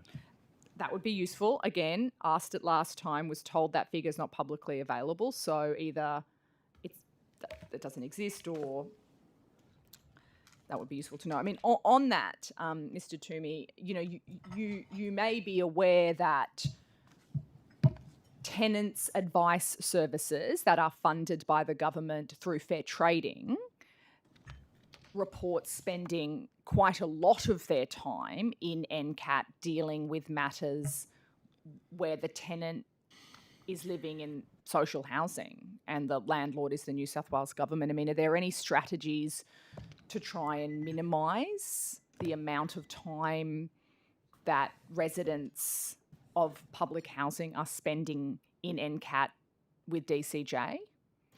Well, as has been mentioned, we have a number of programs which are aimed at identifying potential antisocial behaviour amongst tenants and actually and engaging with tenants very early in that process so that we don't have to get to a point where we might need to, for example... I actually think they're taking you to the NCAT for failing to do modification work or remediation work on their properties. So I understand what you're saying. Yeah, the Sustaining Social Housing Tenancies program is a good program and has got very good feedback. Less good feedback has been received about the process of residents who need modifications on their properties or work done because of damage. And I mean, we can get to the Ombudsman report in terms of disability modifications in a minute, but just in general, an unresponsiveness in terms of whether it be mould, whether it be broken windows, whether it be ceilings falling in, and an escalation needed to NCAT in order to get a response from DCJ. So are there any efforts being made to try and limit the amount of time you're actually in NCAT? Well, we work closely with Land and Housing on the maintenance side, as you understand the distinction between DCJ's responsibility in relation to housing and that of Land and Housing Corporation. And maintenance and the escalation of maintenance requirements and requests is one of the things that we work very closely with Land and Housing on, which would, and obviously if those things were expedited, they may lead to less people seeking recourse to NCAT. I think the buzzer's gone off, It so has, I think we have afternoon tea time. That's it? Well, no, I mean, I haven't finished. We're at afternoon. Well, I think We're at afternoon tea. You have to come back. we'll break now for afternoon tea for 15 minutes and Thank you. come back at 3:45.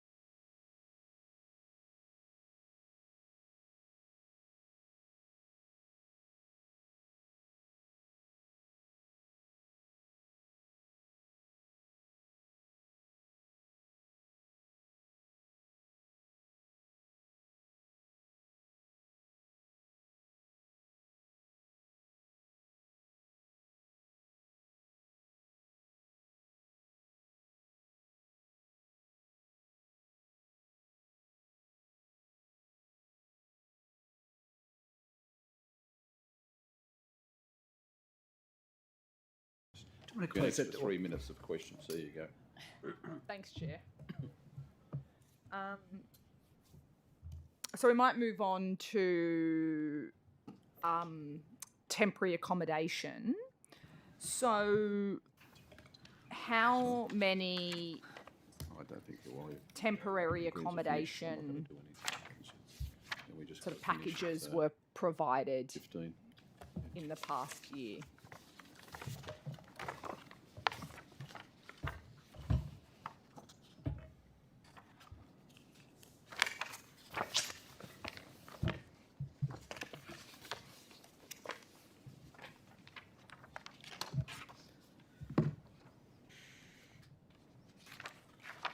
So I do have a number, but I think it's distorted by COVID responses, I'm afraid. So I'm just trying to find that number.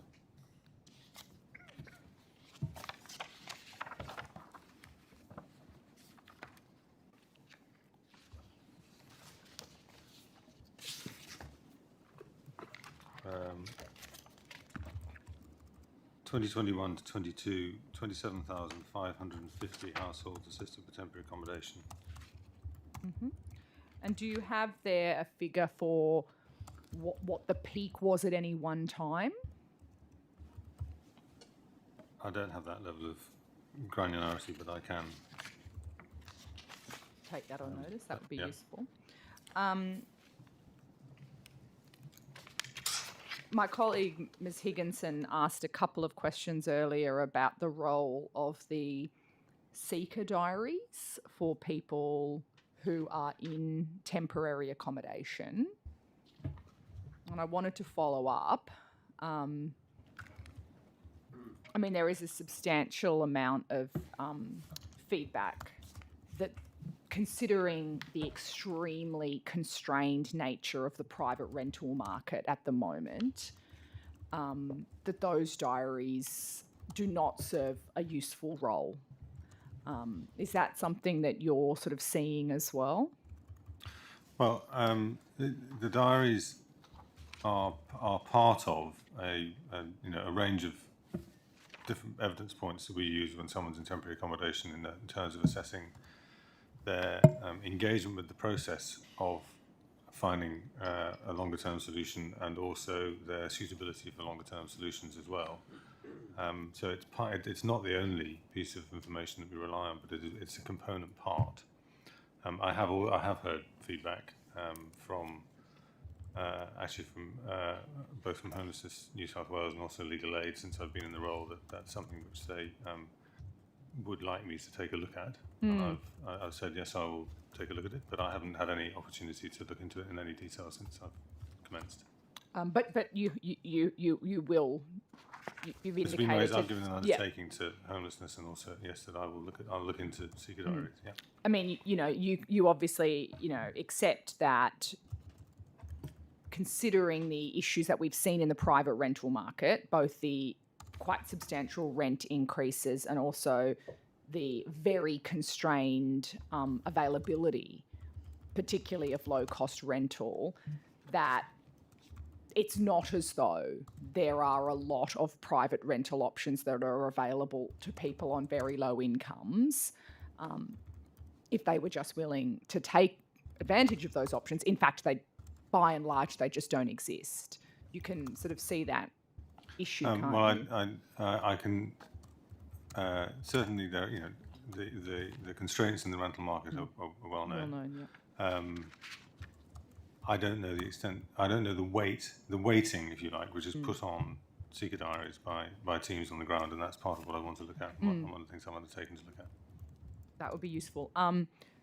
Does DCJ collect data on where people are going when they are exiting temporary accommodation? Yes, we do have data on that. We have a data of what their what their outcomes are after leaving TA. How many people leaving TA enter a form of homelessness? Again, I'd have to take that on notice. That would be useful. Yeah. There have been particular concerns raised about homeless people who do not have permanent residency and their inability to access a number of sort of traditional support services. Is that something that's been raised with you? I'm aware of that, and went to a symposium, I guess it might be called it, jointly put on by Homelessness New South Wales and the End Street Sleeping Collaboration in July, I think it was.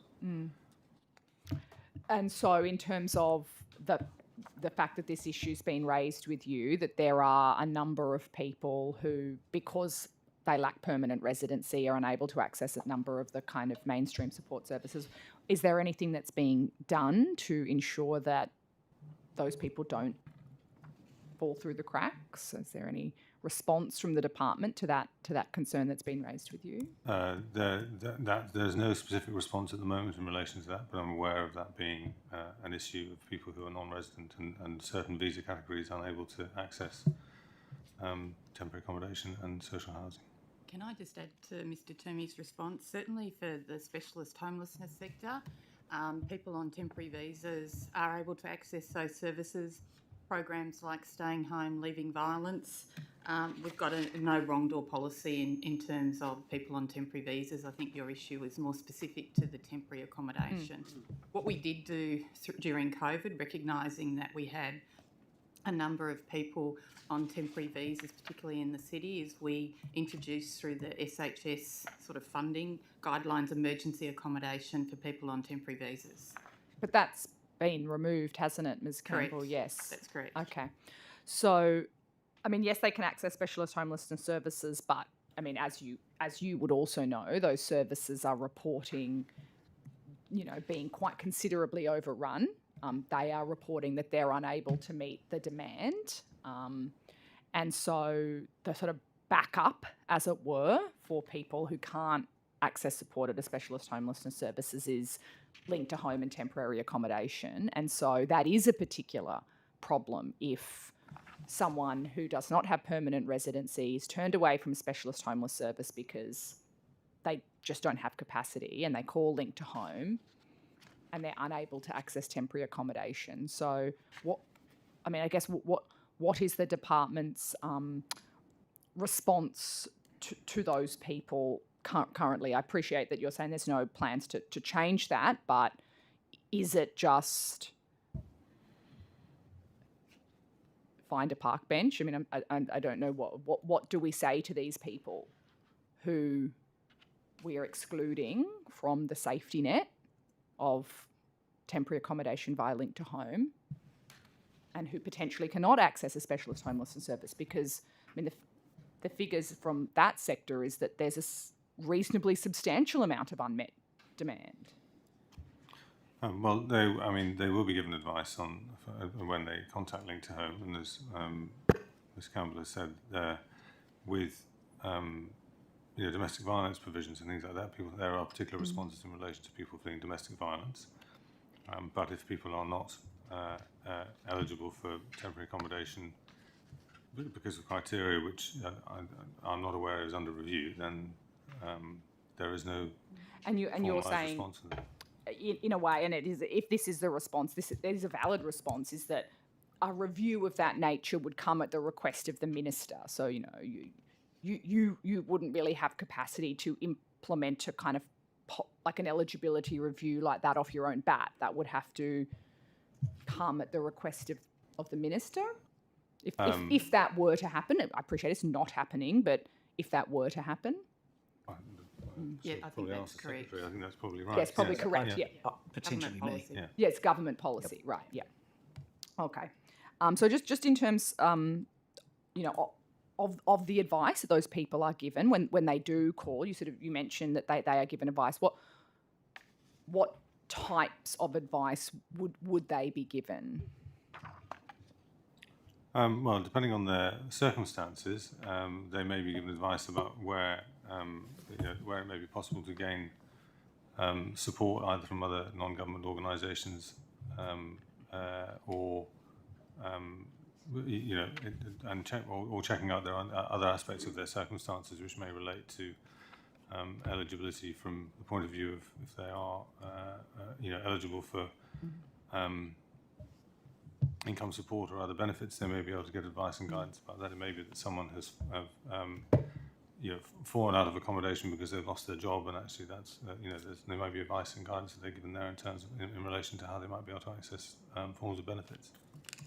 Okay. And I can just add to that too, we also provide funding to specialist migrant and settlement services supporting temporary visa holders, and that funding provides temporary visa holders with access to food and supplies, medical support, telecommunications, transport and essential housing during COVID-19, and other services that continue to provide a casework and case management support to sort of navigate But the housing element was limited to the COVID period, and that has finished. And I'm specifically talking about a number of people who are homeless in our city who are not permanent residents.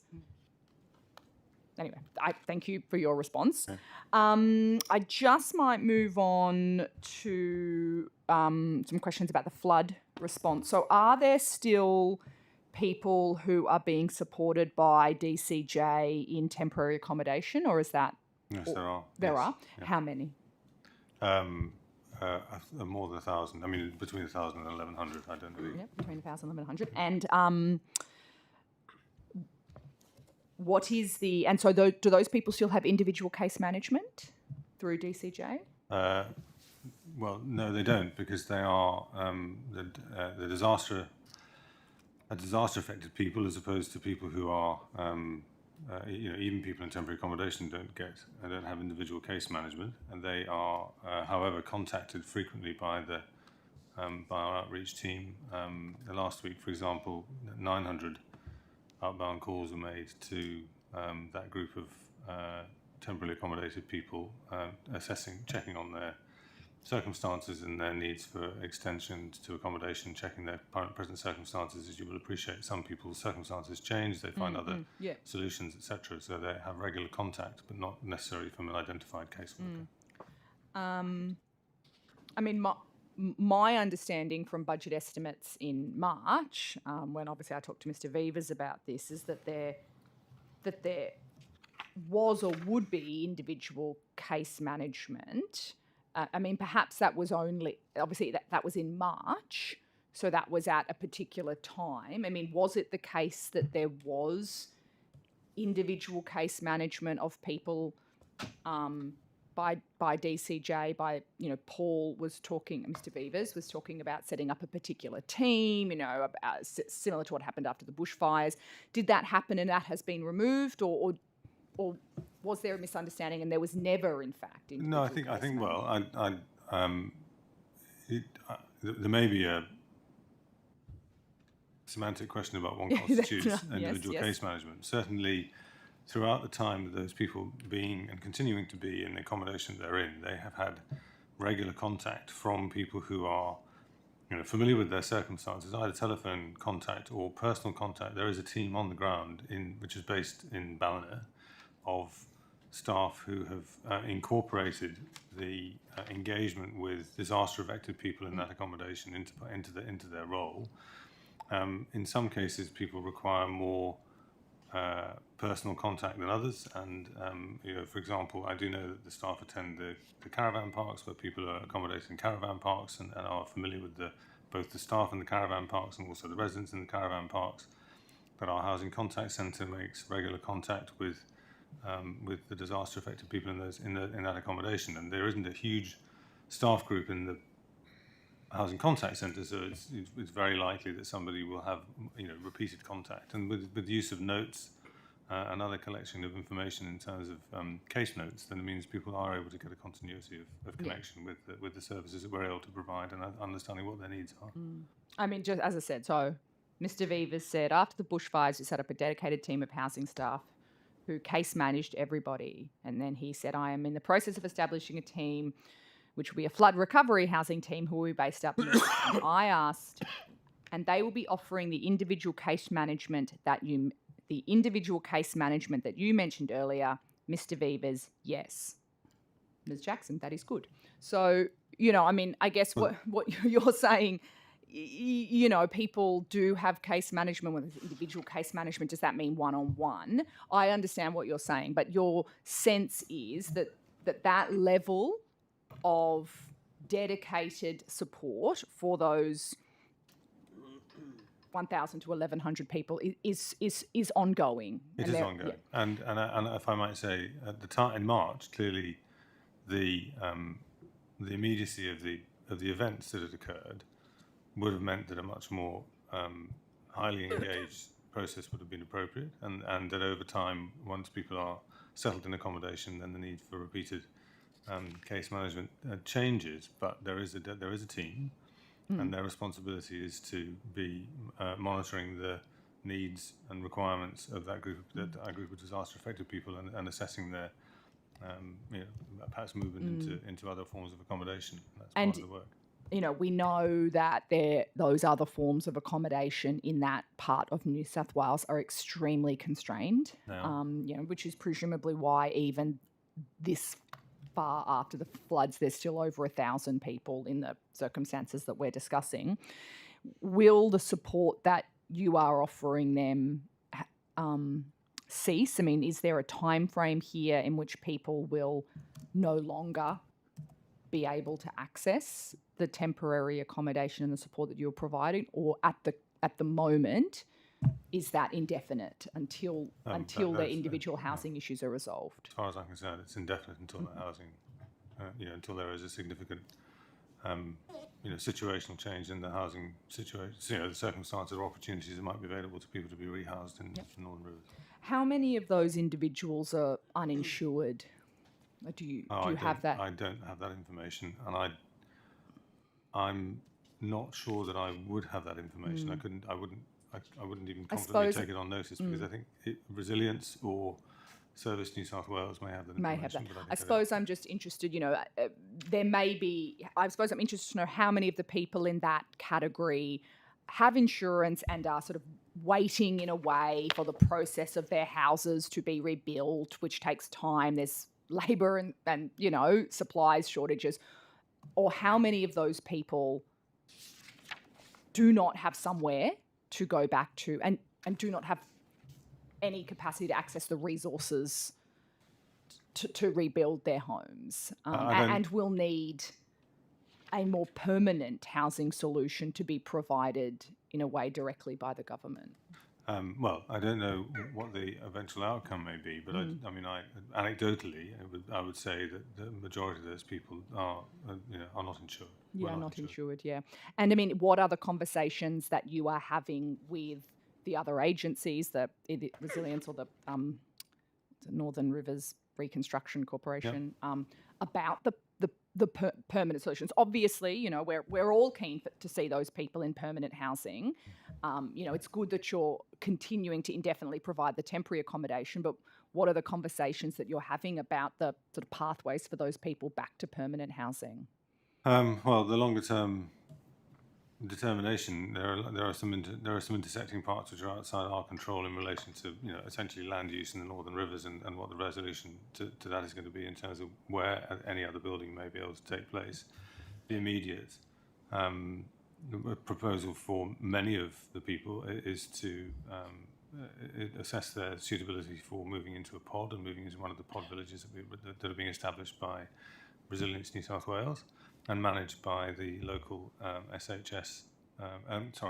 CHP, community housing provider there.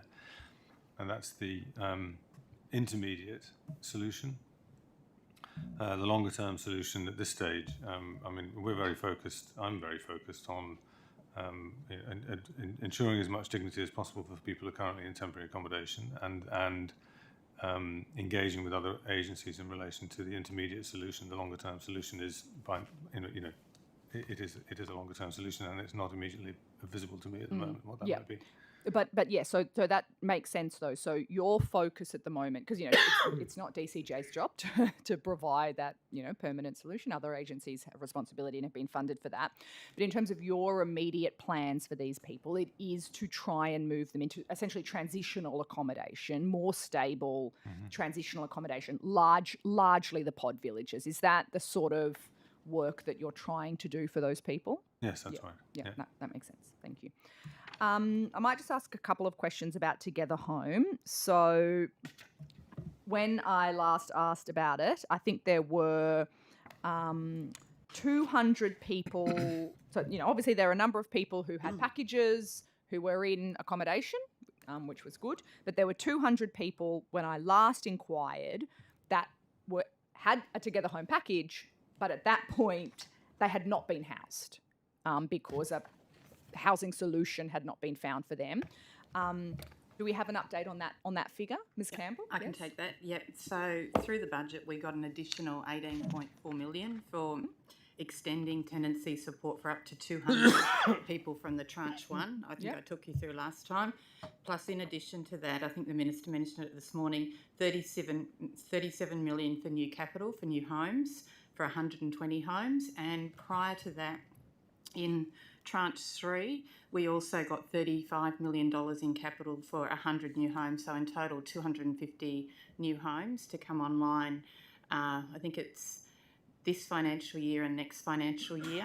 The other bit of information that I can also provide to you is of the people that have entered the Together Home program, 440 people have been housed in long-term housing, and we've continued those wraparound supports. So even though for a number of them, they may have been in there for 2 years, they had quite complex needs and needed a lot of support to ensure that they didn't exit back into homelessness. So how many people who have a Together Home package across sort of any of the tranches, really, they have a package, how many of them are not in accommodation now? None? Or there are a couple, particularly with the sort of latter tranches where they're getting wraparound support. So I understand some of them are getting they have the package and they're getting the support services, but the accommodation part isn't there. So there are still people in that category. There are. How many? I'd need to take that on notice. Yep, that would be useful. And do we know, particularly again for the people in the earlier tranches who have had accommodation and have had it for a longer period of time, have any of them re-entered homelessness? I'd need to take that on notice. I think it's very few, but there have been some circumstances that I'm aware of that people have chosen to leave those particular packages. Okay, that would be useful. Yeah. In the last round of estimates, there was a discussion around what was described as 1,000 or so people who were in social housing who were receiving some NGO support but were not on a Together Home package because, as we know, they couldn't possibly fund all of the people who might be eligible. Has there been any follow-up on those people? Have there been any tracking on whether they are still settled in social housing or have any of them exited to homelessness? I'd need to take that on notice, but I think the Minister mentioned this morning that there was an announcement about the extension of that for another 3 years. I think you're talking about the STEP program. And there are a couple of different STEP programs, there's STEP A, B and C, but look, I'm happy to take that on notice and come back to you. Be useful. And I know we've done an evaluation as well. well. That was my next question, the Ahuri evaluation report. Where's that up to? I'd need to take that on notice. I know there was an earlier evaluation done of the STEP program because that's obviously informed what we did in the Together Home program, but happy to take that on notice and come back to you. Yeah, that's right. I think that you mentioned last time, Ms. Campbell, that you were expecting an interim report from Ahuri on a Together Home evaluation. So it would be useful to know where that's up to. And if it's completed, whether a copy could be tabled as in response to questions that just come back to me. Yeah. So I understand that the interim report is coming through later this year, and then a final report, I think, in June 2023 next year. Okay. And we have also sort of remodified the evaluation because when we brought on Ahuri, it was for tranche 1 evaluation. And what we've got some lessons learnt from tranche 1, which we've then, included in tranches 2 and 3. So we've included tranche 2 and tranche 3 in the Ahuri's sort of scope of engagement around the evaluation, so we can actually look at the, progressive improvement for people. But certainly initial information is that there's some really positive outcomes from this approach for people who have previously been sleeping. Oh, absolutely. Yeah. No, I mean, I would anticipate that that potentially would be the case, but it would be useful to see that evaluation. Just in terms of the street count, Mr. Toomey, so you mentioned that one of the reasons that the figure had gone up a little bit was that new areas were being included in the 2022 street count. Is there any consideration being given to a further expansion of that? Because I do know that there are other areas in New South Wales that were not included even in 2022 and have indicated that they are experiencing higher levels of rough sleeping. So how are those decisions made in terms of where the outreach occurs for the street count? I don't know how the decisions were made in terms of the outreach for the last street count, but certainly, as I mentioned in the previous answer, we continue to work with partners on the ground, SHS providers and other organisations to understand where there may be areas where it is appropriate to carry out a street count and not just LGAs, but also areas in those LGAs. And I do know that in the last street count, I think there were 3 areas where, because on the previous street count, the recording was 0 or had been 0 for a couple of street counts. The street counts weren't undertaken, and that was also done in consultation with local bodies. So there is some flexibility in terms of the way in which we do street counts. We are very keen to make sure we capture the accurate information. Clearly, that's very important. So so you're responsive to local SHS providers who have who are indicating, look, we haven't been included because, as you say, I mean, the number was 0 for a number of years, but now we are experiencing that. So there is flexibility, as you say, in terms of responsiveness to that. That's good. If I could come back to an earlier question, which I took on notice, and so the peak peak TA, in September 2021, 2000, and on the 6th of September 2021, 2,034 households in temporary accommodation, and that was the peak. That's quite high. I mean, the previous peak, I understood from the previous reporting year, was 1,184. So we are seeing quite a big jump then. That's in terms true. Of it is, and I don't know the detail that sits behind that number, but that it is. I mean, it's like everything in the last 2 years. You have to think COVID may have an issue. I think we were in a lockdown in September last year. Together Home would have been operating, so and there would have been numbers in there who would have been come through Together Home, where we had very much limited the numbers of people who obviously were sleeping rough, and there are larger numbers of people in temporary accommodation. So I don't know the detail behind the number. But I mean, and just to be clear, I mean, previously I have received assurances that the sort of budget, as it were, for temporary accommodation is not limited. It is only limited by demand. That if someone is eligible for temporary accommodation, putting aside the people who aren't eligible, that they will be accommodated. That for example, if we're seeing more and more people who do need temporary accommodation, we are not going to reach a point where the department says we've run out of money to fund temporary accommodation. That's an assurance that I've received previously. Is that your understanding as well? Currently, the circumstances are if somebody presents for temporary accommodation and we can find the temporary accommodation, we will accommodate them. Yes, I appreciate the issues but about finding it. We're not going to be not accommodating them on the basis of cost, of budget. Cost, okay. Tara, did you want to do your questions now? I've got a few more, but might just be good to, if you want to do yours. Thank you.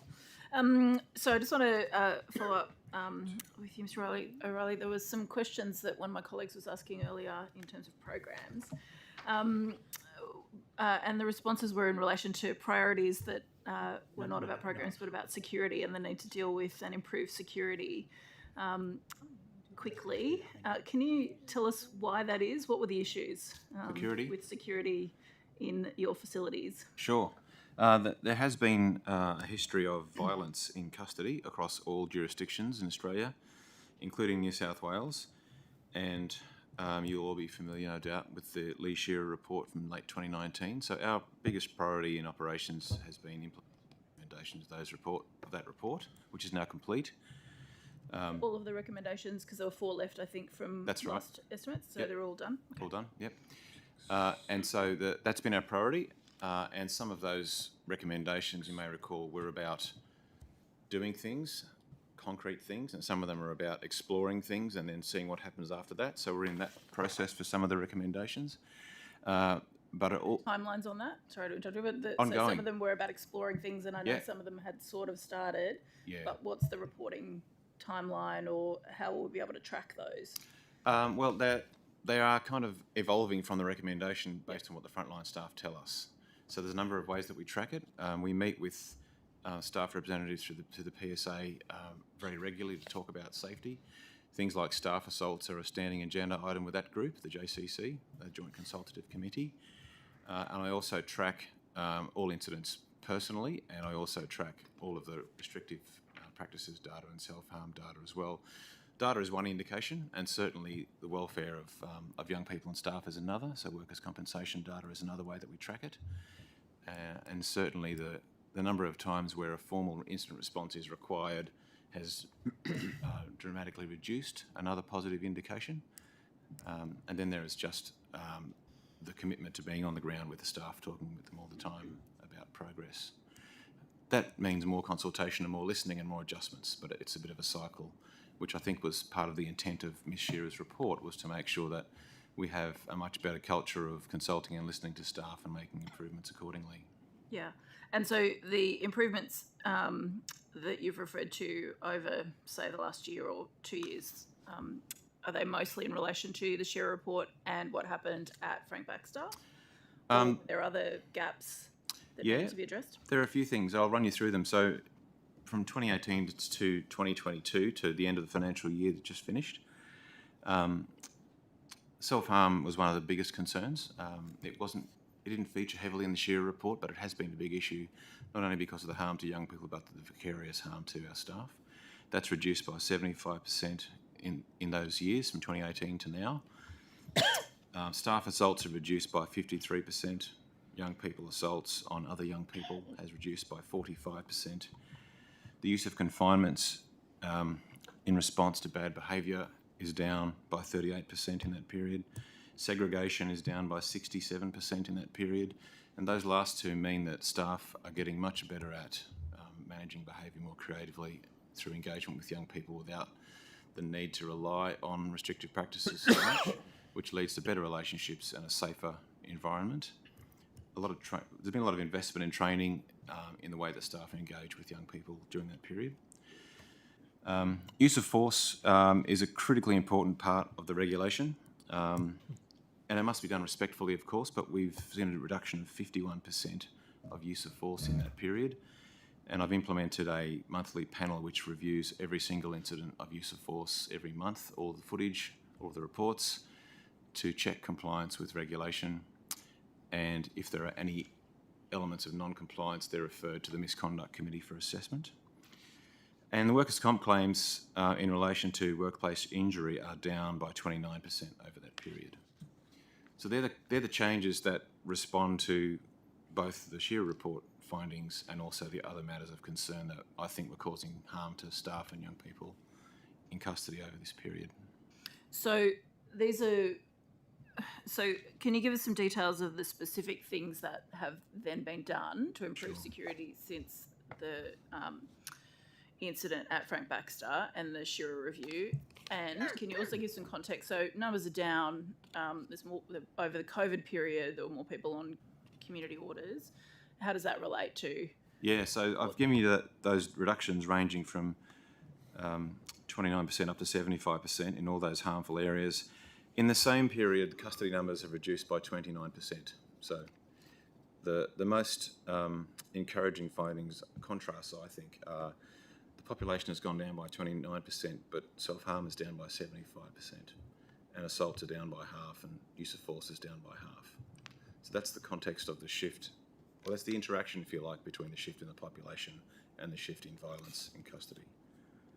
The other part to your question was about the changes. So the key changes in relation to safety and security in custody and Ms. Shearer's findings are in relation to the way we classify and manage young people while they are high risk. And I don't mean high risk of offending in the community, I mean high risk of being violent in custody. We now have a broad panel of experts who make decisions about placement for those young people. That includes the head of forensic adolescent psychiatry from Justice Health, head of psychology from FACS, Community Services, and a range of staff from Youth Justice, including frontline staff and PSA delegates and Aboriginal staff. The cases where young people are exhibiting signs of escalation and complexity are referred to that panel, who then make recommendations about placement, whether they need to go into a high-risk unit for a period of time, where they are somewhat more contained, their routine is different, or where they need to go into an enhanced support unit for a more therapeutic response for a period of time. But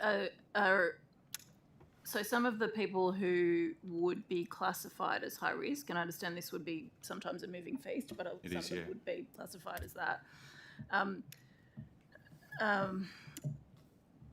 Is part of the recommendations of this group that are they spread across different facilities? Are they kept in one unit? How does that? No, that's the next part of the response is, in response to Ms Shearer's recommendations, we've established a high-risk specialist unit at Cobham and another one at Frank Baxter. And in those units, the ratios of staff to young people is different to the mainstream units. In the mainstream units, we have up to 15 young people with 3 staff. In these specialist units, we have a cap of 6 young people with 4 staff.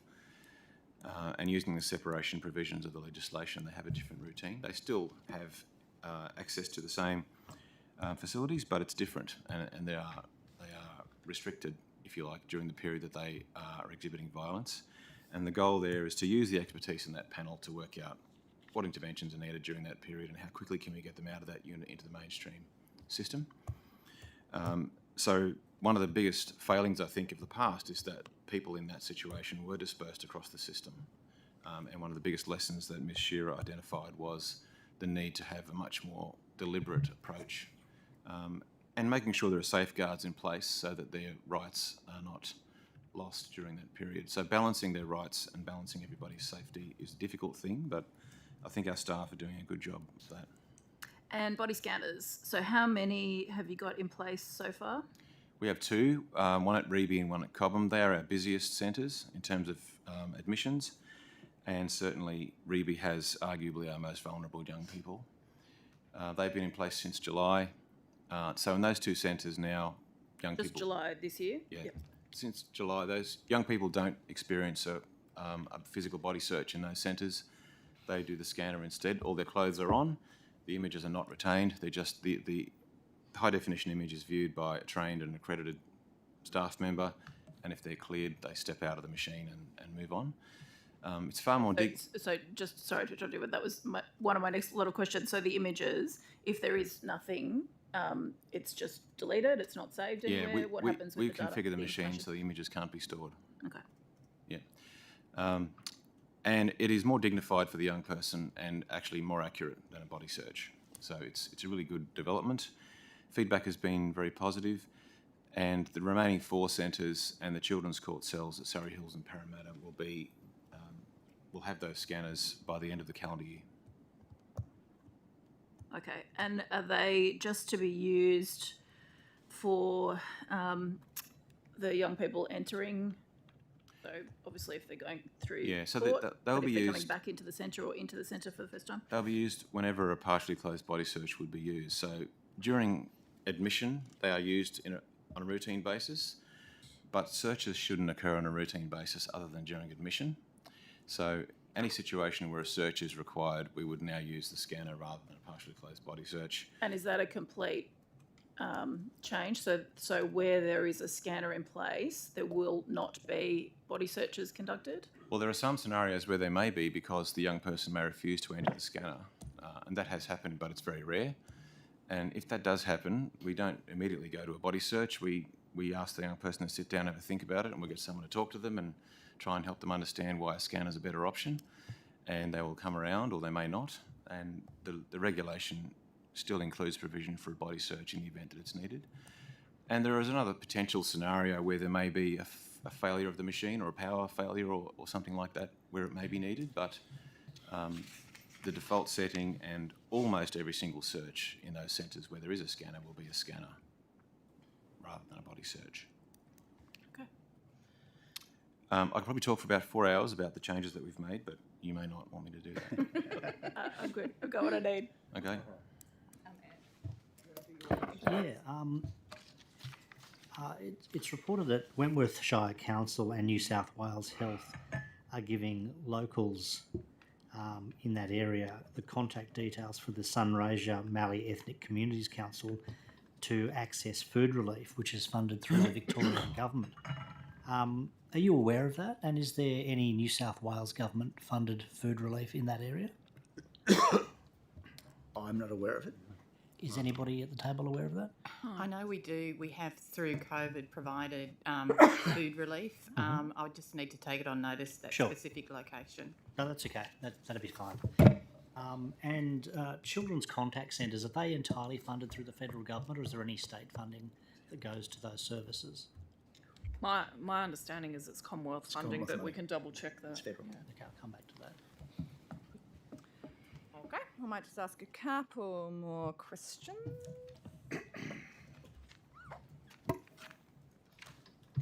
There we go. So I did want to ask about the Ombudsman's report into disability modifications. I think my recollection was that the Minister mentioned a task force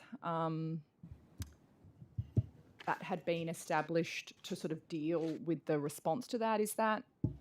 Are you familiar with that? I am. So the sequencing was that the investigation commenced in 2019, and the first provisional findings were issued to DCJ and LAC in April 2021. In response to those provisional findings, a task force was set up, and it ran until September to address the provisional findings and the work associated with the provisional findings. Although the task force is no longer in place, the work that it generated continues in terms of addressing the various recommendations that came out of the report. So a task force was put together at that time, which involved LAC staff, land and housing staff, DCJ staff, etc. It completed a range of outputs, deliverable outputs, implementation of a statewide disability modification tracking register, enhanced reporting with a purpose-built monthly report on the status modifications by location, updated the land and housing and DCJ exchange guidelines with supporting resources, outlined the communication process and responsibilities between agencies and clients, updated various occupational documents, etc. So there was and revised the complaint handling process. So it got to work on the provisional recommendations at that stage. Yes. And so obviously we've subsequently then had the sort of final report, not that was that different from the interim one. And so the task force is no longer operational. I mean, is it your view that all of the recommendations have now been implemented? Is that how you would describe the status? Yeah, the statuses were 27 recommendations, some of which, 9 of which were joint between DCJ and LAC, and 10 for DCJ alone, 8 for LAC alone. They are, the majority have been accepted and are either have been acted on or are being acted on.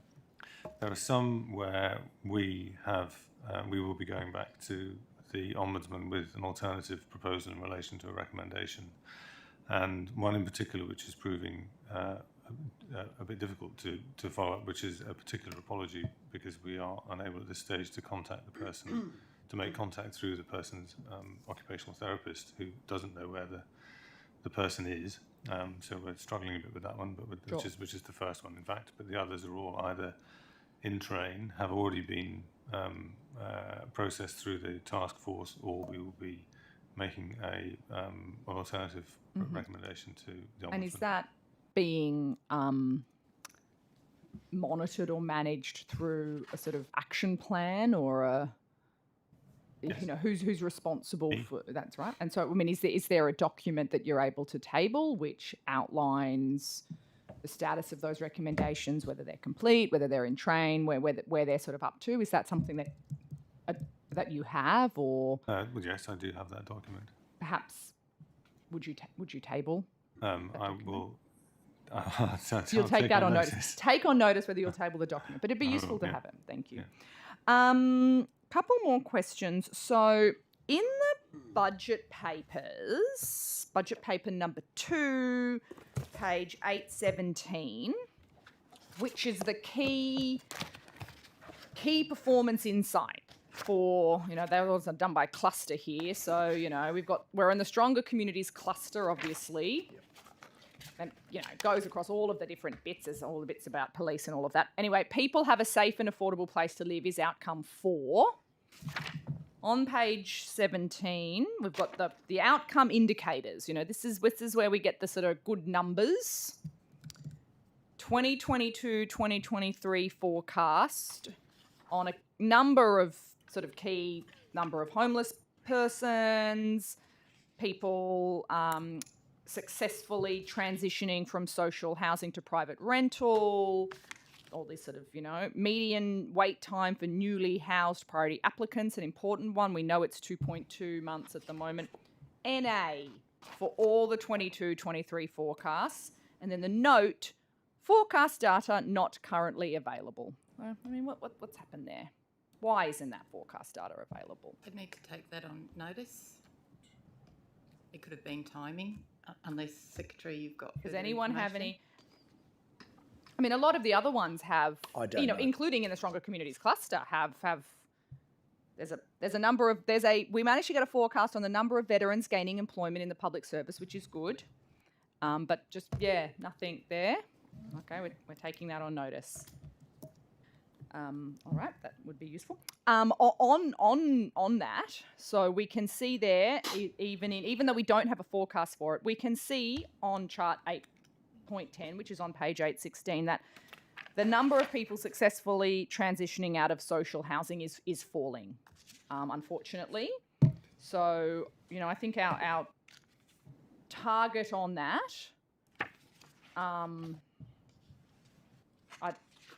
actually, there's no target on that. Sometimes they have a target, this one they don't have a target. It's just falling. Unfortunately, it's now close to 10% of people who are actually successfully transitioning out of social housing. So I guess, it is being recorded and measured in the budget, and it's going in the wrong direction. So what are we sort of doing to try and support people who are in social housing to successfully transition out of social housing?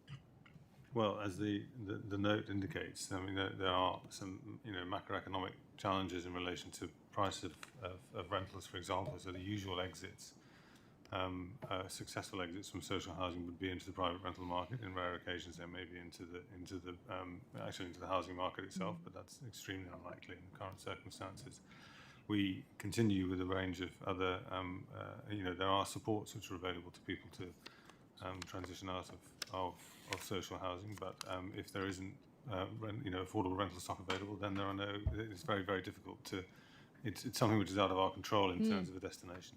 No, I actually accept that. Like, I sort of think, yes, it's obvious that a major reason for that is that the private rental market for people who are on low incomes is extremely challenging, and as you said, you don't control that. But the consequence of that is that fewer and fewer and fewer people are able to successfully exit social housing, which obviously means there is more overall pressure on the stock because there's still thousands and thousands of people waiting and fewer people who are successfully leaving. So whilst the problem is not of your making, the consequences are felt in terms of yet more pressure.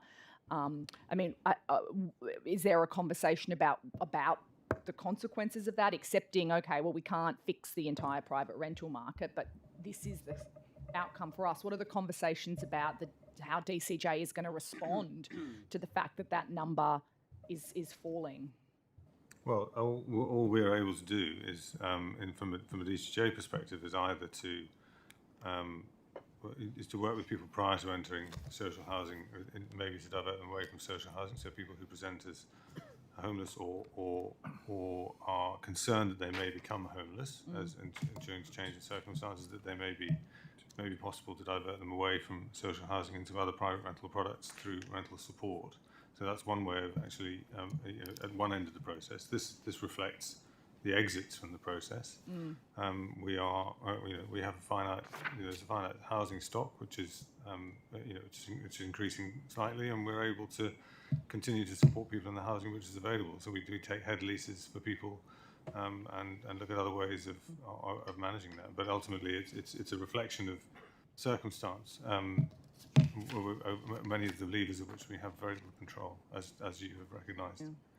And just in terms of, say, for example, the head leasing option, I know that again in the last budget estimates there was there had been some concern about the fact that DCJ's capacity to even do that was constrained because of the rent increases in the private rental market, but that there had been some additional support provided by Treasury, and I think that the aim of the additional resources that were provided to allow more head leasing was to, I think the number was 339 additional properties. Is that,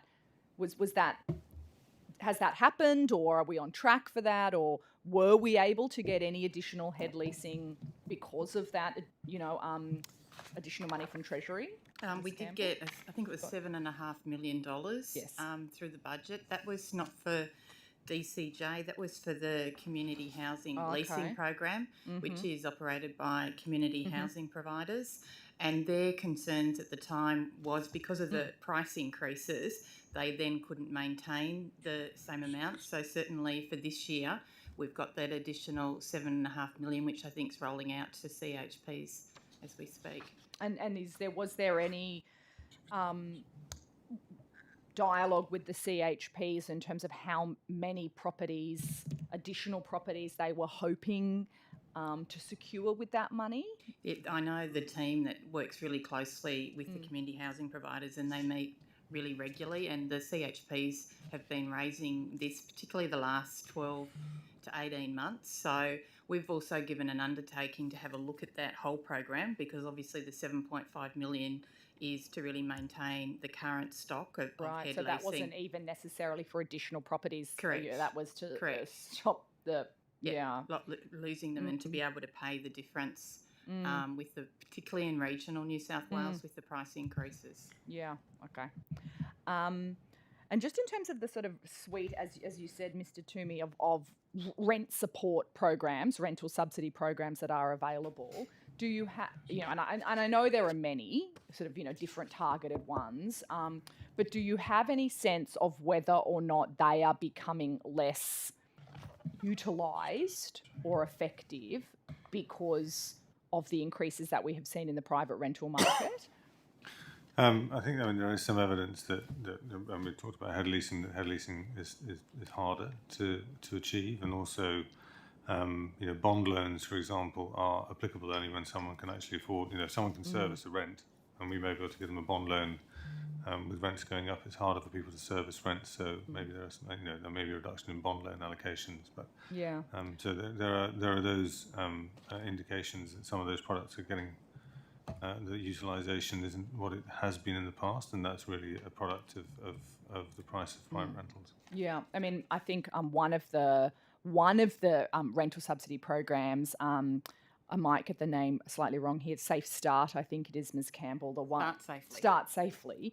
Again, feedback that it's a good program if you can find a private rental.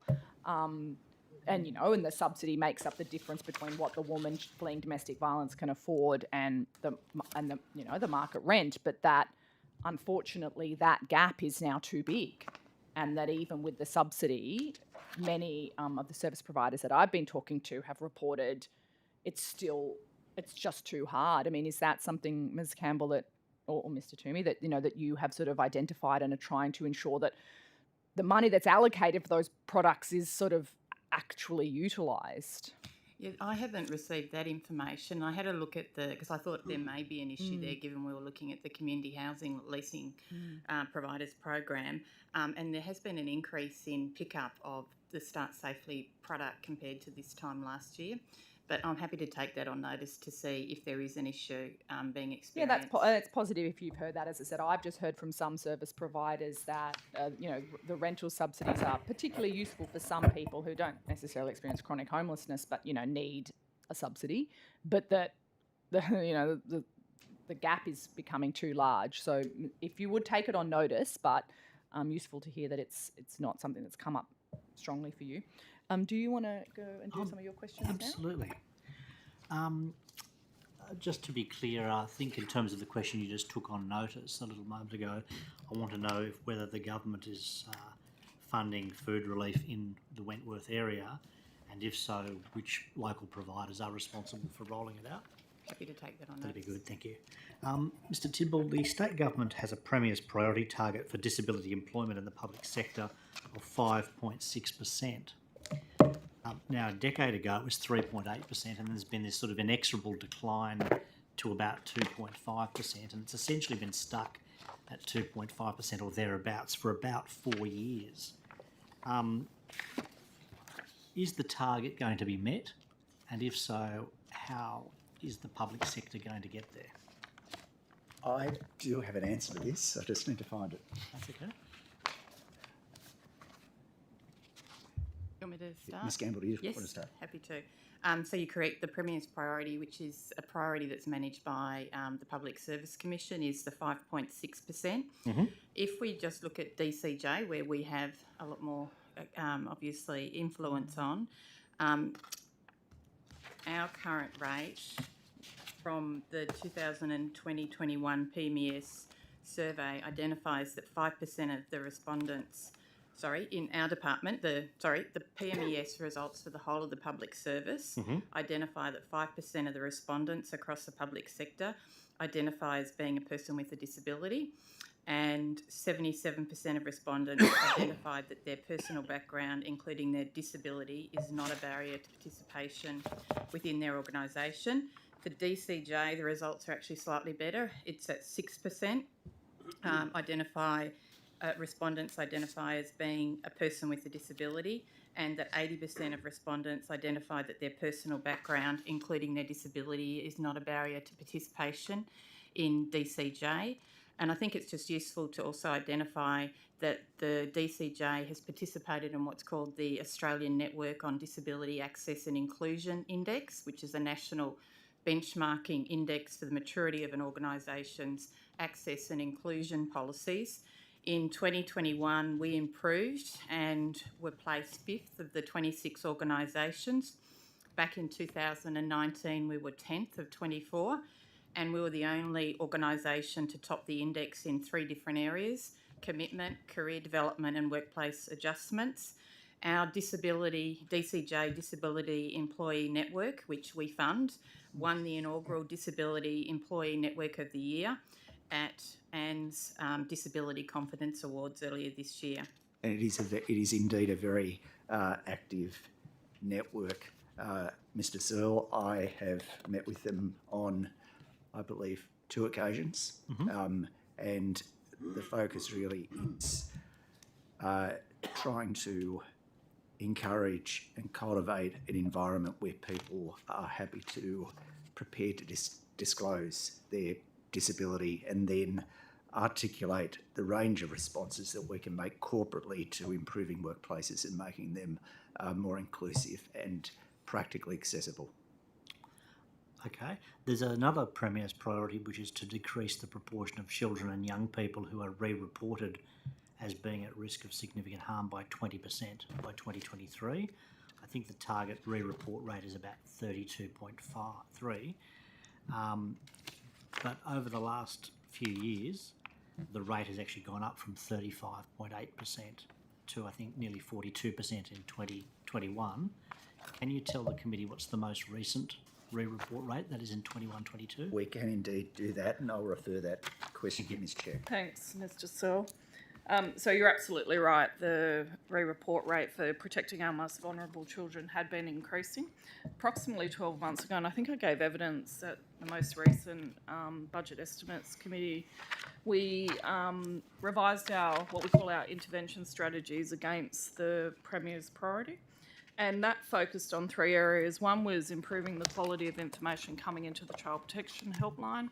Secondly, an improvement in the quality of our casework, because this is a measure about the effectiveness of our child protection intervention. And thirdly, when we close cases, that we make sure we close appropriately, in that the risks have been mitigated and children have a network of support around them. The most recent figure is, it's coming down, 37.7. And that is, I'll just have to find it in the note, I think that's May from memory. It's June quarter. June quarter, June sorry. 22 quarter. I know the most recent data, while it still needs to be cleansed or verified, is down to 36.6. Our forecast at the moment remains one of optimism in that we'll meet the target of, you were right, 32.3% by the 30th of June 2023. Okay, what additional measures have you put in place over the last 12 months to achieve that, if any? Yeah, so like I said, there were 3 focus areas that we revised our strategies. On the first point, which was better information coming through the Child Protection Helpline, we provided some greater and improved guidance for mandatory reporters, in particular in terms of what types of things they needed to report when they were concerned about a child. Secondly, we made some enhancements to what we call the e-report template. So it's the facility for mandatory reporters to make an electronic report through to the helpline. Training for our staff, both at the helpline in assessment of information, but also assessment when caseworkers actually go out and interview children. So a heavy focus on making sure when we go out, we identify risk appropriately, and then we mitigate that risk through what we call a family action plan for change, to, on the notion that if you mitigate a risk, whether it be in child protection or anywhere else, it shouldn't then be re-reported in 12 months' time. And the other focus has been locally in our community services centres, our local staff working with mandatory reporters to really promote a culture of responding to concerns about families rather than just reporting to the Child Protection Helpline. Now, I'm not implying by any stretch of the imagination when people are concerned about children they shouldn't make a report to the helpline, but sometimes mandatory reporters were seeking advice, and how they got that advice about what to do next was actually to have relationships locally. So, for example, a local principal knowing who the local manager of the community services centre is, so that they could talk through concerns about children. And the outcome of those conversations and that relationship building has been incredibly positive. Certainly I've had feedback from mandatory reporters around the state about the effectiveness of that strategy. Now, it may mean we still say to the mandatory reporter, no, you need to ring the helpline, but there may be some other advice or some joint work we can do with that mandatory reporter. So just to be clear, all of these measures you've enumerated are new in the last 12 months? Yeah, correct. And then finally, as I said, Mr. Searle, we have focused on being very careful and considered in the closing of child protection reports. So only closing in instances where either risk has been mitigated or case plan goals have been achieved, and or families have been referred on for support services. And as the Secretary alluded to earlier, we are enhancing our child story data system to better capture what actually happens, not only to that cohort of children, but all children that are reported into the statutory system. Okay, well, thank you for that. What is the average number of risk of significant harm reports for a child before they enter out-of-home care? Keep those stats. Honestly, I have never, Mr. Searle, come across that figure before. There'll be a question of, do we have it? I think we can take that on notice, Mr. Searle. I'll try to take it on notice. Yeah, you either keep the information I'll or have you don't. to consult with our good folk in the data area. Okay.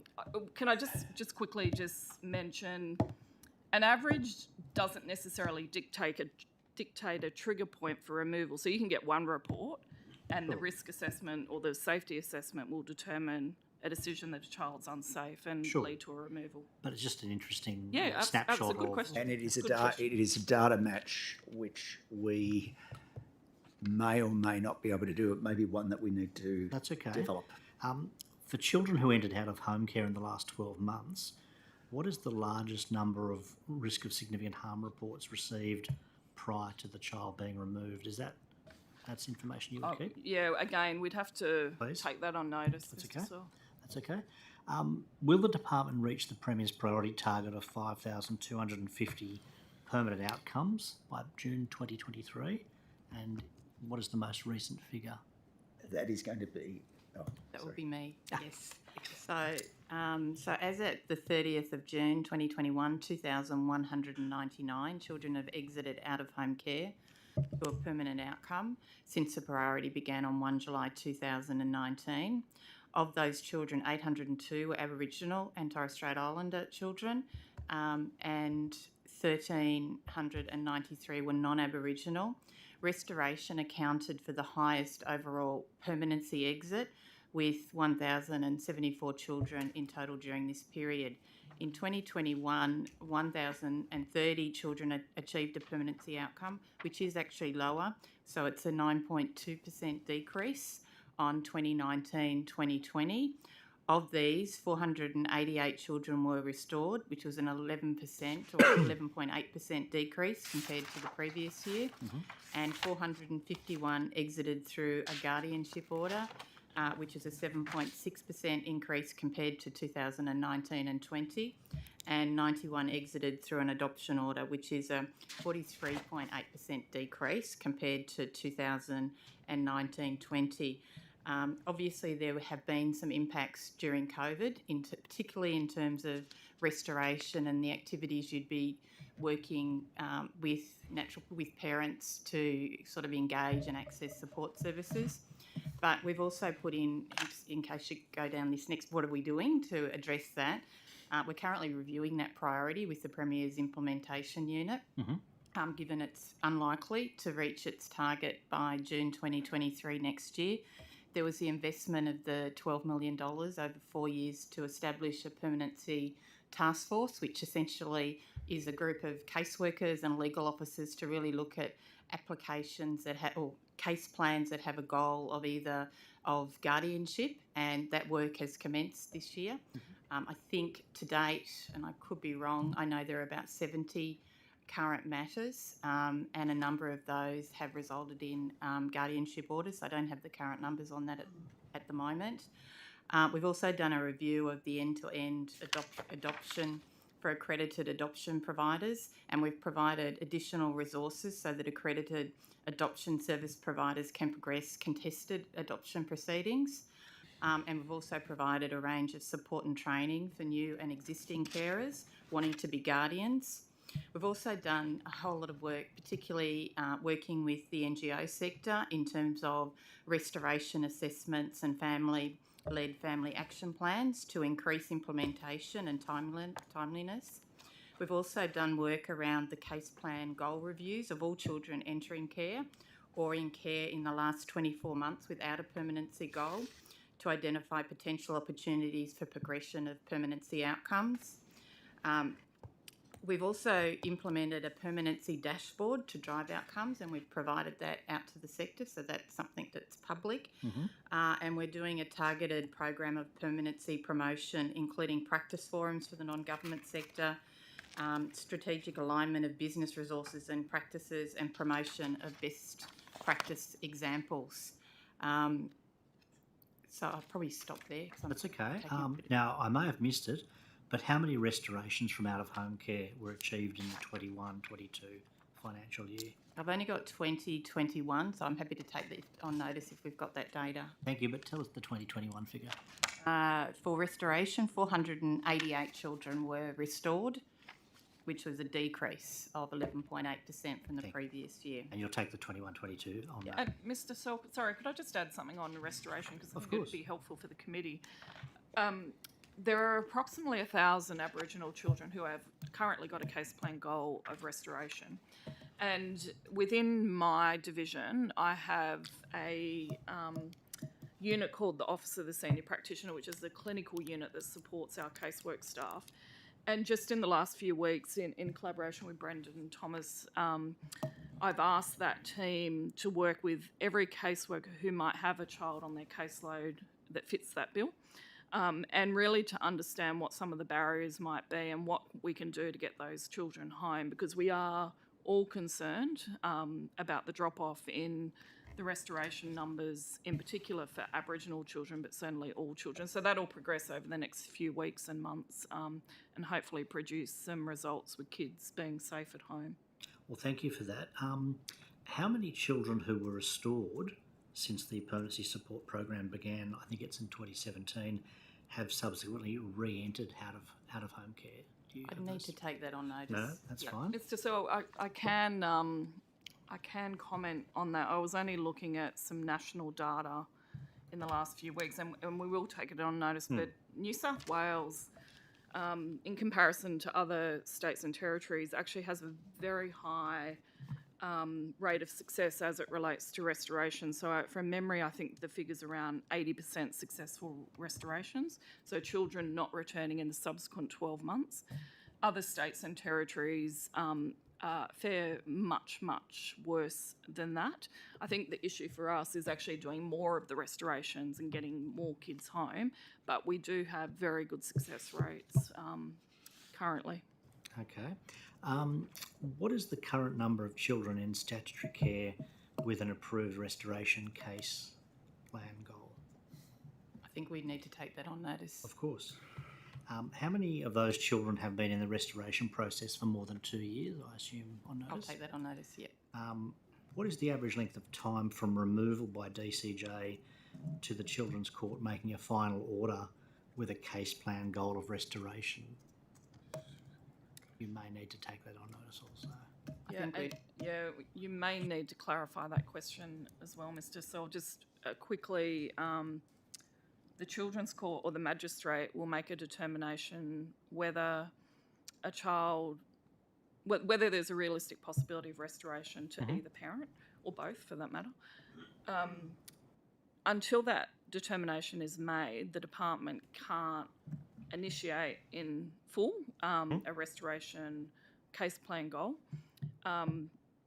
But we can certainly, from the time we get that decision, we can certainly provide maybe we that could step it information. out. You could do average length of time from removal to that determination you spoke of, and then from that determination to there being an approved restoration case plan. Yeah, we can certainly take it on notice. Thank you. That would be very useful.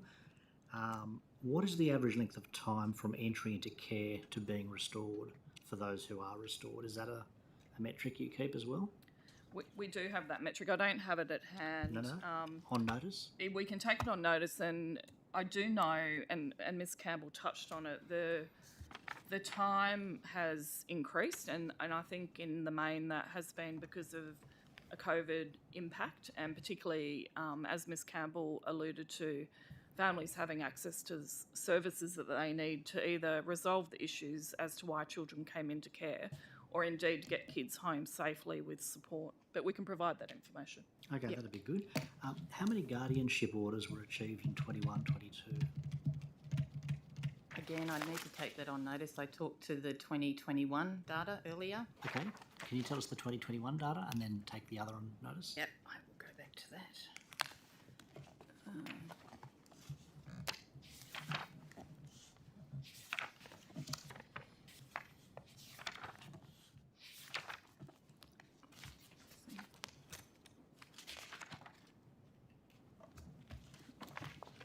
Sorry, this folder's very big. We're a long way from the paperless office, or hearing room as the case may be. I did have it a second ago. I'm happy to take I'm happy for you to it'll take that be on the notice as record. well. Yeah. What's the current number of children in statutory care with an approved guardianship case plan goal? Again, I'd need to take that one on notice. Okay. How many of these children have been in the guardianship process for more than 2 years? Take that one on notice. Okay. And again, similar to my earlier question, what's the average length of time from removal by DCJ to the Children's Court making a final order with a case plan goal of guardianship? And you might have to do it in 2 stages. Removal to determination about whether such a thing is viable, and then from that point to when the case plan is made. That'd be very useful.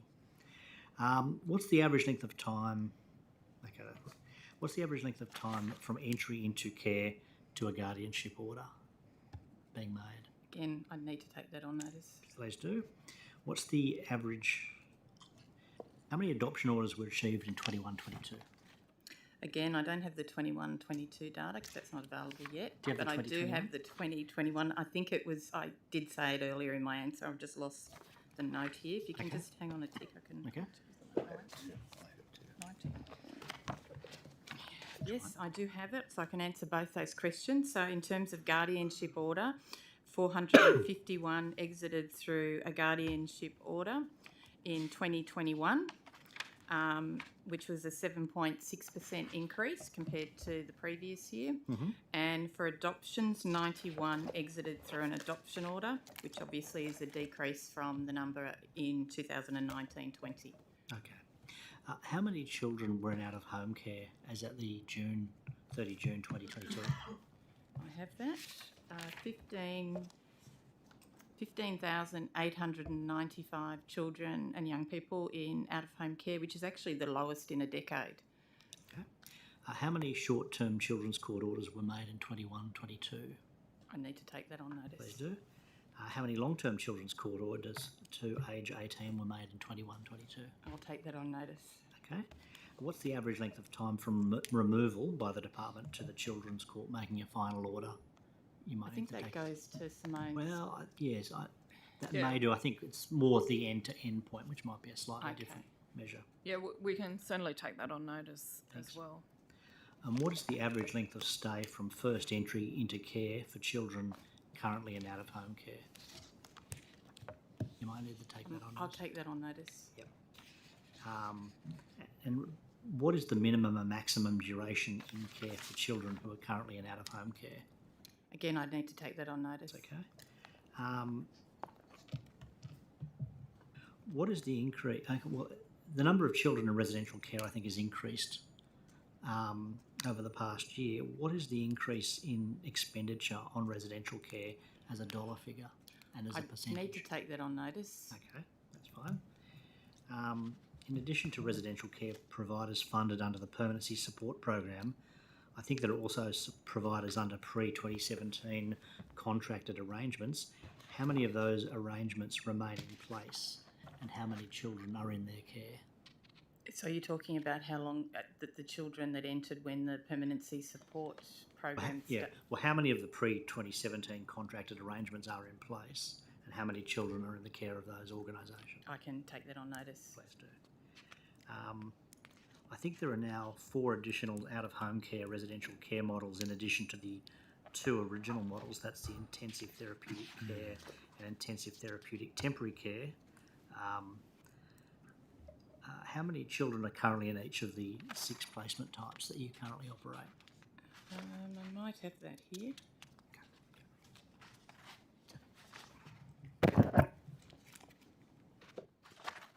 I think there's alternate care arrangements, individual placement arrangements, short-term emergency placements, and the interim care model, as well as the first 2.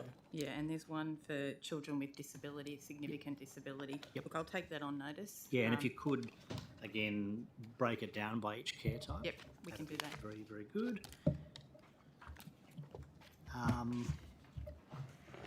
You know, Mr. Chair, I could go on for quite some time, but why don't you put them on notice? Given that we're on such a good streak of responsive answers from the department, I'm happy to take a punt and put the rest as supplementaries.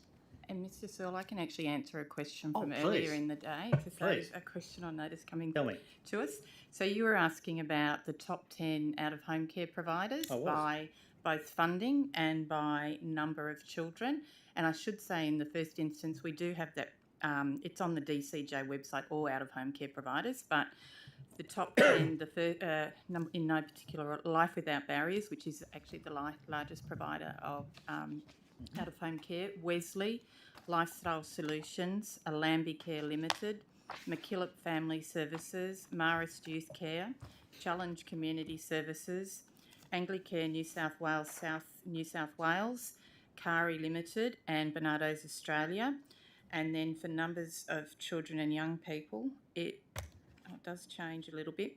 Life Without Barriers, Wesley, Challenge Community Services, Kari, Bernardo's Australia, Care South, McKillop Family Service, the Uniting Church in Australia Property Trust, Anglicare New South Wales, South New South Wales and ACT, and the 10th is Barundali, the Aboriginal Corporation. Thank you. That is very, very useful. Thank you. As I said, Mr. Chair, I will put the rest of my questions through as supplementaries. given we've had such a productive and friendly exchange, it would be remiss of me, Mr. Tibble, if I didn't mention, I think the DCJ has recently won an award for being a top public sector employer in Australia. Is that correct? The Randstad Award, Mr. Searle, yes. Yeah. Well, congratulations to the agency. Can I just say congratulations to the remarkable staff who we have right through the organisation. They are an extraordinary workforce. They really are. All right, on that juncture, government, any questions? No, only witnesses wish to elaborate on anything that was drawn out earlier? No? That's it from us? All right, thank you very much. We'll bring questioning to an end. I note you've taken a number of questions on notice. The Secretary will be in contact with you within 21 days for the answers. Thank you very much for coming in. Thank you. On that juncture, we'll close the hearing.